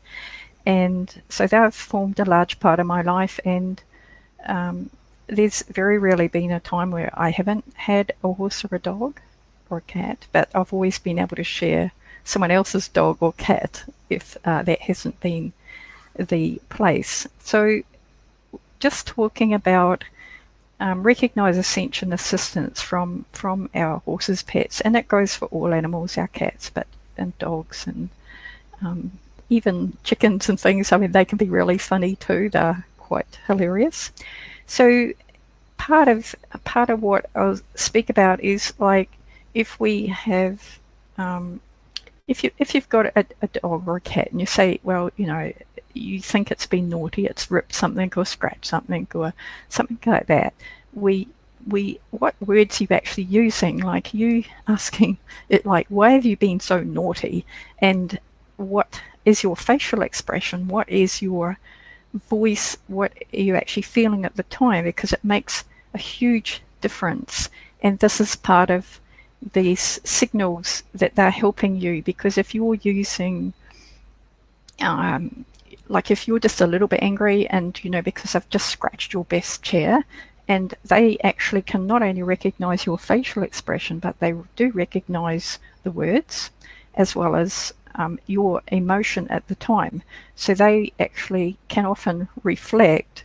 The naughtiness may actually have been a reflection, just take a step back. It's something that has been going on in your life. So if you're really irritated about something else, they can actually reflect that irritation. And so I quite often, I've been through this multiple times with some of my horses. I have had, I don't take rescue horses, but I receive what we call surrender horses, where people no longer able to cope, and rather than send them to the doggers, I guess that's what it's called in the US as way, as the to be culled. People usually surrender to different groups, and I used to take them on, and I've got 3 of those at the moment, and I just this also up here, this is the eye. This is my we used to breed Clydesdales, and this is Oliver, my stallion. Now he passed over. We passed him over about 6 years ago, and he was hugely inspirational. And this is also about Ascension assistants. Their eyes, especially dogs and cats, if you look into their eyes, you can tell almost how old their souls are. I've had some very old souls, and I've had some very young souls, and the young souls tend to be the naughtier ones. They really do. I have a little pony here. He's only 7 hands high, so he's a little he's a bigger miniature, and his name is Merlin, so I call him Merlin the Magician. But when I got here, he was actually really, really naughty, but he was also in a lot of pain. And then as he got better, he kept some of his naughtiness. So I called him Dennis the Menace as a bit of a joke, and now I realised it's actually not a good joke, because that's a poor choice of words, because he recognises the word menace, so I'm calling him Dennis the Menace. So he will continue to reflect that word behaviour, and so I only ever call him Merlin the Magician now, and I also approach him in the present. So I always hold happiness in my heart and a good facial expression, and that little pony has just totally turned around. He used to see me and just take off, like just disappear, and trying to catch I also have another little pony as well that keeps him company.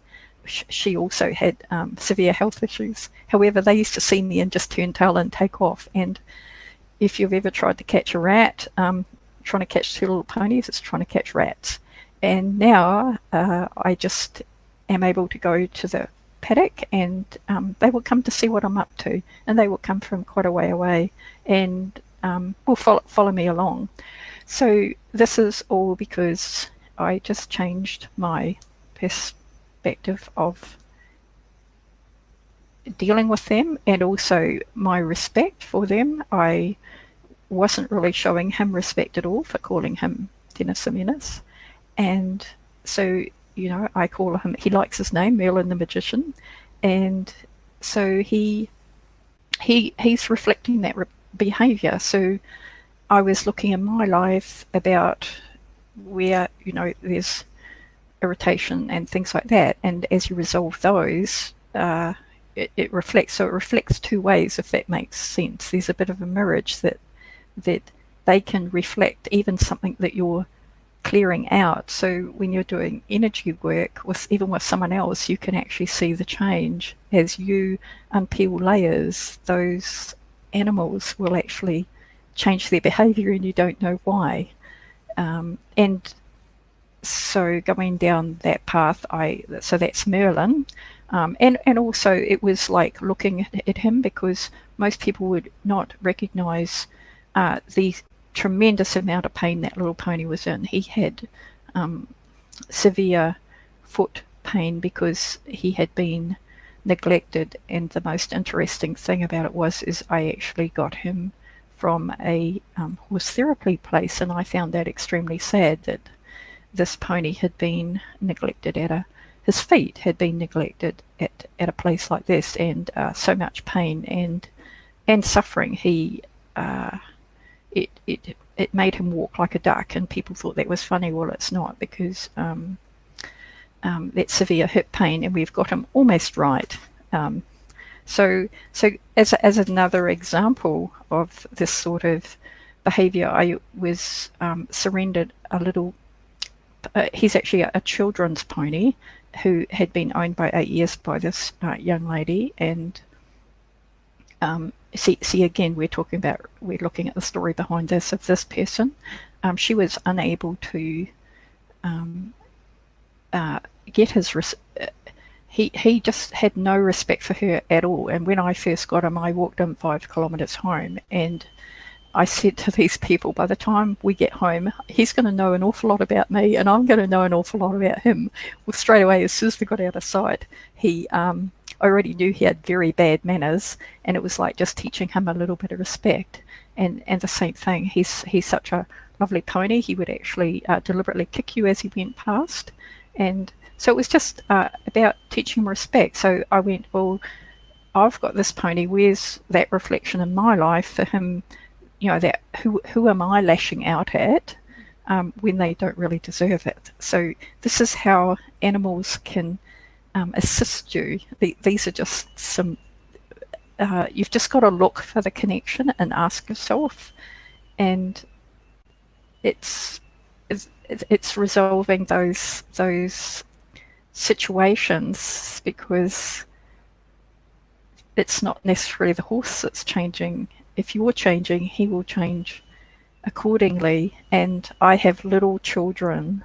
The youngest I've had on him is a 3-month-old little baby that the mother wanted this little boy up there, and I put him up because A, the mother trusted me I was doing the right thing, and B, Jasper the pony respected me, that I was, trusting me that there's nothing untoward going to happen to him.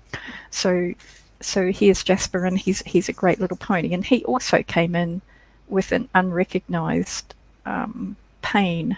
So horses and most animals are really good at hiding pain, just like we are. We can hide our pain. It's just finding it sometimes, and a lot of it shows through their eyes.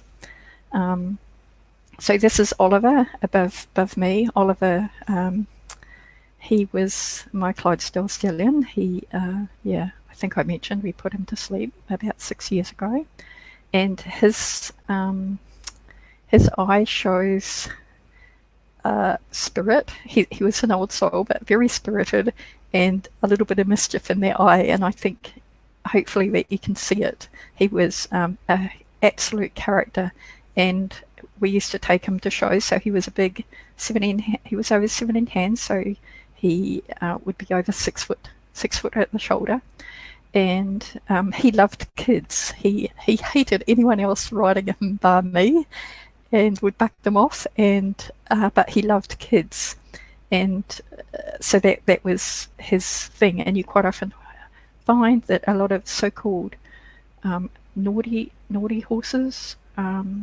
who even are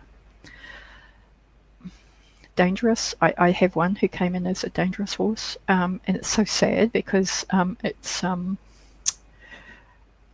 it's just a lack of respect and communication, that they don't understand what you want. They try their best, so their response system is flight or fight. And I guess in some ways we are the same, but we can just turn our backs on someone or walk away. Well, they run away or just stand, and when they fight, they fight. They will charge, and can be quite aggressive, however. And his one of his daughters, Sally, was I wrote a story on her. She was Sally, my teacher. She actually, again, with Ascension assistance, she brought me onto this path. She got cancer, which was very unusual. I grew up in New Zealand and no cancer, and so Sally got cancer. So I started to look to where that was coming from, and anyway, there's a lot of stories with Sally, very energetic stories, with animals coming in to help her, with her getting ready to depart. and those animals not only helped her, but they also helped me. And we might get a chance to come back to that story. So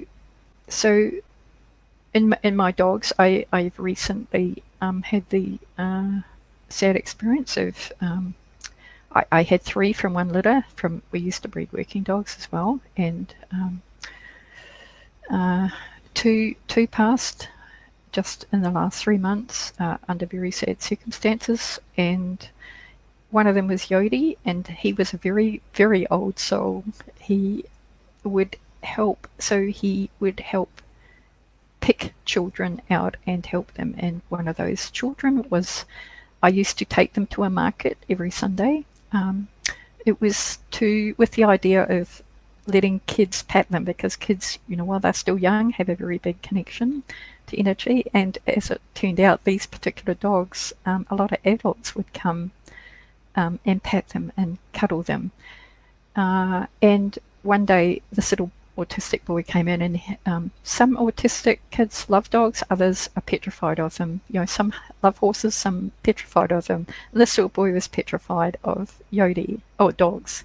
And Yodi, who is known to never ever lie down and present his tummy, went over to this little boy and lay down and rolled over, and that little boy patted his tummy and then progressed to pat my other dog. So, and the stories like this is helping that little boy sort of assimilate into this experience, bring tears to your eyes. And the mother cried. And this same Yodi, he had his sister was called Sweet Pea. I called her Sweet Pea because that's really who she was, another very old soul who was here to help, and she was very good at finding lost souls.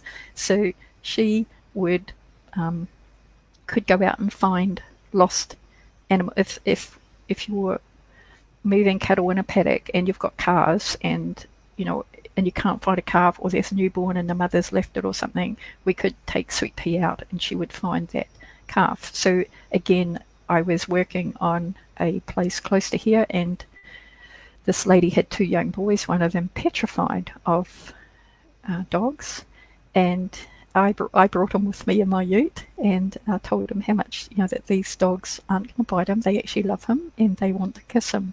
And on day 2, I brought his mother over because Sweet Pea had been such a sweet pea, and she had this little boy hugging him and he was telling his mum how much not only Sweet Pea loved him, but how much he loved her. And within 12 months, both of those boys had a dog each. So, these animals are here to help, and that's how Sweet Pea did her work. She helped that little boy overcome his fear.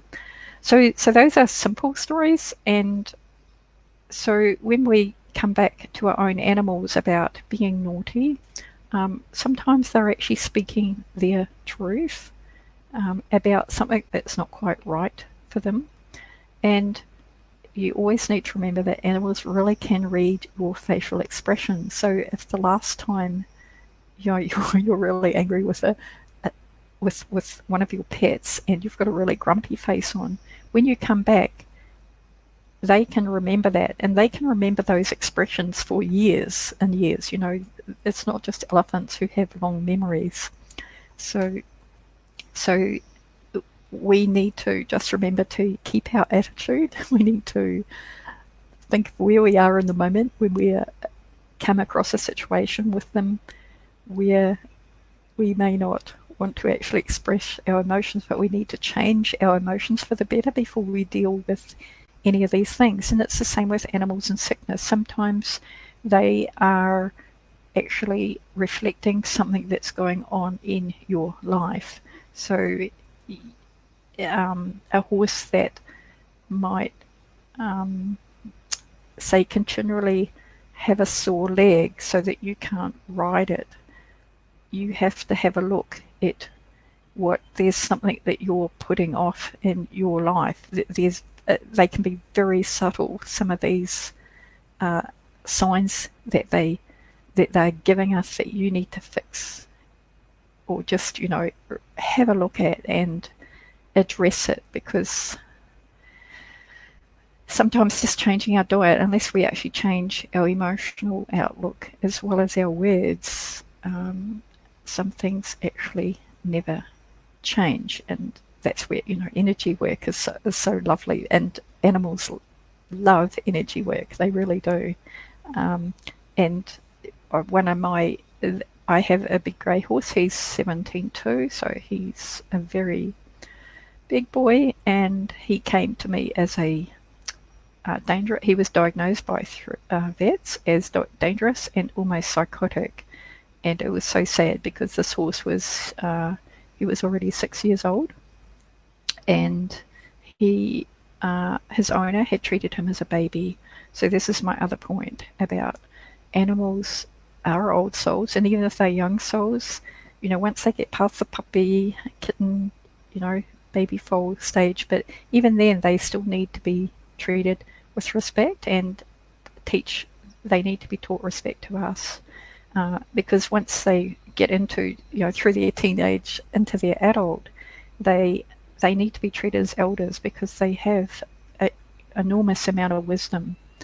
And if we're treating them like children, they can get really frustrated about that. And if we're treating them like babies, it's like, where are we baby? Where do we need to baby? Where are we babying ourselves, or where would we like someone to baby us? But it means that, you know, we've just got, again, a little something to deal with, which not necessarily of any great significance. So that's the Rumble. So this big grey horse is called Rumble, and he is the biggest, gentlest horse that you can find. He follows me around, and he loves, again, he's a horse who loves children. So his history was, because he'd been totally misunderstood, and this lady treated him as a baby, he didn't understand, so he basically was bullying her. And it turned out that she's actually in relationships where she's being bullied, but he actually hurt her, so she twice, including a head injury. And so she surrendered him, gave him to us, and as far as I know, she hasn't adjusted herself. So she was also using alcohol and a huge amount of prescription drugs, which was very sad to see. So Rumble has been here. He had a severe injury that had been not treated for 3 years, and he was never able to be ridden, and we're actually very close to it, because I refuse to get on him, because I know he still has a little bit of back pain, and until he released that back pain, it's okay. So he's been a huge teacher for me as well. He's I mean, I used to be quite impatient, I suppose, or when things go wrong, it's using the wrong words. So I've learned that's where they've taught me for, you know, Ascension assistance. And so I hold a high emotion. They've all taught me this, because I think I was a little bit of fight or flight myself, especially with them, and thinking the wrong, you know, incorrectly, like, what, you know, this shouldn't be happening, and so on. Instead, you know, you just look at this as a blessing, and how having such horses like this in your life. And I will compete with him, and he is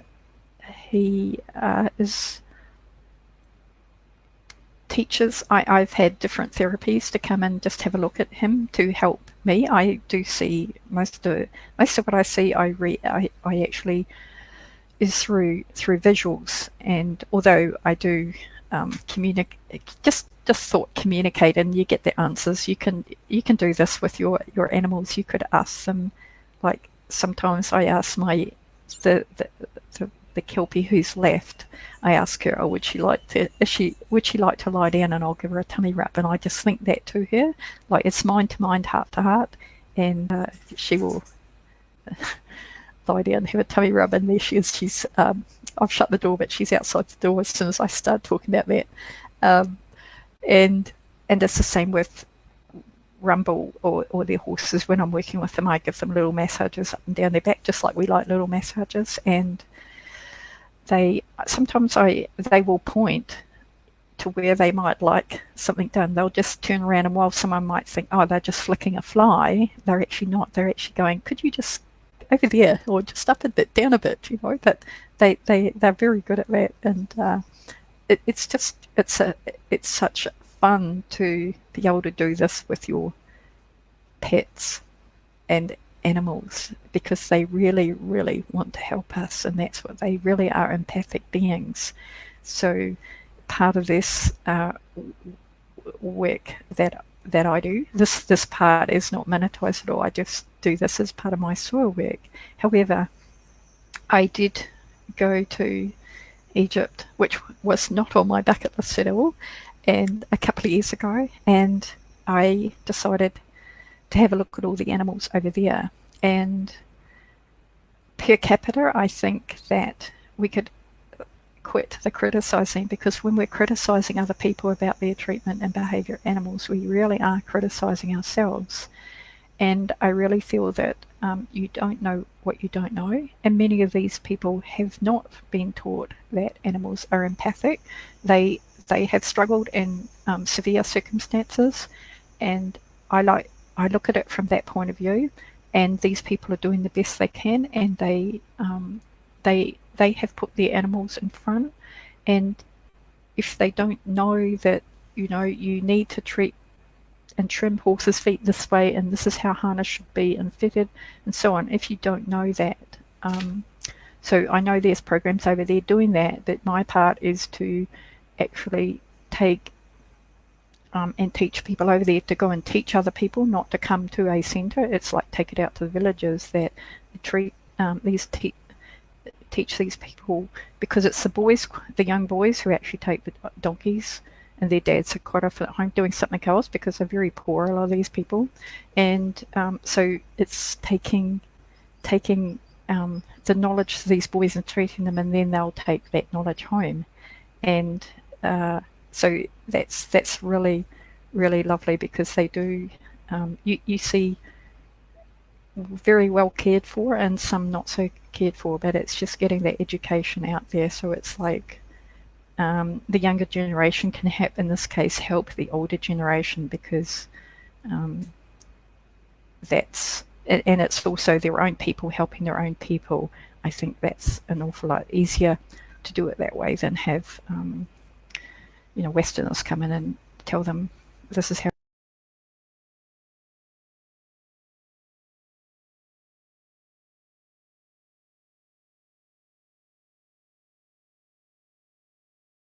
How is he feeling, and if he was feeling good, would he like to trot for me? And so this camel started trotting. So that's just little things like that. You can get easy little answers. You don't have to you don't actually have to hear them. You can just ask them, and it's asking. It's like you don't make them do anything. It's just asking animals to do stuff, and they're happy to please. But it's like you don't make, because that just builds resistance. And I say the more you resist, the more it persists. Well, that's quite true with animals, unless you actually do break their spirit, so to speak, which is pretty sad. And they switch off, and they are also very good at switching off and becoming detached. And the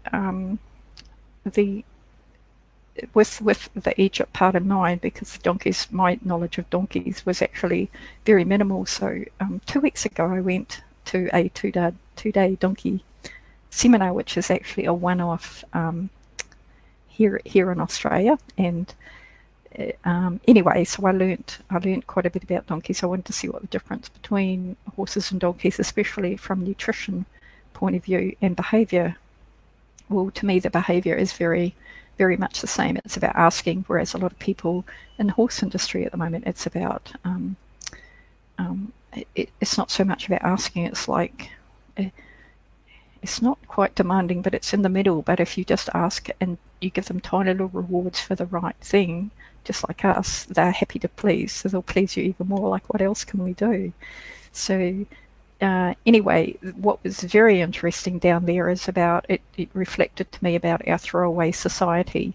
The place I visited had about 70 donkeys, and the majority of which were basically throwaway. They had been taken by people, and with all good intentions, and either had no idea of that you don't treat them like babies because they then become bossy, and also that you don't keep feeding them treats and treats and treats, because donkeys actually come from arid countries. So 60-70% of these donkeys were surrendered for diet-related issues, which I also found very intriguing, because I think that reflects our current population as well, that look at the dietary issues we have, and most of it is through junk food. So technically the donkeys are receiving junk food, the same as, so it's like they're feeding their donkeys the junk food, the same as what they're eating junk food. And when you look at the healthy donkeys and look at the owners, they actually are more basic, like they start food from basics. They have their own gardens and things like that. So it's very, very interesting how these reflections happen. So that's that was very, very interesting to me to see more and more of these reflections. So it's then, as we progress, I'll change over to the land a little bit now, and it's like as above, as below. And so with being able to read animals, their subtle signals, well, the plants and the soil reflect the same, and their diet is the same. If we've got a poor immune system, you quite often find that your land has a poor immune system as well, because we all have immune systems, same as our animals. What we take in is what we take out. So again, I believe these are just ways to assist us in that we improve our soil immune systems, we improve our immune systems, assuming that we are growing our own gardens. But when we've got animals grazing on bigger areas, or even adjustments or little paddocks, you don't have to have farms to do this. It just improves our health, our animal health, and it's just this roll-on effect. And so I quite often look at what and you just can get a first impression, and when the owners meet you, you sort of get a bit of impression. You can see what they look like, you can see how they walk or whatever, you can sort of get a first-hand impression of their health, and then you have a look at the land and see how that is reflecting. And when you get weeds and pests, it's the same thing. Weeds are actually plants, quite often not necessarily in the wrong place. They're just reflecting how the situation is, and quite often it's just saying that I need this, I need that. And so the same as we take vitamin pills or smoothies or whatever, you can do that for the weeds as well. And pests are actually the garbage disposal unit. So if you've got junk plants, you've got the pests come in as junk disposal units. I was just wondering, does anyone have any questions about all this at all? So I'm happy to answer questions as well.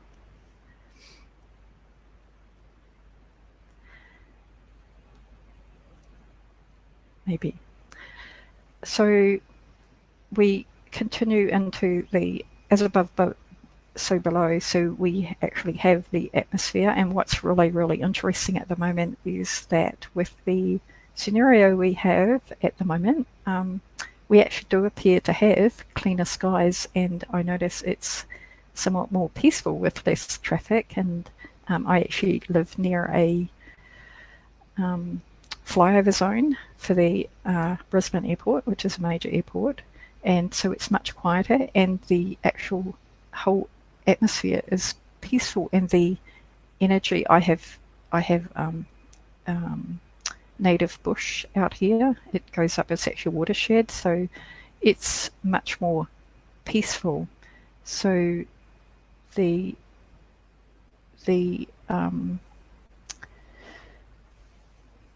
reflections is there again. So we could read the scenario that it's saying, hey, look, you know, if we just clean ourselves up, look how little it takes to clean ourselves up.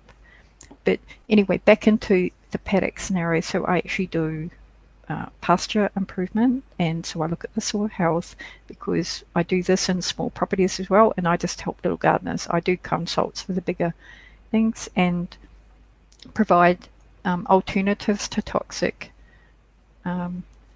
plant treatments, what you can do instead, and there is a huge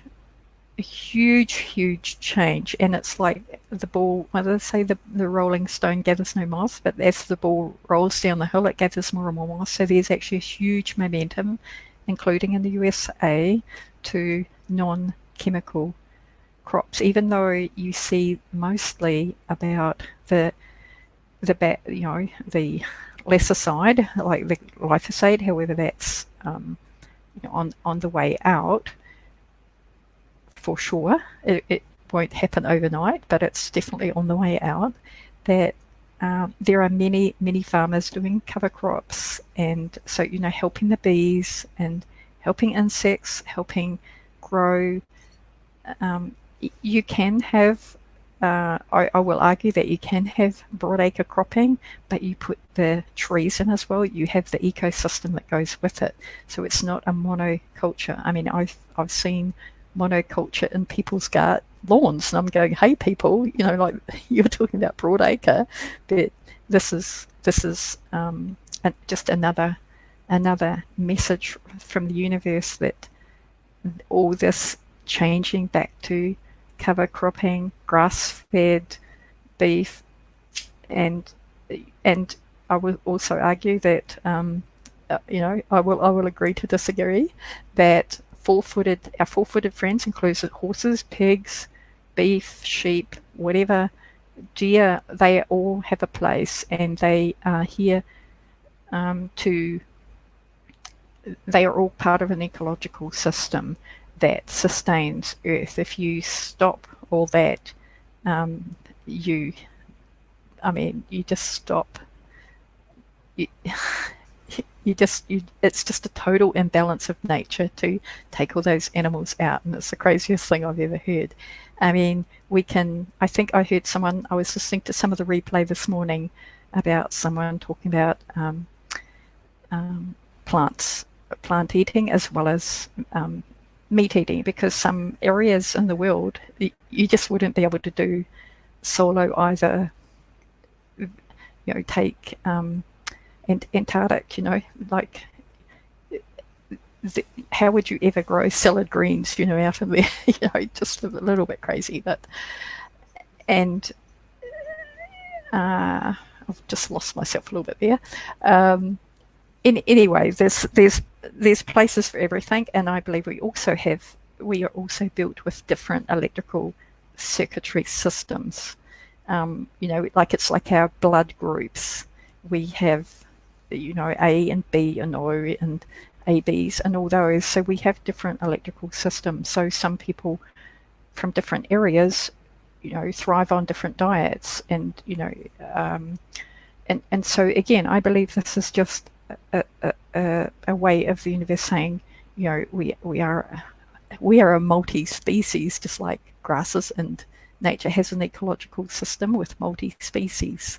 So there's just all these things, and so animals graze us, and animals do best on multi-species. So does anyone have any questions? Do you have any questions, Kathryn?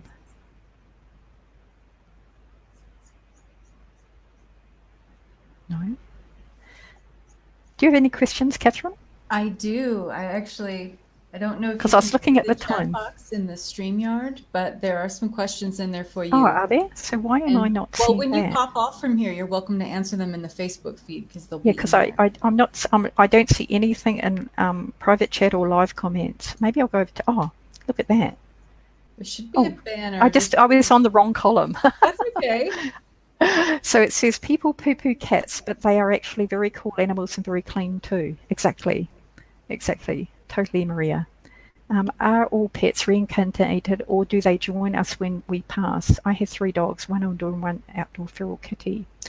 I'll tell you a really neat, this is the funniest story about reincarnation. I actually do believe that pets come around just like we do.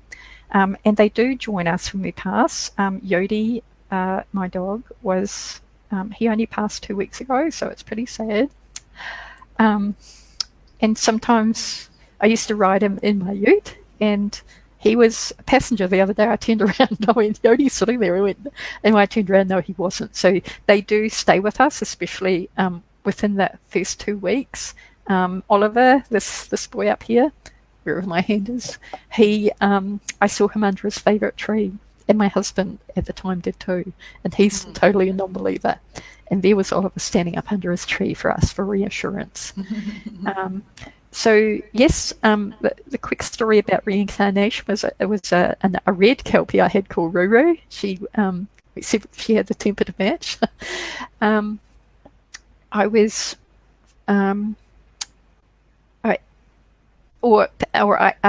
it's a little bit different. In this case, it was someone reincarnated to her. It's a funny story, slightly embarrassing. But we moved into this house that it was the weirdest thing. It had the loo at one front diagonal, and the bathroom was actually at the opposite diagonal at the back of the house. So it was before we got it all renovated, it was an outback depression house. So one day I was actually having a shower, and I got up to have a shower, and I was ready. I had all my clothes off, and because we're out in the rural, it's no drama. So I'd gone back to go to the toilet, and I was coming back through, but to go back to the shower, you actually had to go past the front door. And so here I am with no clothes on, and my red kelpie turns up with my husband, and she actually sat down there and she went woo at me, and like I went bright red. So she's a really funny story. And my cousin, I fluked a flight. He was on his way back from South Africa, and I was actually flying back from Brisbane, and blow me down, we met each other in the transit, and so I sat with him and talked with him on the plane back to New Zealand, and he was just been watching a movie about pets reincarnating people reincarnating as pets, and absolutely, I believe it. I've seen it multiple times. Cindy, very informative, and respect for my animals has taken a new turn. Thank you. Because they really do. They just ask for respect. They don't want to be treated as babies. My dog passed a couple of years ago. She visits us every now and again. Yes. It's so lovely. They help us, I mean, it was like I put Oliver up here to help me today, because it was like I'm sort of doing it impromptu, but I had a bit of a line of thought to follow, because I wasn't quite sure, like this stuff it sort of follows its own path. So Kathryn, I think that was all the questions, so thank you, Peggy, for that. I had one question for you. Do you find that you feel any anxiety in your pets that's heightened right now, maybe because it's being mirrored, the collective fear of the world that we're in, maybe it's being mirrored to them or projected through them? Do you find that at all?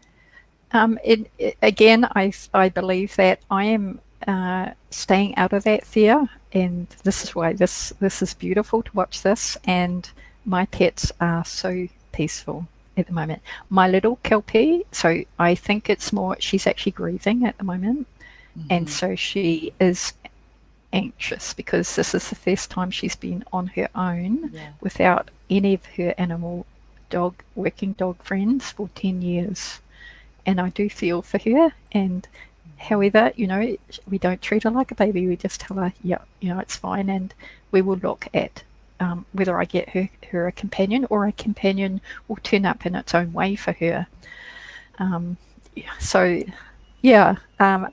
Other areas, yes, I see. I run into people, and actually down at the donkey seminar, there was a lady who was in total fear, and I was really surprised, and I've since found another few people. I do community work as well, and I fundraise for a horse group as well as the community library, which I run. It's all total volunteer. And this lady, despite the fact that I have no contact with anyone, just drive down, I don't even go near their house, drive down the back and denied access to their property. And I've told a couple of people, and they went, wow, that's just so over the top. At this stage, we are not in lockdown, but we're possible. Queensland is doing really well. I think they said yesterday it's flattened off. I actually stay away from it, the newsfeed and that, as much as I can, because if I start watching it, I actually feel it like starting to squash me a little bit. And so, it's like, let's get away from that and go and, watch the energy work and people positivity and get your emotions back up. That's how I feel about it. I think there's more to it than meets the eye, and we've actually been published how much misinformation even here in Australia, that a lot of these decisions are not database. They're not it's misinformation being used to install fear. Indeed. I think that's sadly a story all over the planet. I don't think it's exclusive to any one place anymore. And it happens certainly to different degrees depending on where you are. But I'm glad that it's still safe for you where you are and that things are good. Thank you, Kathryn. That's very good. I think there was one other question that someone had, and I'll read it for you. I have a rescue dog, and I do not think anyone else would adopt him, but he trusts me. And I can see it in his eyes. He behaves for me. So it's more of a comment, really, but isn't that interesting? How dogs or cats find their humans, right? And I would say whoever that is, that they they can see that person respects them. They're not, and probably not even buying into their story. Because that's the other thing that I didn't touch on. The more people say about, oh, my horse is anxious. Oh, he's anxious. Oh, he does this, he does that. And the horse is listening the whole time and goes, okay, that's what you want. Well, let's go. Right. And that's exactly what happens. People just aren't getting how much animals can listen. And and there's Maria says, they say sometimes the animal chooses their own family. Exactly. The big dangerous grey I got another grey with him. I have never been a grey horse person, let alone wanted 2 horses. 2 more. I've got 5. So you have 5. Well, yeah, I do. I have. I've got the 2 little ponies, and I'm going to use them as like Ascension assistants for for kids and adults. Just to come pat them, and it's just another way to explain to them the difference, how to treat them with respect. It's just because they're so cute, and they're both what we call taffies, so they're chestnut colour, so a light brown with blonde mane and tails. So they, everyone goes, oh, they're so cute, and they are independent little beings. They are little adults, and Molly is the Shetland Cross, and she is an old soul, and she's such a sweetheart. And sometimes I think, like Sweet Pea, I think that animals can also, I see Sweet Pea in her now, and Sweet Pea has been gone for 3 months. So yeah, so I recently have raccoons, groundhogs that adopt me as well. They come and eat the leftover food I put out for feral kitties. And you know what? They just know where they're safe. I mean, it really is. And the most interesting thing I'll say is my husband was my ex-husband, such a disbeliever. Treated a lot of what my work with disrespect, and he now is totally different. And I see him after I've been gone, like I've been away for a few years now, but I do go out. I've got a horse out there as well, and his name is Voodoo. And again, a very dangerous horse when I got him, and now we can just ride him bareback with no bridle or anything. He's a lovely horse. And Tony can do this too. And so he's, even though he was, he used to call me Mrs. Know-It-All, which was disrespectful. However, Yes, I would say so. I just never let it attach to me, and I think that's the thing. He's trying to get me to take it on. It was a challenge for me, and so I ignored it, and the same as I ignored all the bitterness, and now he's friends with me and does nice things for me. We live about 350k apart, but he has my horse out there, and I see him doing a lot of the things I used to do when I was there. So I do smile, because you can help other people. So those animals and now have been helping him with his ascension. So this assistance is like so across the board in ways that we don't even think about, but a little bit just it just a little bit here goes way over there and multiplies out, and it's very special. I enjoy it. Well, I love the work that you do, and I've really enjoyed hearing you speak about all of this. And again, it's, one of the things that maybe we don't think about so much. We're concerned with our human family greatly, as well we should be, but we sometimes don't consider that animals are incredibly emotional beings, very emotional. Yes. And they just maybe don't wear their hearts on their sleeves necessarily like humans do, but they are emoting and transmitting energy all the same. And I speak to my dog heart to heart all the time. And so I know what that's like. And I know when he's picking up on things that are coming from me, and I know when I'm picking up on things that are coming from him. It's an interesting dynamic of communication that does not exist between humans. It's something very special and sacred, I think, between animals and humans, if we're looking for it and if we're paying attention to it. So I'll just add one in. So my three these Kelpies are working dogs, and but I brought them into rural residential. So like I said, I used to take them to the markets and that. But you know what? There's so many people, they see everyone else's dogs, but they just gravitate to these dogs. And I've actually seen that my dogs totally lit up with gold halos all around them, and people just gravitate. And so I used to take them home, and then they'd be so tired because they're transmuting people's energies, and they'd get really, really tired. So I bring them home and give them a wipe down and tell them to drop it all off, and then we'll go for a run in the paddock. Because they're just like us. They are amazing. And horses, I'm sure every lizard, every raccoon, and wombat and kangaroos and all that will all do the same, provided we have respect. I think that's the biggest one, is respecting them. And what a great thing to have us all think about here is that level of respect and mutual admiration. That can also be a form of respect, right? Absolutely. Even if someone doesn't, or whether it's a dog, a cat, or a person, having mutual admiration for where that person or being, animal is a big part of, I think, the tolerance curve that we're moving into as we ascend. I know, you're bringing tears to my eyes. Well, I think that's where we're at. And I certainly, I see this being ushered in everything that everyone brought to this talk here so far over this summit, and bringing it in their own different way. I just see that, that kind of bridge, that tolerance curve just getting bigger, and us coming down the other side of it where it can land and have more tangible applications here on the planet. I see that happening. I feel it happening, which is even more Ab- important. And I totally agree. I feel it too, and I see it, and in the land too. So, and the sky, like I love Yes. the clouds. They're great communicators. The clouds, if you ever want to just Oh, look yeah. at them and observe them, they transmit a huge amount of energy.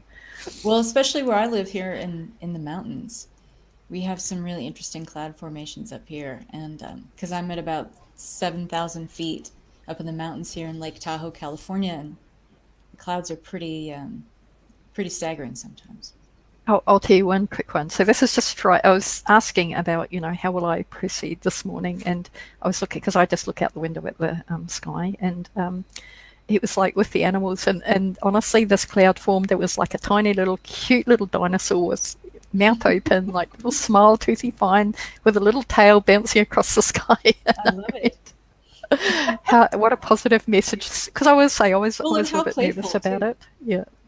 Yeah. So, well, thank you so much, Kathryn. Well, I think thank you. And it was it's wonderful to meet you, Linda, and to have you come and share in the group. And it really brought a nice energy to have us finish out for the day. And so lovely for all of our viewers and guests. So thank you so much for being a contributor.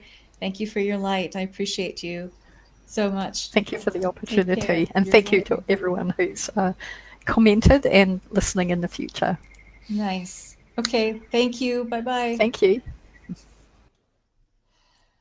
Well, that was really lovely. I enjoyed very much closing out the energy with what Linda had to share. And, it's, as I was mentioning to her, something we're very consumed. What's happening with the human family is all consuming. And we forget sometimes how, especially those of us who have fur babies, four-legged friends, the frequency that we're holding, how is it affecting them? Is it causing undue stress or anxiety in them? And what we think maybe sometimes is bad behavior. Maybe we are not, respecting our animal friends, our animal family in the way that we should. I mean, it definitely makes me, even though I think of myself as a good doggy mama, I'm going to start like pulling back a little bit and really making sure that how I'm communicating with my pet is in full alignment with how I want to be treating him, the kind of message I want to be sharing with him. And hey, there's always room to improve any relationship, whether it's with your dog, your cat, your husband, your kids, right? Anytime. So we are finished for the day, you guys. So I will be uploading, I already uploaded part 1 of day 2 into YouTube. It's in the Global Acceleration of Ascension Summit group as a file, so you can go ahead and watch the first part of day 2 from today already. And as soon as I end this broadcast, I will be uploading part 2 of day 2. So you can check that out, and you can share these with anyone you want to. And you can listen to them again and go back and hear your favorite people talk again or do these exercises again. So tomorrow we'll see you at 11 a.m. Eastern Time, 8 a.m. Pacific Time with our first guest, Carolyn Nixon. And we've got 8 presenters, including myself. I'm going to be closing out the event at 6 p.m. Eastern tomorrow, grounding all of this yummy, yummy energy from this summit event and bringing it into the New Earth timelines. So folks, we are going to take all of the tremendous, powerful energy from this event and we're going to ground it into the New Earth. We are going to make this energy, we're going to apply it to the template of creation for us as humans going forth in this New Earth timeline, because that's exactly where we are. Please don't discount in any way, shape, or form the power of this timeline that we are in right now to create the kind of Earth that we want to be a part of. And you guys have all been a powerful driving force of that in this summit event. Once again, give yourselves a round of applause. All of our presenters, a round of applause for today. You've all been absolutely just astounding and stepping up and stepping out in such big ways to share all of your gifts here. Thank you, presenters. Thank you, audience. You guys are just wonderful. And we'll see you tomorrow morning, 11 a.m. Eastern Time, 8 a.m. Pacific. Good night, everybody. Bye-bye.